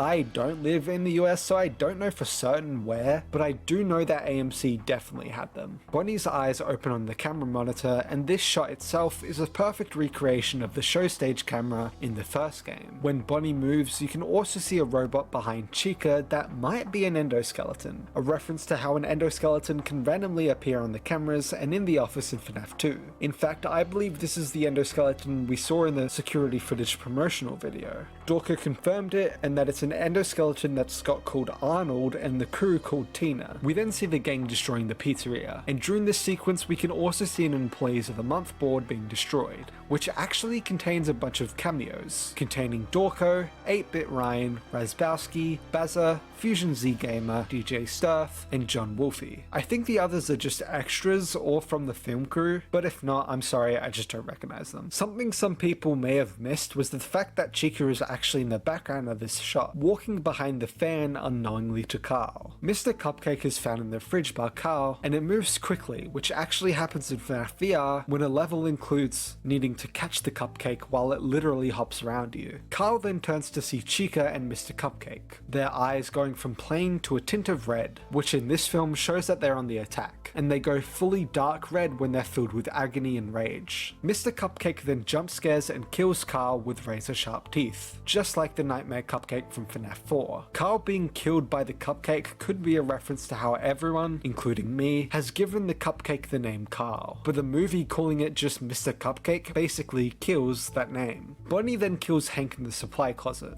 a room which in the first game only Bonnie can enter. Small reference there. Jeff then runs into the office and Chica sends the cupcake into the vents to go and get him. But even after avoiding the cupcake's jaws of death, he gets cornered and killed by the sprinting Foxy, a reference to the first game's Foxy also sprinting down the hallway to the office. Foxy's jump scare also includes the FNAF 1 jump scare sound. Listen closely. Max then enters the building because they're taking their time to return, and Gabriel, Freddy's possessor, tells her follow me, which is a reference to the FNAF 3 minigames where Shadow Freddy tells you to follow me. Max then enters parts and service, which contains a lot of Easter eggs. The costumes on the floor are actually of Shadow Freddy, in this case not really lore important, but just a reference to it, Sparky the dog itself, an animatronic endoskeleton based on Endo 01, the first game's Endo, and then seemingly a Dreadbear referencing Sue. If you remember, these were teased in the intro. and only one is missing, which is the green costume, which in the behind the scenes, you can tell that the other random parts are a greenish color. Also within this room, there are weird big eyes and this weird looking head that I previously guessed were the Withered's eyes and Withered Foxy's head. But now I think they might be a reference to the old, apparently, FNAF movie leaks of the giant eyes and a weird head that looks like it could match. Within the YouTuber behind the scenes vlogs, we also see a lion head and an endoskeleton with human parts covering it, possibly references to the Mimic, both its Tiger Rock and Bone Trap forms. Max then approaches Freddy as Gabriel keeps telling her that she's getting warmer and warmer. You can see the endoskeleton inside Freddy before Gabriel grabs her, pulling her up and then chomping her body in half. A nod to the Bite of 83 from FNAF 4, and I guess the Bite of 87 too, from FNAF 2. We then cut back to Mike's house, Abby drawing someone on rollerblades. Likely a nod to Scrap Baby with her rollerblades from FNAF 6, who, reminder, her game counterpart possesses. Mike then walks away from the TV, and we can see a sun clock on Mike's wall, possibly a nod to the one from FNAF's sister location where Mike watches TV. Vanessa then arrives at his house to tell Mike about the break-in, and talk to him about the sleeping pills. He tells her about Garrett and how he thinks that he saw the guy who took him, but just doesn't remember it, so that's why he tries to dream that memory to figure it out. Mike confirms that his mum died a while back, and dad died too, implied suicide. Later, Max doesn't pick up his call because, well, she's dead, and so he's forced to take Abby with him to Freddy's. He then decides that instead of sleeping, he's going to clean up the mess. So he goes into the supply closet and Balloon Boy jump scares him again and he turns it around. Mike then cleans up and goes back to sleep despite Vanessa's warnings. We cut to a new angle of the hallway, seeing some new posters on the wall, including a poster saying where kids can play forever, a poster of Foxy saving the kingdom, on the other wall a poster of Bonnie as a sphinx and the caption I have sand in my hair, and finally a poster of Freddy with a leaning tower of pizza. One of the spirits then wakes Abby up, and she goes to the animatronics while Mike returns to his dream, now only with Cassidy drawing something into the ground. Mike says he'll give them anything if they show them who took his brother, and when he hears Abby scream, he turns around, turning back to see the outline of Spring Bonnie etched into the ground. Mike then wakes up and rushes to save Abby from the animatronics, with Abby saying how they like pictures, and we later see that she already drew pictures before going to Freddy's. It's assumed that Abby already showed them a picture of her and Mike before this, and as stated before, children, and therefore the animatronics, use pictures as a gateway to understanding the world around them. So when Abby tells them it's Mike, who they know from the pictures, they quickly calm down and trust him. Something fellow YouTuber Raito suggested was that in this scene you can also see on the back of Foxy's head a piece of tape keeping Foxy's eye patch on, which he believes could be a reference to FNAF 1's Foxy model having an eye patch that kinda just stops instead of wrapping around like a normal eye patch. There's not just the two pictures Mike picks up either, as in the background you can see more pictures drawn by Abby of the spirits. The next morning Mike asks her about them, and she reveals that Cassidy has been talking to her in her sleep as well, and showed her Mike's memory of Garrett. She also mentions how they all just talk about the yellow rabbit, which again is because of the pictures showing the children being best friends with it. And later that night, Abby tells Mike that the spirits also told her that Vanessa is nice. Abby and the animatronics then get Mike and Vanessa to help them build a fort, with Connection by Elastica playing in the background, which was quite a wholesome scene, but in retrospect it's actually really sad. This scene shows that they are just children, doing things that they were never able to do because they were killed early in their life. This scene literally treats the animatronics as innocent, joyful children, because that's exactly what they are. Just children having fun for once. Mike and Vanessa go into the storage room to find tablecloths, and we get introduced to a Springlock suit with the face of Ella, the doll that appears in both the FNAF book trilogy and one of the FNAF short stories 1:35 AM, and as she explains, the Springlocks are for keeping the animatronic parts in place while someone could actually wear it, doubling as both an animatronic and normal costume. Mike pushes Vanessa for answers, but the conversation gets cut short as Abby strums Bonnie's unstable guitar while they're performing Real Wild Child, Wild One by Iggy Pop. Vanessa tells Mike not to bring Abby back again, and in a moment of regret he calls Aunt Jane to come take care of Abby while he goes and gets more sleeping pills to return back to Freddy's alone. In the background of the pharmacist, you can faintly hear Celebration by Cool and the Gang, playing from the speakers. The pharmacist himself is played by Garland Bryant Banks. Mike then arrives for his 5th night, and later on in the night he comes back, which I guess you could count as a bonus 6th time returning, like the bonus 6th night in the games. So he actually does spend 5 nights at Freddy's. The first time in the entire series that this title has been accurate. We then have a one-shot of Mike taking the pills and falling asleep quickly, cutting to the dream where surprisingly the family is happy again, waiting for Mike to join them. Cassidy then tells Mike that they can give him this dream forever if they get Abby in return, which is actually a nice reference to FNAF Ultimate Custom Night, where a spirit causes William to have a constant nightmare. So no, this wasn't just the spirit bluffing Mike or distracting him long enough to get him in the real world, but Cassidy could have actually done this for him willingly. The Golden Freddy spirit seems to be the most powerful spirit, the leader of sorts, and the main communicator for the others. Something small to point out here is the jump cut from Mike rubbing Garrett's face to Mike rubbing aside Abby's hair. This is of course representing Mike realizing that he needs to be focusing on the present and what he has right in front of him, Abby, instead of holding on to the past and letting it take over his life, Garrett. The animatronics then attack Mike and take him to the stuffing machine, which due to the pass guard already loosening it, he's able to unscrew it in time to escape.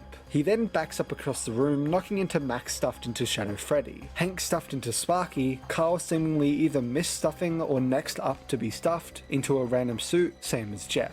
Golden Freddy then arrives at Mike's house, and yes, this is Golden Freddy, because when Abby says Freddy, Cassie says not Freddy. Note the damage of Golden Freddy is on his left side. Upon leaving, we see that Aunt Jane has likely been killed by Golden Freddy. We then cut to a 1995 Honda Odyssey taxi being driven by Corey X Kenshin, the song in the background being I Wanna Be Down by Brandy. He notices Golden Freddy but seems to just think it's a costume someone is wearing. Meanwhile, at a police supply outpost, Vanessa aids Mike and he confronts her on what she knows. Vanessa reveals that the animatronics want to make her into an animatronic so they can play with her forever, as we cut to Golden Freddy and Abby arriving at Freddy's, seeing Golden Freddy teleport just like the first game. Vanessa then tells Mike that the spirits aren't just possessing the animatronics, but the bodies themselves were also put inside them by the murderer to hide them from being found by the police. She tells him that the murderer can somehow influence them to do things, and that his name is William Afton, again exactly like the games, and that he's actually her father. Either way, in the photo Vanessa shows Mike, we can see the fully fixed Spring Bunny suit for the first time, and also a younger Vanessa who is interestingly holding the same red plane toy that Garrett has, which could be a coincidence, but then it outright cuts to Garrett's red plane toy as if it's trying to tell us that this might actually be the same plane that William decided to give to Vanessa, possibly so it wouldn't be looked into by police. Also, before I get comments saying I missed this, I've seen it mentioned that the box in the background of this shot could be the FNAF 4 box, but I honestly just think it's a normal box as they're literally in a supply outpost. The animatronics then begin performing as Mike and Vanessa gear up with tasers to shock the animatronics. A possible nod to FNAF's this location where you, as Mike, must shock them. When Mike says he really messed you up, didn't he? And we cut back to Vanessa, you can hear screams of most likely a young Vanessa, telling us that William was an abusive father. While Chica takes Abby to the stuffing machine, Mike successfully electrocutes both Freddy and Bonnie. Chica tries to put Abby into the yellow Springlock suit, but luckily Mike shocks her in time. However, the cupcake attacks Mike and knocks him over while Abby continues running. We then get this really cool shot of Fritz turning into Foxy, beginning his hunt as Mike successfully shocks the cupcake too. Abby hides behind arcade machines to escape Foxy, exactly like Charlie does in the FNAF novels, and then hides in the bullpit. Mike tries to find Abby heading towards the exit, only to see the one and only William Afton inside the Spring Bunny suit, which in the captions is just called Yellow Rabbit, a reference to how Golden Freddy, theorized to be an equally old suit, used to just be called Yellow Bear in the files. That's not the only connection to Golden Freddy either, as the two actually have their withered damage on specifically opposing sides. Mike tries to taser him, but it doesn't work, and instead William pushes Mike back while Foxy finds Abby, only to be shocked by Vanessa. William confirms he killed Garrett and kicks the shit out of Mike.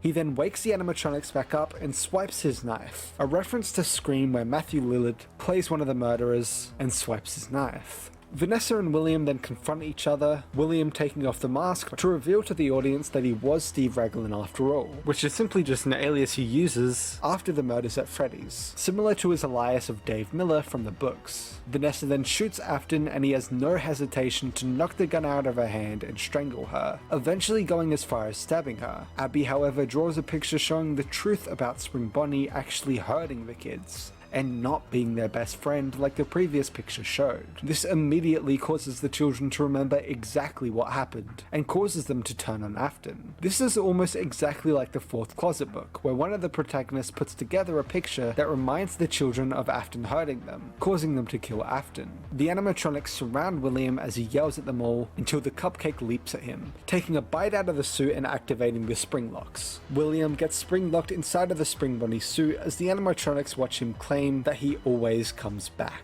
This entire scene is a recreation of the event in FNAF 3 and the novels, where this exact thing happens. William gets cornered and thinks that he's powerful inside the suit, only for the suit to turn on him and kill him. The quote "I always come back" is also one of William's quotes in the games. The building then begins to malfunction and collapse as William slowly dies. The animatronics now having their full red eyes, and as Freddy creepily roars in rage, the animatronics take William away while Mike and Abby help take Vanessa out of the still collapsing building. The animatronics taking William away is also taken from the books, with the animatronics taking William away after the spring lock failure. After this event, Abby is doing better in school with some real friends, while Mike and her have a stronger bond. Mike now fully letting go of the past and focusing on being a better brother. Mike goes to visit Vanessa in hospital, saying, "I don't know if you can hear any of this," as well as other things. A reference to FNAF 4, where Mike visits the crying child, Garrett's game timeline counterpart, in hospital and also tells him, "I don't know if you can hear me." Back at home, Abby has made a new drawing of Mike, Vanessa, and her alongside the four animatronics, all happy together. She asks if they can visit them sometime, to which Mike responds, "You never know what could happen," which is clearly a reference to them unsure whether they'll end up making more FNAF films, which the second is officially confirmed. We then see the final scene of the movie, Cassidy trapping the dying William in a room, most likely turning Spring Bonnie into Springtrap by the time of the next movie. This is also a reference to the actual story of FNAF 3. After being spring-locked, Afton stays twitching in the room for 30 years before being freed by explorers, making a new location based on the rumors of the past establishment. Then credits roll and we hear the Living Tombstones FNAF 1 song, which is honestly incredible to hear and really puts into perspective how far this franchise has come in the past 9 years. We then get a post-credit scene with Corey in the taxi and someone knocking on the door. If you listen closely, this is actually the same sound effect as the sound effect you hear in Ultimate Custom Night after blocking an animatronic. The person who then gets in the taxi is actually Balloon Boy. Towards the end of the credit, we can hear a remix of the Puppets music box, which itself is very interesting, and possibly hinting at its inclusion in the second movie. We then hear letters spelling "Come Find Me," in the same style as Save Him being spelled out in the FNAF 2 minigames. On the 26th of December 2023, Five Nights at Freddy's the official movie novel was released. This book is quite self-explanatory. It's a novelization of the movie. There were some mistakes in this version though, such as Doug's characterization, that Scott himself acknowledged and admitted that he simply sent the wrong draft out. So the updated version is probably on its way at some point. There isn't much else to say about this as it's quite literally just the movie as a novel.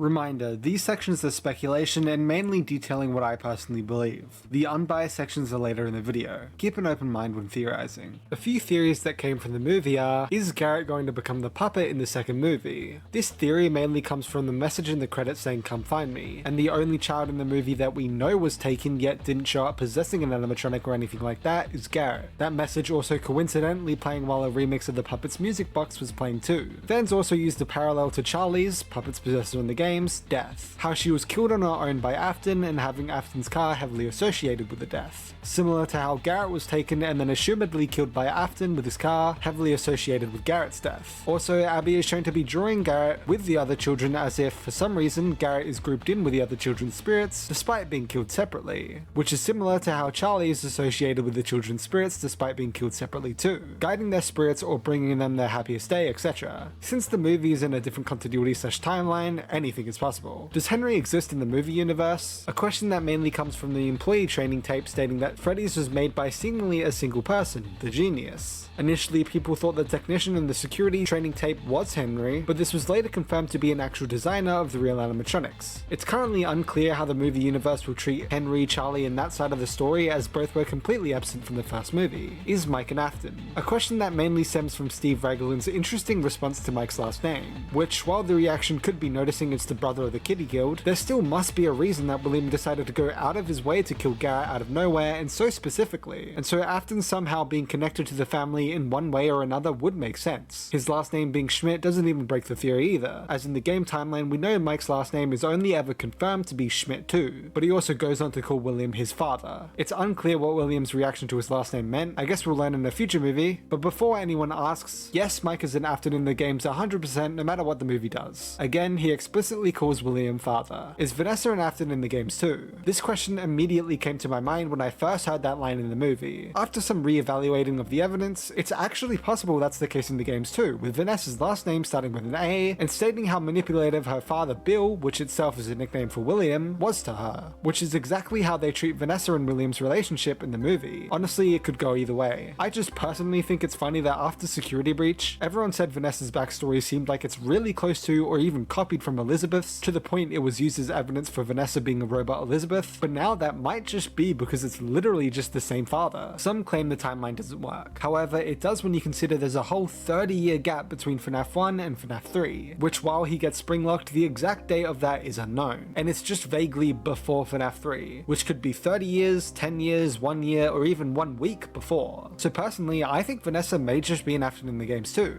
It's kind of funny that for most of these questions I'm saying, I don't know, we'll see in the next movie, because we truly don't know much. All we really know about the second movie is that it will feature the FNAF 2 animatronics. That's it. I might have solved the FNAF movie's big twist. In the Five Nights at Freddy's movie, a pretty important element to the story is the kid's drawing which William uses to control the haunted animatronics. Strangely though, many viewers may not have noticed that this picture doesn't depict the 5 missing children, but the main 4 victims and Garrett. For some reason, the Golden Freddy kid is completely missing. Something like this also happened in Help Wanted 2, where we combined the 4 soda ingredients representing the 4 missing kids and a random soda can off to the side representing Garrett to unlock Golden Freddy. Is it possible that the spirit of Golden Freddy was never a real kid in the first place, and was instead created from the agony or memories of the 4 missing children and Garrett? I guess we'll just have to wait and see till the next FNAF movie.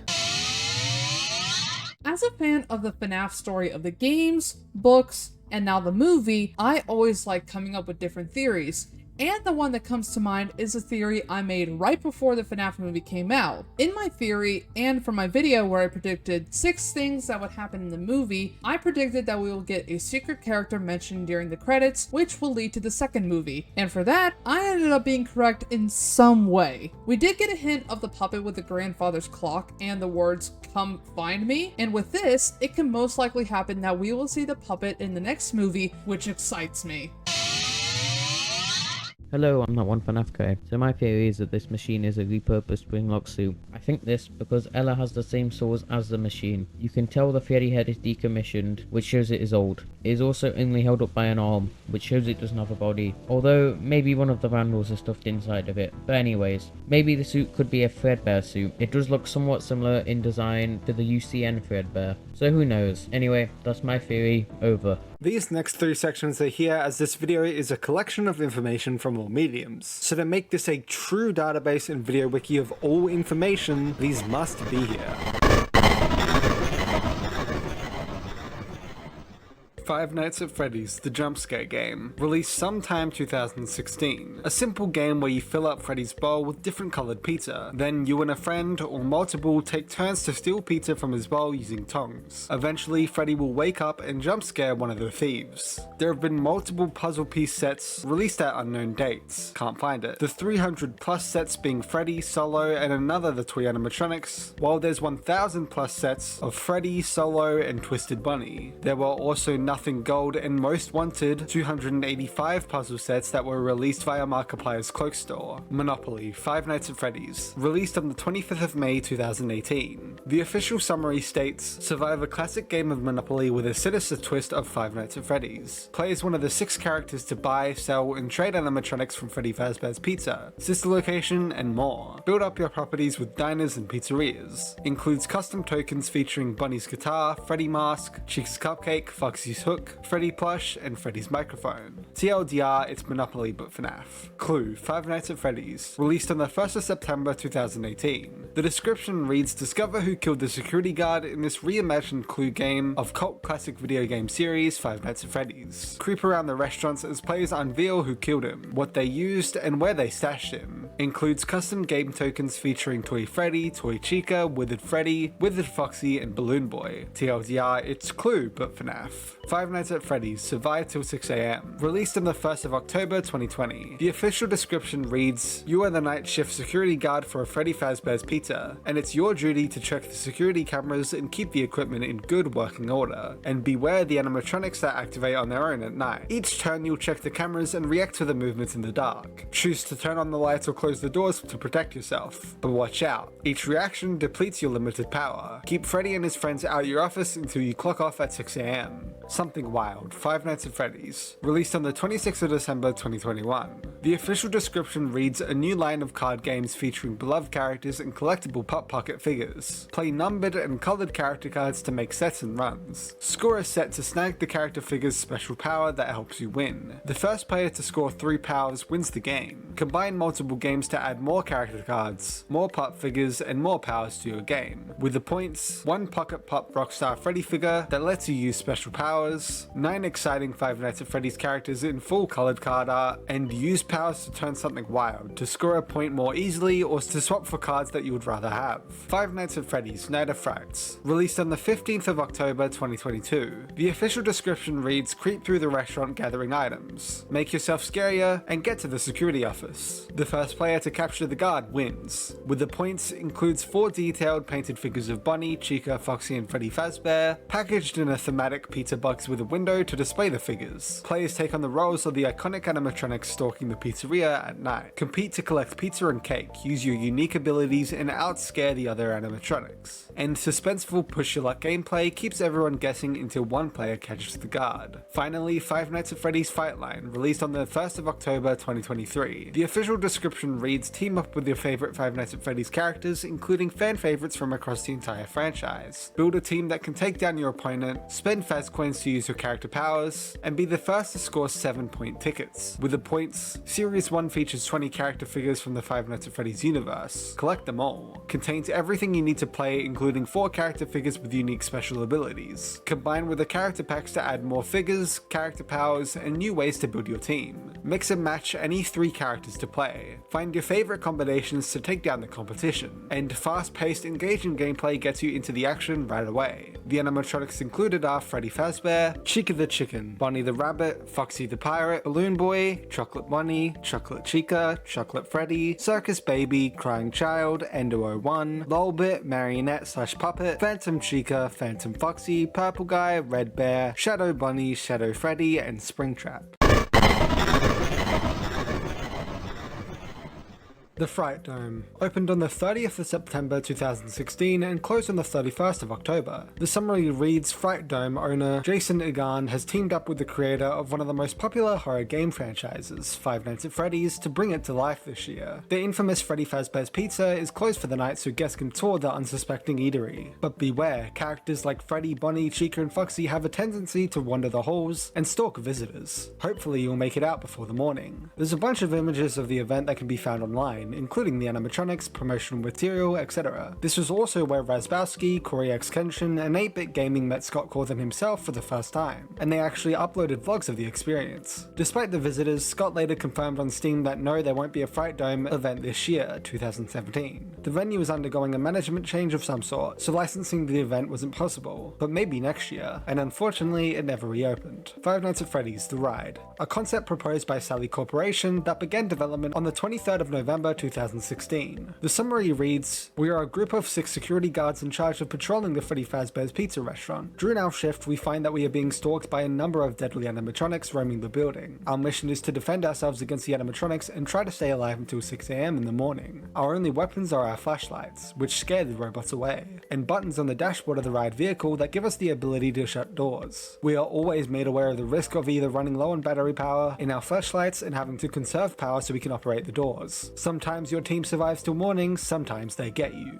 And there was a bunch of concept art made of William Afton introducing the ride, the classic animatronics attacking, Springtrap attacking, with the bunny attacking out of a ball pit, Foxy attacking, the puppet attacking out of arcade machines, and the trams. This was cancelled on an unknown date. Scavenger Hunt started on the 10th of December 2021 and ended on the 16th of December. This was a Game Jolt event for Security Breach, with the first message from Vanessa stating, "I'm glad you're here, we need your help. We only have 24 hours to help Gregory escape from the Mega Pizzaplex. You'll need to solve the clues to find him." And after putting your username in the comment section, Glamrock Freddy would message the user saying, "Hello username, I'm Glamrock Freddy. I'm here to help you since it's dangerous to go alone. So before you start, make a post and tag 3 other friends who want to join you in the mall, using the hashtag Security Breach for the next steps. Then inserting hashtag Security Breach and pinging 3 users would start the hunt, getting you another message, 'Well done username, you're doing great. I've managed to find part of a clue, at GR. I'm told the other part of the clue is hidden behind the firesides,' whatever that means. Then you would access Gregory's profile page and his post would say, 'Oh thank you so much, I was so scared, but you found me. All you have to do now is like the post and we can both get out of here.' Then the user will be rewarded with 40 stickers and Vanny's mysterious egg, with a Vanessa message stating, 'Well done username, I knew we could count on you. You followed all the clues and saved Gregory. You make an excellent security guard. As a token of our appreciation, we've sent you and your friends some exclusive gifts.' FNAF Turns 8 started on the 8th of August 2023 and ended on the 10th of August. It was another Game Jolt event that simply featured Cake-tastic Cakes making a FNAF cake, some fan art contests, showcasing some fan games, along with developer interviews, and a live stream playing through the first FNAF game. Freddy's Birthday Bash occurred at PAX West from the 30th of August to September 2nd, 2024. This was a convention booth set up by Stillwall Studios, featuring a bunch of FNAF props, mini-games, an Ultimate Custom Night arcade machine, a demo for The Secret of the Mimic, and more.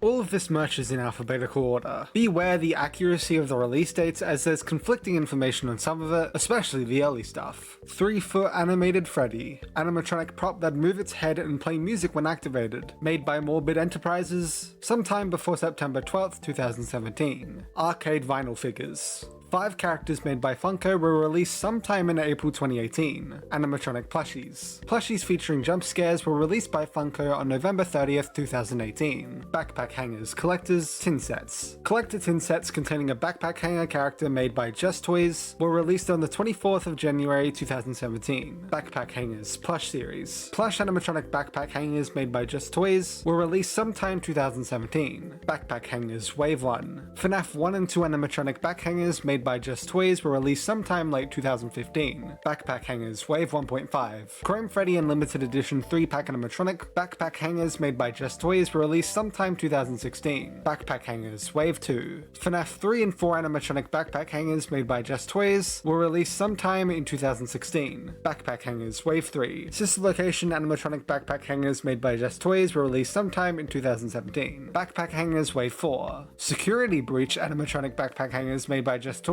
were released sometime in 2021. Blacklight Slime, Wave 1. Slime in cans with lids designed after FNAF 1, 3, and 4 animatronics, made by Just Toys were released September 11th, 2020. Blacklight Slime, Wave 2. Slime in cans with lids designed after Security Breach animatronics, made by Just Toys, were released sometime in 2020. Calendar, 2017. Plus mini slush vertical calendars. September 2016 to December 2017 calendar, made by Trends International. Calendar 2018 plus plus mini/vertical calendars, September 2017 to December 2018 calendar, made by Trans International, calendar 2019 plus mini/vertical calendars, September 2018 to December 2019 calendar, made by Trans International, calendar 2020 plus mini/vertical calendars, September 2019 to December 2020 calendar, made by Trans International, calendar 2021 plus mini/vertical calendars, September 2020 to December 2021 calendars, made by Trans International, calendar 2022 plus mini/vertical calendars, September 2021 to December 2022 calendar, made by Trans International, calendar 2023 plus mini/vertical calendars, September 2022 to December 2023 calendar, made by Trans International. Candy Dispenser Twists. Candy dispensers made by Rads were released sometime in 2018. Candy Dispenser Cubes. Candy dispensers made by Rads were released sometime in 2018. Collectible action figures, Blacklight series. Blacklight versions of the classic animatronic action figures made by Funko were released October 18th, 2018. Collectible action figures, Glow in the Dark series. Glow in the Dark versions of the Pizzeria Simulator action figures made by Funko were released 23rd of November 2019. Collectible action figures, Tie-Dye series. Tie-Dye versions of multiple animatronic action figures made by Funko released 14th of September 2022. Collectible action figure, Wave 1. FNAF 1 animatronic and Springtrap action figures made by Funko were released sometime in 2016. Collectible action figure, Wave 2. Nightmare animatronic action figures made by Funko were released sometime in 2017. Collectible action figure, Wave 3. Sister location animatronic action figures made by Funko were released sometime in July 2017. Collectible action figure, Wave 4. Pizzeria Simulator animatronic action figures made by Funko were released June 8th, 2018. Collectible action figures, Wave 5. Security Breach animatronic action figures made by Funko were released 11th of November 2020. Collectible action figures, Wave 6. Special Delivery animatronic action figures made by Funko were released 1st of February 2021. Collectible action figures, Wave 7. Curse of Dreadbear animatronic action figures made by Funko were released 19th of January 2021. Collectible action figures, Wave 8. More Special Delivery animatronic action figures made by Funko were released 20th of January 2022. Collectible action figures, Wave 9. Balloon Circus and Special Delivery animatronic action figures made by Funko were released 26th of December 2022. Collectible action figures, Wave 10. Holiday Season and Security Breach animatronic action figures made by Funko were released on the 2nd of August 2023. Collectible vinyl figures, Blacklight series. Blacklight versions of the first two sets of animatronics made by Funko were released sometime 2017. Collectible vinyl figures, Series 1. FNAF 1 animatronics made by Funko were released 21st of January 2016. Collectible vinyl figures, Series 2. FNAF 4 and Sister Location animatronics made by Funko were released 20th of March 2017. Craftables, Series 1. Security Breach performing animatronics made by Just Toys were released sometime in 2021. Craftables Season 2. Security Breach Monty Golf playing animatronics made by Just Toys were released sometime in 2022. Creator Inc. FNAF Art Series, Chapter 1, The Awakening. Clothing and product line made by Creator Inc. released 13th of October 2023. Five Nights at Freddy's sticker album. A sticker collection made by Just Toys was released sometime in 2017. Fright Light. Freddy Fazbear and Springtrap flashlights that can transform into jump scares sold by ThinkGeek sometime in 2016. Fright Light Minis. Freddy, Chica, Foxy, and Bunny mini flashlights were released sometime in 2016. Funko Cereal Rockstar Freddy, released sometime in October 2018.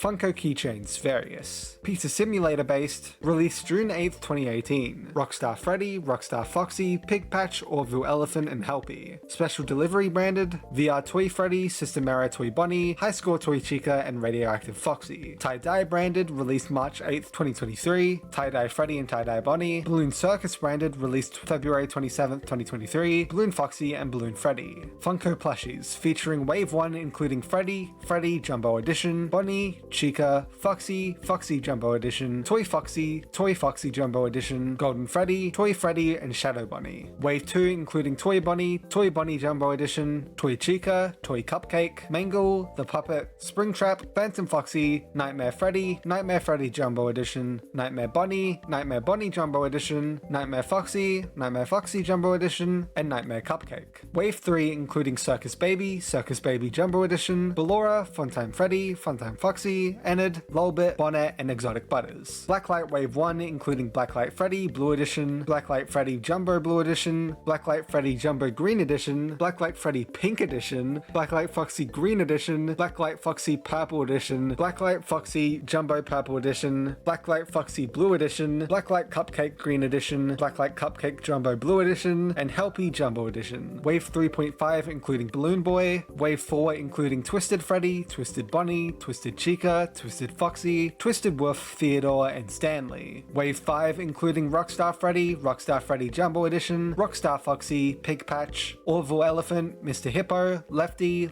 Jumbo Edition, Helpy, Happy Frog, L-Ship, Candy Cadet, Spring Bonnie, and Vanny Jumbo Edition. Wave 6 including Glamrock Freddy, Glamrock Chica, Montgomery Gator, Roxanne Wolf, and Vanny. Wave 6.5 including Phantom Balloon Boy and Security Puppet, Spring Colorway Wave 1 including Freddy Frostbear, Chocolate Bunny, Spring Colorway Freddy Blue Edition, Spring Colorway Freddy Jumbo Blue Edition, Spring Colorway Freddy Pink Edition, Spring Colorway Foxy Green Edition, Spring Colorway Foxy Purple Edition, Spring Colorway Foxy Jumbo Purple Edition, Spring Colorway Foxy Blue Edition, Spring Colorway Cupcake Green Edition, and Spring Colorway Vanny Jumbo Edition. Wave 7 including Dreadbear, Captain Foxy, Grim Foxy, Jacko Bunny, and Jacko Chica. Blacklight Wave 2 including Blacklight Glamrock Freddy, Blacklight Glamrock Chica, Blacklight Montgomery Gator, and Blacklight Roxanne Wolf. Wave 8 including VR Toy Freddy Inverted Edition, Sister Maritoy Bunny, Sister Maritoy Bunny Inverted Edition, High Score Toy Chica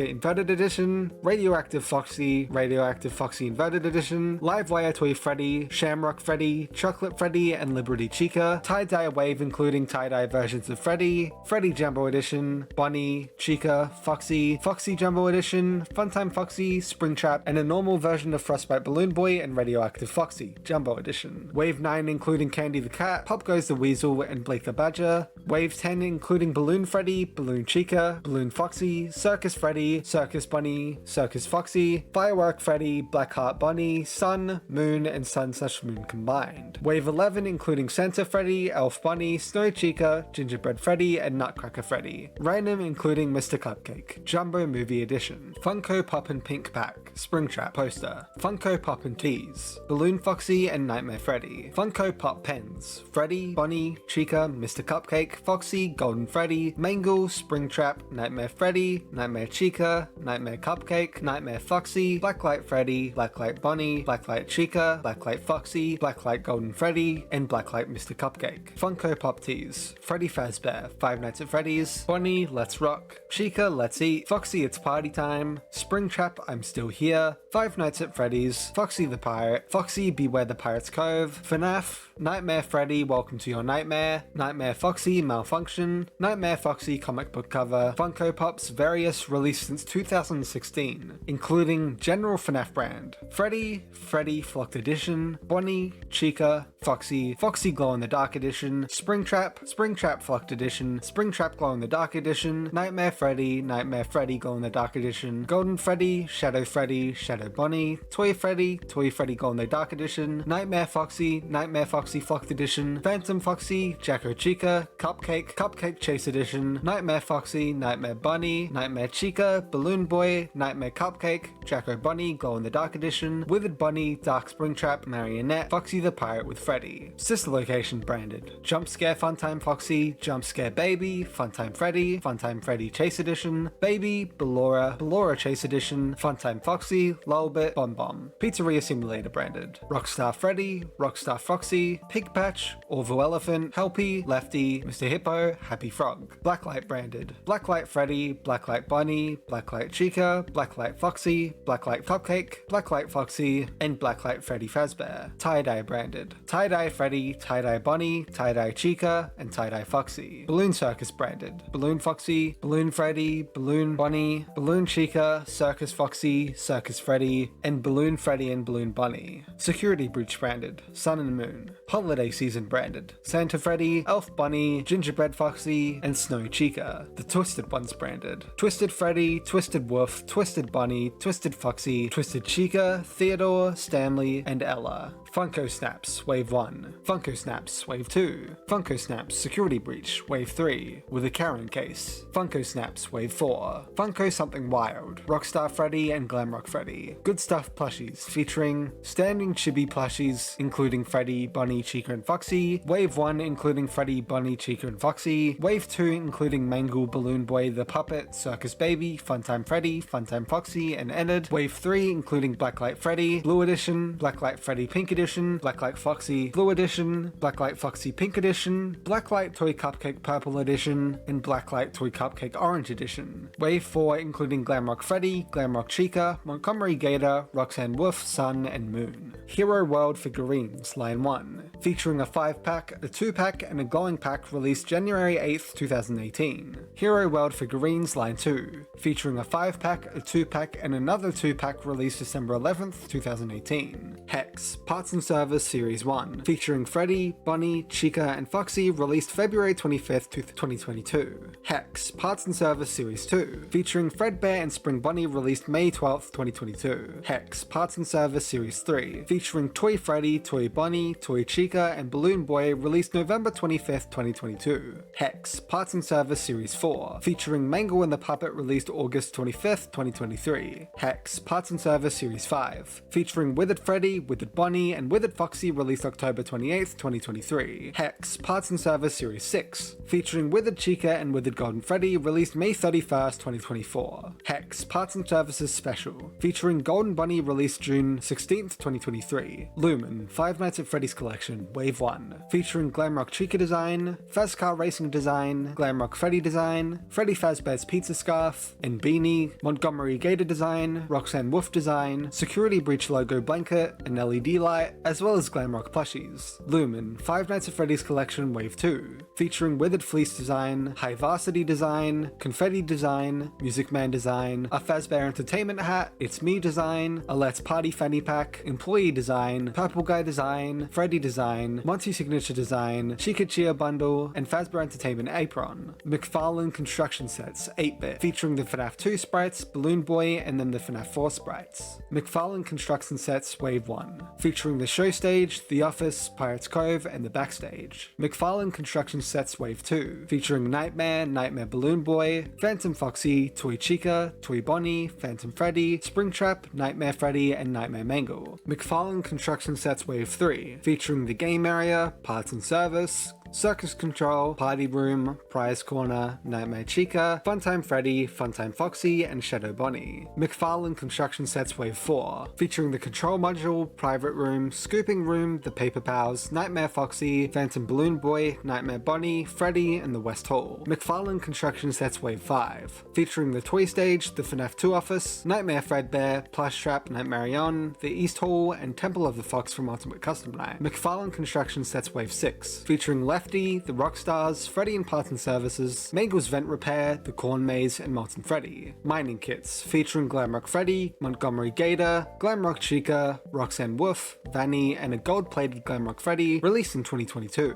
My Emoji Plushies, featuring Freddy, Bunny, and Foxy. My Emoji Stickers Series 1, featuring Freddy, Bunny, Chica, Foxy, Toy Freddy, Mangle, the Puppet, and Springtrap. My Emoji Stickers Series 2, featuring Golden Freddy, Mr. Cupcake, Toy Bunny, Toy Chica, Balloon Boy, Withered Bunny, Withered Foxy, and Endero 2. My Emoji Stickers Series 3, featuring Circus Baby, Ballora, Funtime Freddy, Funtime Foxy, Biddy Bab, Mini Rena, Ennard, and Yendo. My Emoji Stickers Series 4, featuring Nightmare Freddy, Nightmare Bunny, Nightmare Chica, Nightmare Foxy, Nightmare Mangle, Nightmare Balloon Boy, and Nightmarion. My Emoji Vinyl Figures, featuring various characters released in 2016. Mystery Minis Blacklight Series, featuring Blacklight versions of Freddy, Chica, Foxy, Green Edition, Foxy, Purple Edition, Golden Freddy, Freddy Endoskeleton, Toy Freddy, Toy Bunny, Toy Chica, Toy Cupcake, Green Edition, Toy Cupcake Purple Edition, Balloon Boy, Puppet, and Springtrap. Mystery Minis Glow in the Dark Series, featuring glow-in-the-dark versions of Freddy, Chica, Bunny, Foxy, Golden Freddy, Toy Bunny, Mangle, Balloon Boy, Puppet, Toy Cupcake, and Springtrap. Mystery Minis Glow-in-the-Dark series, Pizzeria Simulator, featuring glow-in-the-dark versions of Rockstar Freddy, Rockstar Bunny, Rockstar Chica, Lefty, Happy Frog, Mr. Hippo, Pig Patch, Orville Elephant, Funtime Chica, El Chip, and Helpy. Mystery Minis Series 1, featuring Freddy, Bunny, Chica, Foxy, Golden Freddy, Freddy Endoskeleton, Toy Freddy, Toy Bunny, Toy Chica, Beakless Toy Chica, Mangle, Balloon Boy, The Puppet, Toy Cupcake, Shadow Freddy, Shadow Bunny, Toy Freddy, Glow-in-the-Dark Edition, Toy Chica, Glow-in-the-Dark Edition, Crying Child and Springtrap, Mystery Mini Series 2 featuring Withered Bunny, Nightmare Freddy, Nightmare Bunny, Nightmare Chica, Nightmare Foxy, Nightmare Fredbear, Plush Trap, Nightmare Cupcake, Jacko Chica, Nightmare Mangle, Nightmare Balloon Boy, Nightmare Ion, Fredbear Plush, Circus Baby Jumpscare Edition, Ballora Jumpscare Edition, Funtime Freddy Jumpscare Edition, Funtime Foxy Jumpscare Edition, Bidybab, Mini Arenas, and Enid. Mystery Minis Series 3, featuring Shadow Bunny, Paper Pals, Nightmare, Jacko Bunny, Yendo, Bon, Enid, Little Joe, Magician, Bonnet, Lolbit, Dark Springtrap, Theodore, Stanley, Ella, William Afton, Twisted Freddy, Twisted Bunny, Twisted Foxy, Twisted Wolf, and Twisted Chica. Mystery Minis Series 4, featuring Helpy, Rockstar Freddy, Rockstar Bunny, Rockstar Chica, Rockstar Foxy, Lefty, Ned Bear, Mr. Hippo, Happy Frog, Pig Patch, Orville Elephant, Funtime Chica, El Chip, Molten Freddy, Scrap Baby, Egg Baby, Candy Cadet, and Fruit Punch Clown. Mystery Minis Series 5, featuring Glamrock Freddy Neon Edition, Glamrock Freddy Metallic Edition, Glamrock Freddy Glitter and Glow Edition, Glamrock Chica Neon Edition, Montgomery Gator Green Edition, Roxanne Wolf Neon Edition, Vanny, and Vanny Flocked Edition. Mystery Minis Series 6, featuring Toy Freddy Live Wire Edition, Arctic Ballora, Heartstick Baby, Black Heart Bunny, Frostbite Balloon Boy, Mangle, 8-Bit Baby, Toxic Springtrap, VR Toy Freddy, High Score Toy Chica, Radioactive Foxy, and System Era Toy Bunny. Mystery Minis Series 7, featuring Balloon Freddy, Balloon Chica, Balloon Bunny, Balloon Foxy, Circus Freddy, Circus Foxy, Circus Bunny, Circus Chica, White Balloon Freddy, Balloon Bunny Glow in the Dark Edition, Circus Freddy Gold Edition, Balloon Chica Translucent Yellow Edition, Circus Chica Glow in the Dark Edition, Balloon Foxy Red Edition, and Circus Bunny Translucent Blue Edition. Nightmare Puffs, a cereal sold in FYE, released in March 2018. Fat Mojo Mystery Bundles, featuring a Grab and Go bundle, Party bundle, Lunchbox bundle, and Freddy Alive bundle. Pillow Pet, featuring Freddy, released on the 1st of February 2023. Pint Size Heroes Advent Calendar, featuring Blacklight Freddy, Chocolate Chica, Yellow Blacklight Funtime Foxy, Blue Blacklight Puppet, Green Blacklight Bunny, Candy Cane Foxy, Blue Blacklight Balloon Boy, Red Velvet Cake Bunny, Green Blacklight Freddy, Black Blacklight Chica, Purple Blacklight Puppet, Blue Blacklight Freddy, Purple Blacklight Chica, Chocolate Freddy, Blue Blacklight Funtime Foxy, Green Blacklight Foxy, Christmas Tree Bunny, Pink Blacklight Freddy, Black Blacklight Foxy, Yellow Balloon Boy, Purple Blacklight Foxy, Present Chica, Black Blacklight Bunny, and Gingerbread Freddy, released on October 20th, 2021. Pint Size Heroes Series 1, featuring Freddy, Bunny, Chica, Foxy, Golden Freddy Metallic Gold Edition, Toy Freddy, Toy Bunny, Mangle Intact Edition, Balloon Boy, The Puppet, Shadow Freddy, Shadow Bunny, Springtrap, Phantom Foxy, Phantom Balloon Boy, Nightmare Freddy, Nightmare Bunny, Nightmare Chica, and Nightmare Foxy. Pint Size Heroes Series 1.5, featuring Crying Child, Foxy, Endoskeleton Edition, and Springtrap Gold Edition. Pint Size Heroes Series 2, featuring Circus Baby Jumpscare Edition, Funtime Freddy Jumpscare Edition, Funtime Foxy Jumpscare Edition, Ballora Jumpscare Edition, Enid Jumpscare Edition, Lolbit, and Dark Springtrap. Plush Keychains, Head Plush Keychains, featuring Freddy, Bunny, Chica, and Foxy, released in August 2016. Plush Keychains Series 1, featuring Freddy, Golden Freddy, Foxy, Toy Bunny, Toy Chica, Mangle, The Puppet, and Springtrap, released in March 2018. Plush Keychains Series 2, featuring Blue Blacklight Freddy, Pink Blacklight Freddy, Blue Blacklight Foxy, Green Blacklight Foxy, Yellow Blacklight Golden Freddy, Yellow Blacklight Mr. Cupcake, Pink Blacklight Mr. Cupcake, Pink Blacklight Toy Bunny, Green Blacklight Toy Bunny, Purple Blacklight Toy Chica, Blue Blacklight Toy Chica, Purple Blacklight Puppet, and Green Blacklight Puppet, released in November 2018. Popsies, featuring Freddy, Foxy, Golden Freddy, and Chocolate Bunny, released in February 2022. Posters, various, featuring Freddy, Bunny, Chica, Foxy, all 4, Celebrate, all 4 with Mangle, Freddy in game, game, the main 3 on stage, Withered Foxy, the main 3 on the show stage in-game, Nightmare Freddy, Nightmare Bunny, Nightmare Chica, all characters, Twisted Freddy, novel collection, security breach, and plushies. Replica props, featuring a Freddy figure, Bunny's guitar, Freddy's mic, Freddy's top hat, Freddy's bow tie, Chica's bib, and Foxy's eye patch, all released throughout 2016. Senshi collectibles, featuring arcade tokens and arcade tickets. Senshi pins, featuring Freddy, Bunny, Chica, Foxy, Golden Freddy, Glamrock Chica, Montgomery Gator, Roxanne Wolf, show stage, backstage, Pirates Cove, restrooms, East Hall, and security badge. Senshi plushies, featuring Freddy, Bunny, Chica, Foxy, Golden Freddy, and Fredbear. Scalars, featuring the main 4 and light-up editions of Freddy and Foxy, all released in fall 2016. Squeeze keychains, featuring the main 4 and Springtrap, released on September 28, 2016. Squish Me, Glow in the Dark, featuring glow-in-the-dark versions of Freddy, Toy Bunny, Toy Chica, Withered Foxy, Withered Golden Freddy, Nightmare Mr. Cupcake, The Puppet, and Pizza Boxes. Squish Me Megas, featuring giant versions of Freddy and Foxy. Squish Me Wave 1, featuring Freddy, Toy Bunny, Toy Chica, Withered Foxy, Withered Golden Freddy, Nightmare Mr. Cupcake, The Puppet, and Pizza Boxes. Squish Me Wave 2, featuring Glamrock Freddy and Vanny. Statue figures by Funko, featuring Glamrock Freddy and Gregory, released on May 11, 2021. Vanny and Vanessa, released on May 11, 2021. Foxy, released in 2022. And The Puppet Inside Lefty, released in 2022.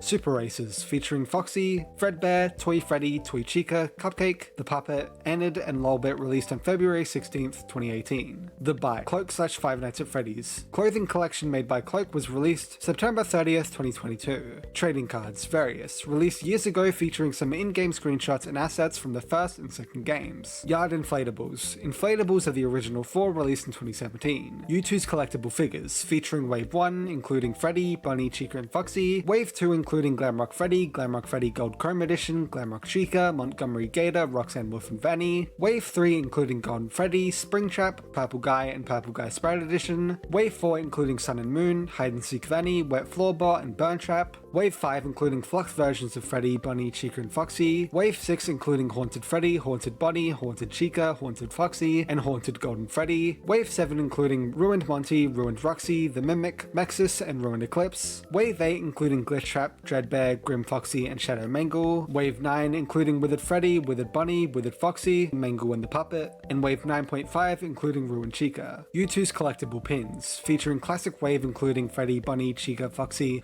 Golden Freddy, and Purple Guy. Security Breach Wave, including Glamrock Freddy, Glamrock Chica, Montgomery Gator, Roxanne Wolf, Vanny, and Wet Floorbot. Security Breach Wave 2, including Glamrock Freddy, Glamrock Chica 2, Roxanne Wolf, Montgomery Gator, A Present, and Gregory with Cassie. U2's plushies, featuring Security Breach plushies, including Vanny, Sun and Moon. Chibi Plush Wave 1, including Freddy, Bunny, Chica, Foxy, Glamrock Freddy, Glamrock Chica, Roxanne Wolf, and Montgomery Gator. Shoulder Riders Wave 1, including Freddy, Vanny, and Cupcake. Massive Plush Wave 1, including Freddy, Glamrock Freddy, Toy Freddy Rage Edition, Golden Freddy, The Puppet, Sun and Moon. Massive Plush Wave 2, including Mangle, Glitch Trap, Circus Baby, Enid, and Helpy. Security Breach Plushies 2, including Vanny, Glamrock Chica, Montgomery Gator, Roxanne Wolf, Sun and Moon. Massive Plush Wave 3, including Freddy, Bunny, Chica, Foxy, and Cupcake. Ruined Plush Wave, including Ruined Roxanne Wolf, Eclipse, Glamrock Bunny, and Helpy. And finally, Shoulder Riders Wave 2, including Anim Dude, Springtrap, Caution Bot, Toy Freddy Rage Quit Edition, Glamrock Freddy, Moon, Sun, and Toy Freddy. Jesus, there is so much merch.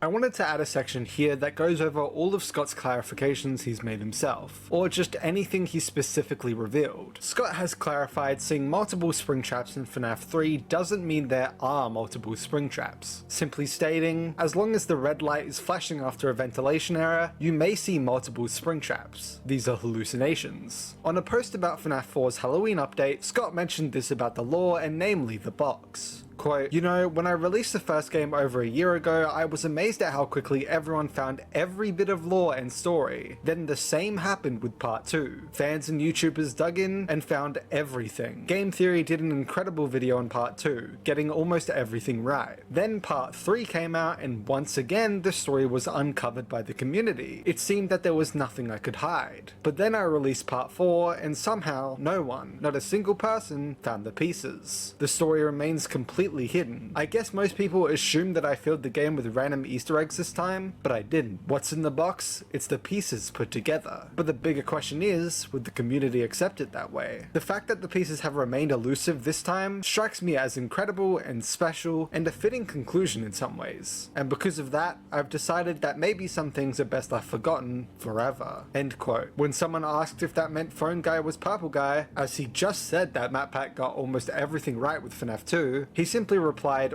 almost everything right. When someone asked whether you can make a definitive conclusion to every question in FNAF, Scott simply replied yes. So as of FNAF 4, every single thing had an answer. When asked about Mangle's gender, he replied, okay. People have been asking me about Mangle's gender for almost a year now, and I think it's time that I finally answer the burning question about whether Mangle is a boy or girl, so that this community can finally put that behind them. The answer is yes. When asked if the Halloween update from FNAF 4 is canon, he simply replied no. The Halloween update is not canon. I will make a post about this shortly, and he later did mention it in a post. Quote, this game is not canon and is only for fun for the holidays. When asked if the novel trilogy, Silver Eyes, Twisted Ones, Fourth Closet Only, was canon to the game, Scott said this. The truth is that after a while, lore can become so dense that there isn't room for a story anymore. Another truth is that what makes for a good game doesn't necessarily make for a good book. Sometimes the timeline gets so full that the only way to tell a real story is have the story set in a different timeline, an alternate universe, a different location, or perhaps from a vantage point that isn't entirely what it appears to be. Following up on this, he would say, a lot of effort went into the book, and while it's true that it doesn't follow the events of the games 100%, it's still good to see that most people have accepted it as part of the FNAF universe. When asked if Sister Location was canon, he simply replied yes, Sister Location is canon. Less lore heavy, but Scott mentioned this about merch and any possible canon details they include. Details like this are super important to me. I correct tons of mistakes during the approval process, but some inevitably slip through. He even clarified again years later about the Cassidy Kazoo. I can't tell you how many designs I've rejected because companies randomly throw out names from the lore. I'm pretty confident that I rejected this as well, or I guess there is a chance that it slipped through the cracks. Either way, get it while you can, cause I'm pulling it. When asked how the scooping machine actually worked, Scott replied, I don't think any kind of single scoop to the abdomen could pull out your whole skeleton, but just imagine your torso as a jack-o'-lantern, and you've got the right idea. And then if something is crawling inside of you, it could probably manually empty out the rest. Replying to someone's post about MatPat's The Killer's Promise episode of Game Theory, Scott replied, regardless of what people may agree or disagree with about the theory itself, I think this is one of his best videos. It was well made, it was entertaining, and he really did find some things that no one else had found yet. When Scott released the final update for Sister Location's Custom Night, he mentions that, by the way, cutscenes are canon. When talking about the upcoming Golden Freddy update, he stated, I wanted to let everyone have a stab at it until I completed the final cutscene. When the final cutscene is complete, I will give Very Hard Mode a little more juice to help dedicated players make it to 6 AM. Then we can finally see what becomes of Eggs Benedict. Then our story can be complete. When a Reddit user talked about the lore not being as infallible as it seems, Scott replied, hey guys, I wanted to take a moment to comment here. You're absolutely right that I'm only human, and despite the huge amount of thought and effort that I put into these games, I do make mistakes. However, please don't ever assume that I am just throwing these games together. I'm very careful and methodical when crafting my games and stories, and when I do feel like I've made a mistake, I try to repair things the best that I can. I do apologize to fans who may have felt that I was infallible, or that the lore was infallible.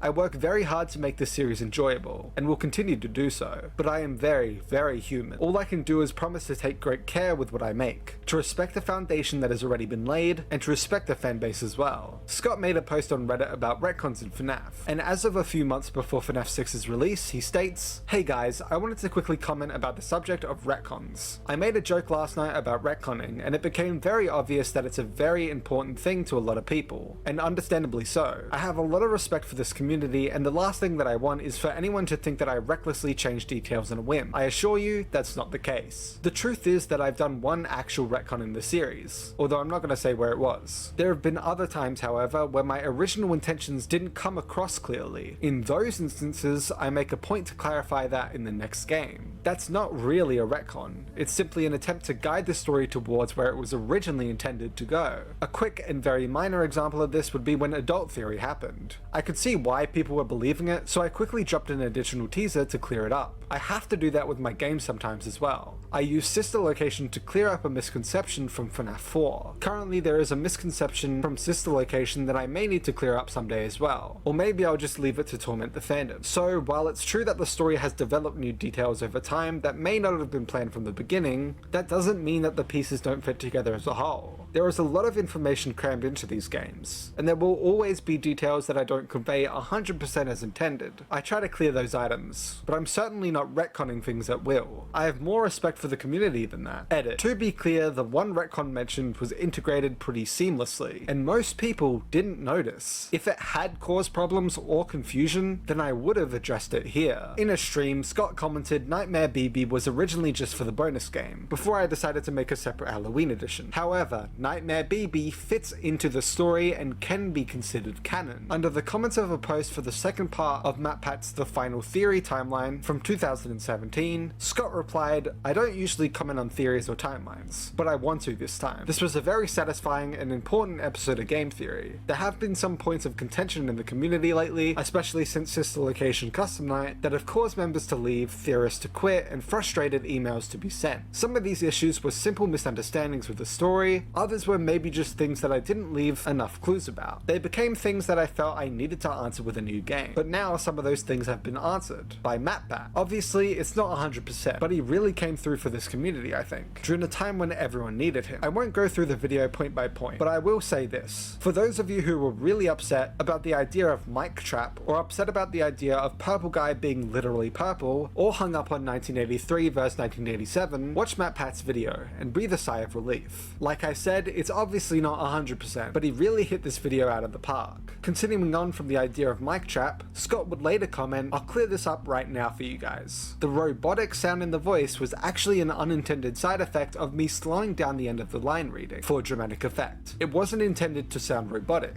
Unfortunately, this minor detail caused a lot of confusion. When talking about a future update for FNAF 6, Scott asked the fanbase, so on that note, what sounds like more fun for an update? An endless tycoon mode with new items and new day-to-day challenges, or some kind of ultimate custom night featuring lots of characters, leaving the choice up to the community, and obviously Ultimate Custom Night 1. When someone noticed some models were taken from fans for the Freddy Files, Scott replied, "I told Scholastic about it this morning. They're going to stop production and fix it ASAP. I'm not sure what else to say about it other than I'm sorry again. I need to disable Google search on the computers of everyone I work with." And the reason that I'm mentioning this here is because this is evidence that Scott does not write the guidebooks himself, and has a team working by him as well. So when something is quote unquote revealed in a guidebook, it isn't. In Dorko's interview, Scott said a lot of interesting things. When Dorko asks which ending really happens in FNAF 3, Scott replies, "I've given a lot of thought as to whether or not I should answer this question."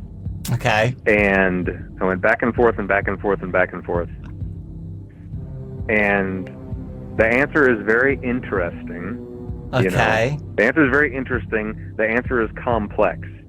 Okay. However, I'm not going to answer it because it's only going to cause strife. When talking about the box and game theory videos, he stated this. But I'll tell you, he did a video on that box, and he kind of said that he thinks the contents of the box changed over the years. You know, and I bet nobody gave that a whole lot of thought, but I saw that and I was like, he's absolutely right. He's absolutely right. The contents of that box have changed over the years because, you know, it's for that very reason. It's because, you know, of what I was intending the game to be when it happened, and then after the reaction of it, I was like, I need to craft this into something better for the people who see this as important, and that kind of indirectly does change the contents of the box, you know, because it changes the contents of everything that came before. So I thought that was an interesting observation on his part. Talking about FNAF World, he stated, "I should have used that for a troll game, or I should have,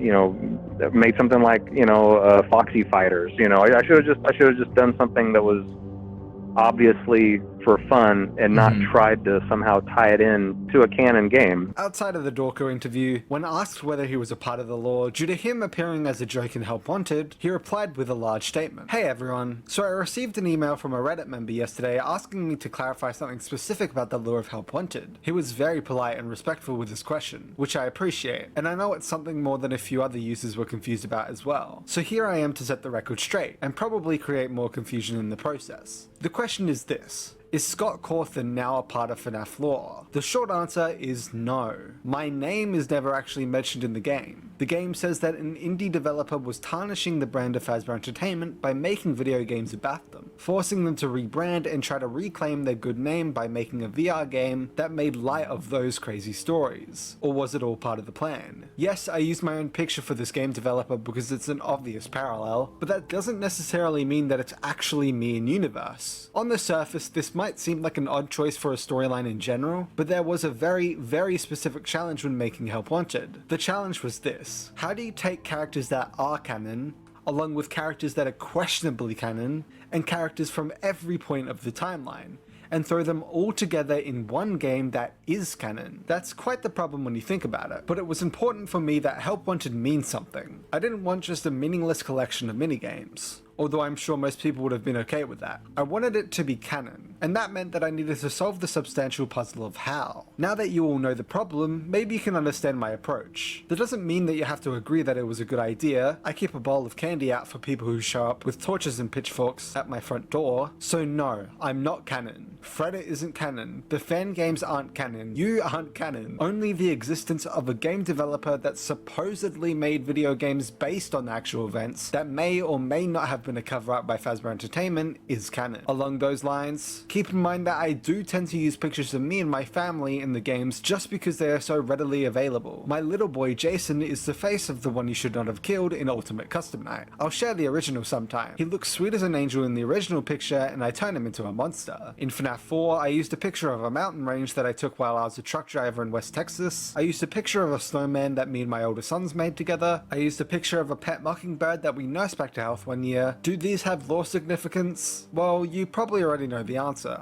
Again, this doesn't mean you have to agree with any of it. I'm always available for a good roasting, and I sometimes deserve it, although I will say that I appreciate the fandom being polite about it, which everyone usually is. I hope this makes things clear as mud for everyone. Expect a new teaser shortly. Seeing people asking if the lore is solvable, Scott made a post. I've enjoyed the memes roasting me about the plotline lately, but it does have a serious underlying concern from many in the community, and I hear you. The question is this: is the lore solvable? Since that's kind of like asking is the story complete in an ongoing story, it's difficult to answer. So let me say this instead. Over the next few years there are a lot of projects planned, and most are very story driven. Lots of the later stories will answer some of the biggest questions from the fan base over this past year in my opinion. Very few people will likely ever feel completely satisfied, as there are just way too many headcanons out there and so many great ideas on where the story could go. But I think there are good things to be found for people who are looking. All I can do is say that some questions will be answered, even if it may not be the answer that you wanted. Be patient. Let me at least say this: future games will look forward and look to the novels to fill in some of the blanks to the past. Everyone in the community has been really great, and I'm working hard to bring you some great things in 2020 and beyond. In a mega post about potential FNAF movie screenplays, there was one that I feel practically confirms Cassidy is the right name from the logbook. Him sharing this: the Cassidy screenplay. Basic setup, diving deep. This screenplay packed in a lot of lore, following the story of Cassidy. Problems: spanning multiple time periods, following multiple characters, and featuring lore from multiple games. This was pretty saturated. Saturated to a fault. It may have been satisfying to the most hardcore fans, but it would have left the majority of people confused and lost. Hey wait, maybe this was the most accurate screenplay. Verdict: ultimately more of a visual encyclopedia than a movie. This just wasn't satisfying, even to me. Out. When someone faked an email from Scott, framing him as saying some of the Fazbear Fright stories and all of the Tales from the Pizzaplex stories were in the game canon, he replied, "I'm not sure if the email itself was fake or if someone posing as me sent it, but anyone who knows me after all these years should know that this isn't how I would address such a serious topic. So let me take this opportunity to be as clear as possible. Concerning what people were saying about the canonicity of the books, yes, that is correct. I hope that clears things up. Everyone have a great weekend." When people grew concerned over how Doug Doug was treated in the FNAF movie novelization, he posted this. Hey everyone, some issues are much easier to address than others. As many of you know, Doug does something in the novelization that seems out of character from the Doug we all knew and loved from the movie. This specific item was deleted from the official transcript months before the book was printed, but maybe I accidentally submitted the wrong version to Scholastic. I'm not sure. Either way though, just to clear this up, movie Doug is canon, book Doug is not canon. This is something I will change in future prints, meaning that within the movie timeline, only the movie version of Doug is canon.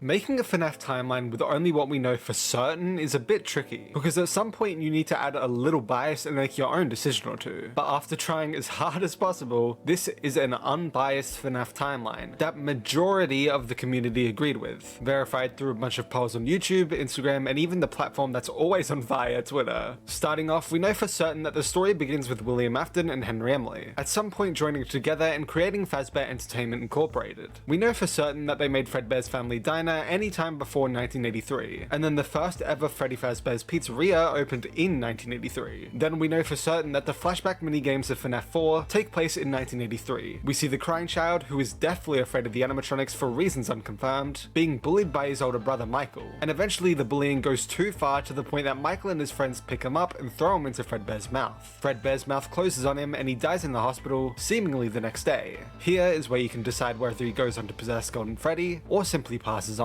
However, here is where the biggest timeline debate happens. There are actually two more deaths around this. Henry's daughter Charlie and William's daughter Elizabeth. Charlie is basically drive-by murdered by William after she was locked outside of Fredbear's or Freddy's, that's another debate on where it happens, which causes Charlie to possess the security puppet animatronic, which will be important later. Then Elizabeth is also murdered by Circus Baby, one of the many Funtime animatronics at a subsidiary of Fazbear Entertainment named Circus Baby's Pizza World, which cancels its planned grand opening after her death, leading the Funtimes being put underground in William's bunker, which eventually turns into Circus Baby's Entertainment and Rentals. There are heavy debates on what the true death order is between the crying child, who we know for certain at least happens in the year 1983, Charlie, who judging by the books in Help Wanted 2 we know for certain happens in 1983 too, and Elizabeth, which we know Circus Baby's is connected to Fredbear's while it was open, so likely in 1983 too. With my own bias I personally say Charlie dies first, mainly due to a wound first inflicted on me, then Elizabeth due to the latter location being already linked to Fredbear's, and the location she dies at containing a Springlock suit, and then finally the crying child. However, I know game theory for example says it's crying child, Charlie, and then Elizabeth. Totally different opinion. So I'd advise actually checking out some other theories too and or researching yourself to decide what seems like the strongest and most solid death order for you. Back to being unbiased, and we know for certain that Fredbear's shuts down sometime after, leading to Spring Bonnie and Fredbear to be thrown at the back of Freddy's. Judging by Into the Pit, Fredbear was put in the storage room. This comes into play on the 26th of June in the year 1985, when William uses the Spring Bonnie suit to lure and murder 5 children at Freddy's, causing the animatronics to get possessed by those children. This causes Freddy's to be closed down by the end of the year. We then have a jump to 1987 with FNAF 2, when a brand new Freddy Fazbear's Pizza opens up, containing the new toy animatronics with facial recognition software, the puppet from earlier who looks a bit different, and the original animatronics now put into parts and services as the Withers. Whether they're literally the withered 1985 animatronics or retrofitted versions that they then quickly scrapped after is another debate. Eventually William gets to this location, kills another 5 kids, and then disappears. This causing police to investigate the building and the place to have to shut down very quickly, the location only being open for about a week. Those 5 murdered kids then go on to possess the other toy animatronics, not counting the puppet who's already possessed, causing them to start malfunctioning and acting aggressive towards adults, leading to the infamous bite of 87 on presumably Jeremy Fitzgerald, who was told to stay close to them. After the bite, Jeremy doesn't speak to anyone about it and can hardly do anything at all, still surviving though even without his frontal lobe. Although this then means that the toy animatronics get scrapped and pulled apart, while the original animatronics get moved to a new Freddy's, which needs us to jump ahead a few more years to 1993, which, to my knowledge, almost the entire community agrees with the next Freddy's location opening up.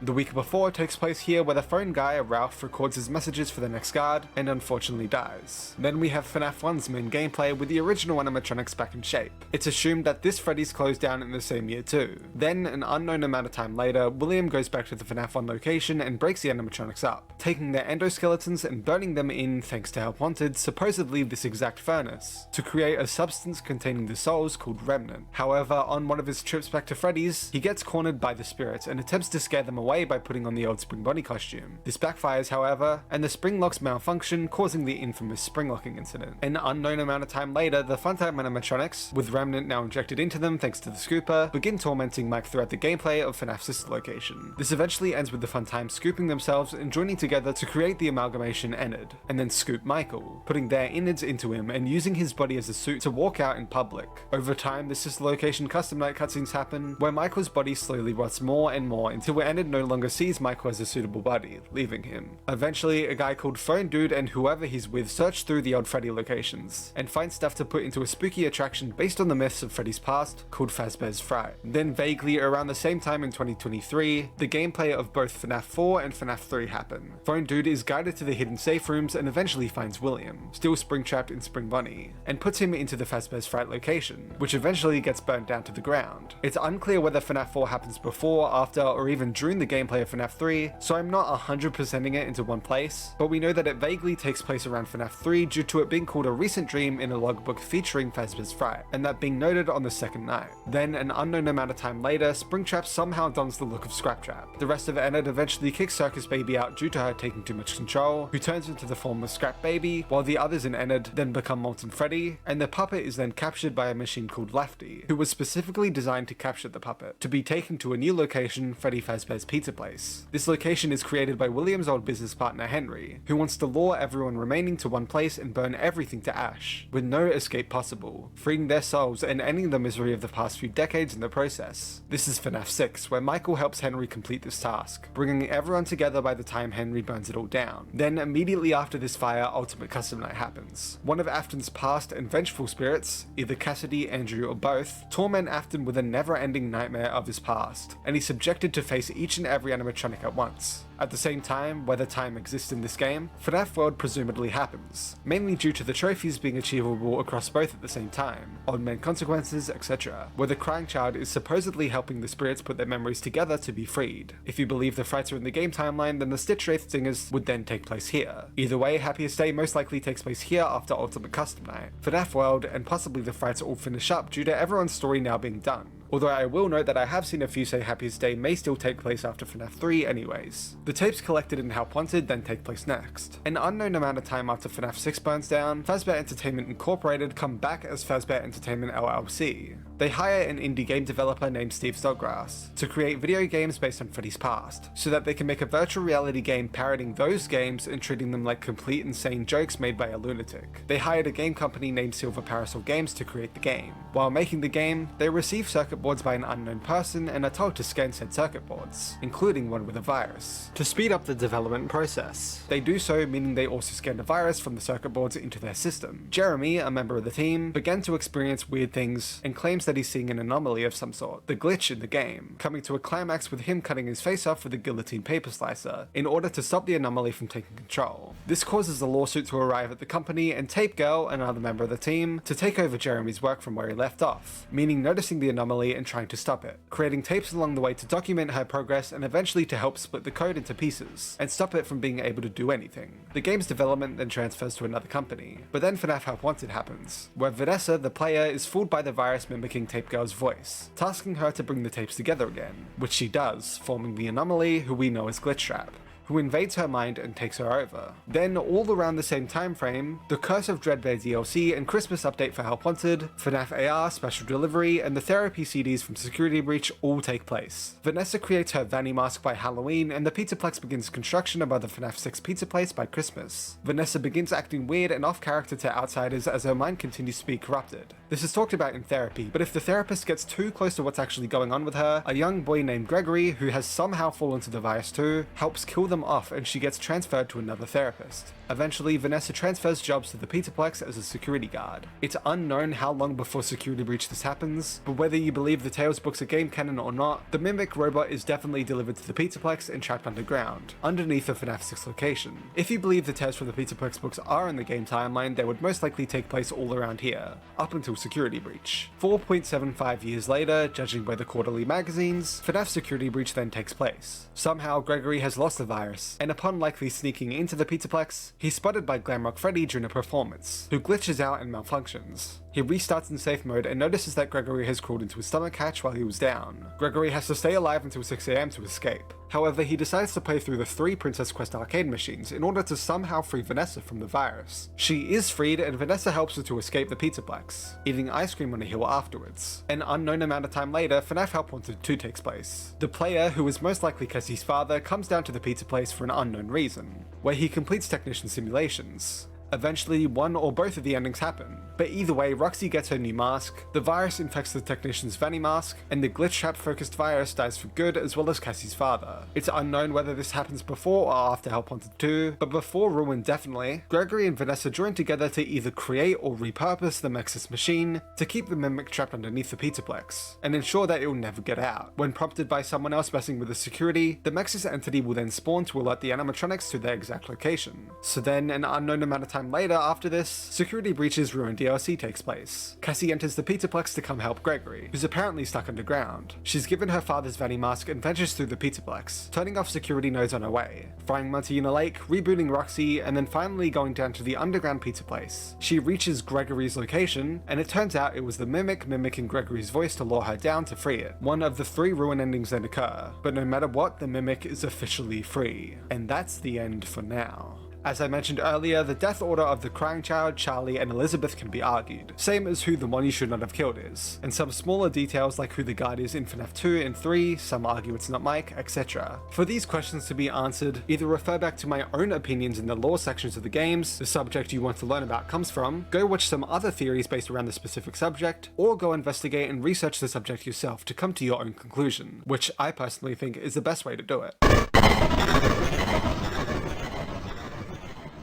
Now it's time for what I've been leading up to in almost every theory section through this video. Almost every theory in FNAF completely unbiased, besides if it's outright debunked by Scott himself. But before that, just quickly, as I've personally seen people ask what these mean, MCI is short for Missing Children Incident, the 5 kids killed at Freddy's that possess the original animatronics. DCI stands for Dead Children Incident, basically just to separate the second MCI, where 5 other kids die at FNAF 2 Freddy's that possess the toy animatronics from the first, and Toyshink, short for the one you should not have killed. Now onto the theory names in alphabetical order, and I know for a fact you'll definitely not remember all the names specifically, but the theories themselves may interest you, and you can then use the names to then research further into them. Although you can just simply listen through all these theories to possibly come up with some inspiration for your own, or just to hear how many vastly different perspectives there are in this community. Abby Beth movie. The theory that Abby in the FNAF movie is meant to be Elizabeth from the games, as Abby is an anagram of baby, she's Mike's younger sister who wears pink/blue clothes throughout the movie, and more. Adult theory. The infamous theory before Sis Location's release that Circus Babies was actually an adult-themed location instead of a child's entertainment place, mainly due to Ballora. This was actually quickly debunked by Scott once the theory started gaining traction, by quickly releasing a teaser showing off 7 child-looking animatronics. Afton divorce. A theory that William Afton and his wife divorced. She didn't die or anything of the sorts, and simply just divorced William. William gaining the custody of the 3 children. If Elizabeth dies before the Crying Child, it's theorized that she may have left after her death, similar to how Henry's wife leaves him after Charlie's death in the novels. Afton family story. The theory that Help Wanted 2's Candy Cadet story about the family missing an opportunity and all dying after not going through with it is actually about the Afton family. Some theorize it to be about how William had the perfect opportunity to have a successful business with Henry, but didn't take it, and this caused the entire family to end. Afton MCI. The theory that after the events of the Follow Me minigames in FNAF 3, the 5 missing children all attached themselves to William in order to keep him alive in the Spring Bunny suit. This theory goes against Monted MCI. Afton Midnight Motorist. The theory that Midnight Motorist is in some way about the Afton family, and that William Afton is the one driving the Midnight Motor, aka is the yellow guy. This was seemingly, keep in mind the very important word seemingly, confirmed through 5 laps at Freddy's showing the Midnight Motor containing a yellow Spring Bunny item. Agony Tangle. The theory that the tangle from Security Breach and Ruin underneath the Pizzaplex is actually made up from just pure agony, from either the events of FNAF 6 or possibly the murders members of the Mimic from the Tales from the Pizzaplex epilogues. Agony Corpse. The theory that the questionably canon burn trap from Security Breach is made from the agony of William in some way, shape or form. There's a split version of this where the endoskeleton is still the Mimic while the flesh and suit come from William's agony. Agony Plush. The theory that the Fredbear plush in FNAF 4 is actually possessed by the agony of the crying child, meaning that the crying child is bullied so much that all the negative emotions may have actually generated enough agony to go on to possess the Fredbear plush, leading to all of his weird teleportation around the place and more. Some have also pointed out his clear black eyes in the intro could be hinting at it as well. Agony Plushies. A similar theory where instead of just the Fredbear plush, it's actually all of the plushies, making sense of the "we are still your friends" line. Andrew Fifth. The theory that instead of Cassidy, the fifth missing child is actually Andrew instead. This is mainly due to the fact that some believe Andrew takes Cassidy's place in the Fazbear Frights, and instead of it being a parallel, it means he has literally taken her place. Andrew Afton. The theory that Andrew is actually an Afton. There's not much evidence for this theory, it's just a random theory. Andrew Bear. The theory that Andrew is actually the bear in the Old Man Consequences cutscene in Ultimate Custom Night, meaning this cutscene has nothing to do with Cassidy and the bear is meant to be the creator of Ultimate Custom Night. Andrew DCI. The theory that Andrew is actually one of the kids murdered in FNAF 2. This is mainly due to the fact that we have no concrete information on when or where Andrew died. Andrew Experiments. The theory that Andrew was one of the kids being experimented on in the observation room seen in Sister Location and showcased in Didophobia, possibly before Rory. I've seen this as mainly to explain a reason for Andrew to be the vengeful spirit since he was experimented on unlike any of the other spirits, attaching himself to Afton this way. Andrew First. The theory that Andrew was actually the first death of the entire story, another way to explain him possibly being the vengeful spirit, being the first and forgotten spirit. This is again mainly due to the fact that we have no concrete information on when or where Andrew died. Andrew MCI. The theory that Andrew is actually one of the kids murdered in the original missing children's incident. This is usually with the assumption that the 6 kids in Into the Pit actually mean the 5 kids and then Andrew is grouped along with them. This is also due to the fact that we have no concrete information on when or where Andrew died. Andrew Midnight Motorist. The theory that Midnight Motorist is actually based on Andrew's family, the mound possibly being Andrew's grave or this simply showcasing Andrew's dad being abusive. From what I understand, this is another way to explain Andrew possibly being the vengeful spirit, coming from a terrible upbringing. Andrew Monty. I'm unsure, but it appears to be the theory that Andrew is in some way possessing Monty, or that Monty is meant to be a parallel character to Andrew, mainly due to the alligator mask connecting the two, but also due to the fact that Monty is known as the aggressive one throughout Security Breach, and so they share that in common. Andrew Pizza. What I'm 99% sure is just a joke theory that the reason Andrew is seemingly forgotten and never reported on in the story is because, let me check the script, because Andrew was turned into a pizza by William Afton after he murdered him, hinted at with the Pizza Kit story. Yep, that's truly a theory someone suggested. Andrew Plush. The theory that goes alongside Andrew First, that the Fredbear plush from the FNAF 4 minigames is actually possessed by Andrew. Andrew Receiver. The theory that goes alongside Andrew Fifth, or a later theory, Golden Trio, or Duo but Andrew instead, where Andrew is actually the one to receive the final cake in the Happiest Day minigame and be set free. Andrew saw MCI. The theory that Andrew actually witnessed the MCI. I'm personally unsure what this entails for the story, but I think it's meant to be why William may have killed Andrew, not wanting anyone to get out knowing what happened. Andrew Talbot. The theory that Andrew is the son of Dr. Talbot from the Fazbear Frights. I believe this is theorized to explain a possible reason that Dr. Talbot begins studying Remnant. Andrew Tuishink. The theory that Andrew is the one he shouldn't have killed, from Ultimate Custom Night. As I explained earlier, this can mean that it's just Andrew himself, or that he's sharing it with Cassidy in some way, but he's still the main vengeful spirit. Another Afton family. The theory that Glitchtrap is trying to mimic the Afton family, with Gregory being purposely picked for his similarities to the Crying Child, Vanessa for Elizabeth, and possibly Cassie's dad for Mike, which this is probably under the theory that Cassie's dad is the bunny bully, making him a fitting replacement for Mike, another bully. Another CC. The theory that instead it's just Gregory chosen to replace the Crying Child. Another David. The theory that Gregory was purposefully chosen to replace David. The kid Mimic has a strong connection to in its Tales from the Pizzaplex origin story. Another Murray family. Similar to the other theories, the theory that instead of the Aftons they were picked to replace the Murrays. Gregory for David, Vanessa for Fiona, the mum, and Cassie's dad for Edwin. Auction theory. The theory that Mike buys the auction items after the FNAF 3 fire, these items being haunted and then causing him to experience the FNAF 4 nightmares. This is backed by the FNAF 4 trailers being about what you apparently brought home, some of the plushy toys being what turns into the nightmares, and more. Ballora Afton. The theory that Ballora is meant to be Miss Afton, whether it's by literally possessing Ballora or by William purposely basing it off of Miss Afton. In Security Breach there's a table representing each of the Aftons, and Miss Afton looks a lot like Ballora. BB Victim. The theory that the crying child possesses Balloon Boy, somehow, in some way. I'm personally unclear on how this works. Blob DCI. The theory that the Blob, aka the Tangle, is possessed by the DCI from FNAF 2. Blob Epilogue Victims. The theory that the Blob, aka the Tangle, is possessed by the murdered victims in the Tales from the Pizzaplex epilogues, namely due to the fact that they're put in the same pile as the robot parts the Mimic was breaking apart, and they're explicitly mentioned to be tangled, the word coming up a lot. Blob MCI. The theory that the Blob, aka the Tangle, is possessed by the MCI. Blob Storyteller. The theory that the Storyteller, after being taken down from the Pizzaplex, was put underground and eventually became the Blob, namely due to the large amount of wires within it, and the fact that it's got a head that's seemingly in control. Blonde Andrew. Movie. The theory that the fifth kid from the MCI in the FNAF movie, aka the blonde kid, is meant to be and or will be named Andrew. Blonde Brooks. Movie. The theory that the fifth kid from the MCI in the FNAF movie, aka the blonde kid, is meant to be and or will be named Michael Brooks, the fifth MCI from the novel trilogy. Blonde Cassidy. Movie. The theory that the fifth missing child in the FNAF movie, aka the blonde kid, is meant to be and or will be named Cassidy. Box Bite Victim Body. The theory that the FNAF 4 box contains the body of the crying child. Box Freddy Fazbear's Pizzeria Simulator. The theory that the FNAF 4 box is meant to contain, whether metaphorically or literally, FNAF 6, namely due to the layout of the underground vents in the big finale looking somewhat similar to the box, with the pieces being put together possibly representing all the animatronics being lured back together. Box Happiest Day. The theory that the FNAF 4 box is meant to contain, whether metaphorically or literally, Happiest Day, namely due to the fact that the box is the pieces put together, and in FNAF World's clock ending, it's told us that now the pieces are in place for you, and in the source code of Update 2's teaser, it's noted how he put the pieces back together, which through the clock ending we specifically play through the minigames that are representations of what's needed to achieve the Happiest Day ending in FNAF 3, making the pieces the FNAF 3 minigames, and so if the box is the FNAF 3 minigames put together, that means that inside the box is Happiest Day. Box Lore. The theory that the FNAF 4 box is meant to metaphorically be about the lore itself and how it will never be unlocked. Considering FNAF 4 being the final game at the time, it's possibly meant that it's best for us to keep the lore unsolved for good. Brooks the one you shouldn't have killed. The theory that Michael Brooks, the Golden Freddy spirit in the novel trilogy, is actually the one you shouldn't have killed in Ultimate Custom Night, most likely meaning that Cassidy doesn't exist under this theory. Burn Afton. The theory that William Afton has returned as Burntrap, mainly from the theory that Glitchtrap is William too, and the fact that it looks like the next incarnation of Scraptrap, which happens to be underneath the FNAF 6 location, and more. Burn Mimic. The theory that the Mimic is actually Burntrap, mainly from the theory that Glitchtrap is the Mimic too. The fact that in the Tales from the Pizzaplex epilogues the Mimic happens to look burnt and be wearing bunny ears, to the point that it gets confused with the guitarist Bonnie, and more. Bullies MCI. The theory that the FNAF 4 bullies end up becoming the missing children, due to them wearing the mask of the characters, the crying child then being Golden Freddy, although this was basically debunked by the fact that the Foxy bully is Mike, who is confirmed to have lived past the MCI, the Bonnie bully most likely being Cassie's dad, and the Freddy bully being theorized to be Oswald's dad, all of which are alive post-MCI. Bully Cassie Dad. The theory that Cassie's dad is the Bonnie bully, hinted at through the Bonnie mask being lost luggage and familiar to him, the constant Bonnie imagery, and more. Bite Victim 5th. The theory that the 5th kid in the MCI is actually the crying child, and he's the one who goes on to possess Golden Freddy. Some theorize this was because William would then seem less likely to be guilty if his son was also missing. Bite Victim Dreamer. The theory that the crying child is the one having the FNAF 4 nightmares. Now, while this was a big theory when the game first released, and he may still influence the nightmares in some form, it's practically confirmed thanks to the survival logbook and the phone call throughout the game that Mike is actually the one having the FNAF 4 nightmares. Again, he may still influence them in some form, but it seems to be constantly confirmed to us that Michael is indeed the player instead. Bite Victim Emily. The theory that the crying child was actually in the Emily family, with Henry and Charlie. Bite Victim Experiments. The theory that the crying child was experimented on by William in the observation rooms shown in Sister Location and showcased in Didophobia. I explained this theory earlier. This is theorized to be why the crying child is afraid of the animatronics. Bite Victim First. The theory that the crying child dies first in the story, before Charlie and Elizabeth. Bite Victim Receiver. The theory that the crying child is the one to receive the cake in Happiest Day, mainly alongside the theory that the crying child possesses Golden Freddy. Bite Victim Saurophalia. The theory that the thing the crying child saw, referenced in FNAF 4, was a spring lock failure. This is theorized to be why the crying child is afraid of the animatronics. Bite victim saw Charlie corpse. The theory that the thing the crying child saw, referenced in FNAF 4, was Charlie's corpse. This is theorized to be why the crying child is afraid of the animatronics. Bite victim saw Elizabeth's death. The theory that the thing the crying child saw, referenced in FNAF 4, was Elizabeth's corpse, somehow. This is theorized to be why the crying child is afraid of the animatronics. Bite victim saw MCI. The theory that the thing the crying child saw, referenced in FNAF 4, was the MCI. This is theorized to be why the crying child is afraid of the animatronics, although it is seemingly debunked by the fact the MCI most likely takes place in 1985, years after this line happens. Bite victim, the one you should not have killed. The theory that the crying child is actually the one you should not have killed in Ultimate Custom Night. Cassidy Afton. The theory that Cassidy is actually an Afton. Cassidy Bear. The theory that Cassidy is actually the bear in the Old Man Consequences cutscene in Ultimate Custom Night, either because she's the vengeful spirit and being told to let go, or because she's trying to stop Andrew and is told to leave William to him. Cassidy Boy. The theory that Cassidy is actually a boy, mainly because every other iteration of the 5 missing children have Golden Freddy's spirit as a boy instead. Also because some uses to explain the others in Ultimate Custom Night calling the face of the one you should not have killed a boy. Cassidy Burger. What I'm also 99% sure is a joke theory based on the fact that people say Andrew is a parallel to Cassidy, so instead of turning Andrew into a pizza, William turns Cassidy into a burger. Cassidy experiments. The theory that Cassidy has at some point been in the observation room showed in sister location and showcased in Dinophobia. Cassidy Girl. The theory that Cassidy is a girl, mainly because the kid named Cassidy in the novel trilogy is a girl, and some compare it to the girl in Survival Logbook being handed the cake by the puppet. Cassidy Plush. The theory that the Fredbear plush in the FNAF 4 minigames is possessed by Cassidy. This would require the MCI to happen in 1983. Cassidy Princess. The theory that the princess in Princess Quest is actually Cassidy herself, not just representing her. She's either possessing the machines or becomes the princess in some other way. Cassidy Receiver. The theory that Cassidy is the one who receives the cake in Happiest Day and wears the Golden Freddy mask, mainly due to the fact that this would make sense as, along with the other 5 kids, they'd be the 6 that have been grouped together in the last couple games, and this was the only possible theory at the time of release. Cassidy Speaker. The theory that the final speaker through the Fredbear plush in the final FNAF 4 minigame is Cassidy, stating that she'll help put him back together. Again, this would require the MCI to happen in 1983. Cassidy, the one you should not have killed. The theory that Cassidy is the one you should not have killed in Ultimate Custom Night. As I explained earlier, this can mean that it's just Cassidy herself, or that she's sharing it with Andrew in some way, but she's still the main vengeful spirit. Cassidy Victim. The theory that goes alongside Bite Victim 5th, but instead of Cassidy just being completely erased, the name is instead the crying child's name. Cassidy Watched. From what I can tell, it appears to be the theory that Cassidy saw the other 5 die before she was killed, possibly going alongside Cassidy, the one he shouldn't have killed, and this making her vengeful. Cassie Dadbot. The theory that Cassie's dad is the mask point in Ruin. This is mainly a theory and not a fact, due to some saying that it could just be showing us the future of the Vanny mask, and more so telling the audience when the game takes place, and not being literally what Cassie's dad becomes. Cassie Dad Conspiracist. The theory that Cassie's dad is the arcade conspiracist we learn about in the many security breach duffel bag messages, who appears to be playing through all the arcade machines, possibly explaining how he's able to play the 4th Princess Quest despite seemingly not playing 1 to 3 yet. Cassie Dad Witch Story. The theory that Candy Cadet's Help Wanted 2 story about the witch is about Cassie's dad, the scar possibly coming from being a technician at sister location, as we hear a previous technician made a hiding spot that we used to escape the Biddy Babs, and in the end of Help Wanted 2 we visit the sister location elevator out of nowhere, as if it has some greater importance to Cassie's dad. Cassie Princess. The theory that the princess in Princess Quest is actually Cassie. Cassie Witch Story. The theory that Candy Cadet's Help Wanted 2 story about the witch is about Cassie. Charlie 46. The theory that Patient 46 from the Security Breach Therapy CDs is actually Charlie. This was debunked by GGY and even Freddy in Space 3, including Gregory fighting off with the therapy discs. Charlie Bots Games. The theory that Charlie was actually recreated as a robot sometime after her death, similar to how she was in the novel trilogy. Charlie First. The theory that Charlie is the first to die in the story, before the crying child and Elizabeth. Charlie Plush. The theory that the Fredbear plush in the FNAF 4 minigames is possessed by Charlie. Charlie post MCI. The theory that somehow Charlie actually dies after the MCI. This is assumedly, I only say assumedly because I have seen some still believe this, been debunked by Help Wanted 2 making you type 1983 in order to get the Charlie memory. The fact that Charlie dies in 1982, later changed to 1983 in the novel trilogy, and the fact that she's already around to guide the MCI spirits. Charlie pre-MCI. The theory that Charlie does die before the MCI. Charlie Speaker. The theory that the final speaker through the Fredbear plush in the final FNAF 4 minigame is Charlie, stating that she'll help put him back together like she does with the other spirits through the story. Copycat Mediocres. The theory that the mediocre melodies were created as purposeful copycats of the Freddy characters. Some say this is confirmed due to the character encyclopedia, but as I mentioned earlier, it's it's questionable whether we can take any information from the guidebooks as fact, and it's safer to just use them as general guidebooks. Cupcake Dog. The theory that Chica's cupcake is actually possessed by Susie's dog, answering how William knows it's missing and where it is, and the fact that Into the Pit seemingly confirms this theory with the cupcake growling and biting people. Dave Afton. The name of the crying child is Dave, obtained through the logbook as proven earlier in this video. Dead God Theory. The theory that the staff bots and the Glamrock animatronics think of the storyteller as their god once infected, and once it's taken down, dead, they end up serving Nightmare Young, who here represents the dead. Dreadbear Cassidy. The theory that Dreadbear is meant to represent Cassidy. Dreadbear Victim. The theory that Dreadbear is meant to represent the crying child. Dream Theory. The theory that everything in FNAF 1 to 3 was a dream from the crying child due to some things he'd seen or heard beforehand. This has since been debunked numerous times and even joked about by Sky himself. Drowned Cassidy. The theory that the girl at the end of Drowning is actually Cassidy. Drowned Charlie. The theory that the girl at the end of Drowning is actually Charlie. Drowned Mimic. The theory that the girl at the end of Drowning is just the Mimic. Drowned Peggy. The theory that the girl at the end of Drowning is actually Peggy. Drowned Vanessa. The theory that the girl at the end of Drowning is actually Vanessa. Dual Princess. The theory that the princess in Princess Press is a mix of people. From what I understand, presumably it means it's both actually Cassidy as well as the real player of the arcade games. Dwayne Dude. The theory that Dwayne from what we found is the name of the phone dude due to their similar personalities. Edwin Corpse. The theory that the corpse in Burn Trap is actually Edwin's from Tales from the Pizzaplex.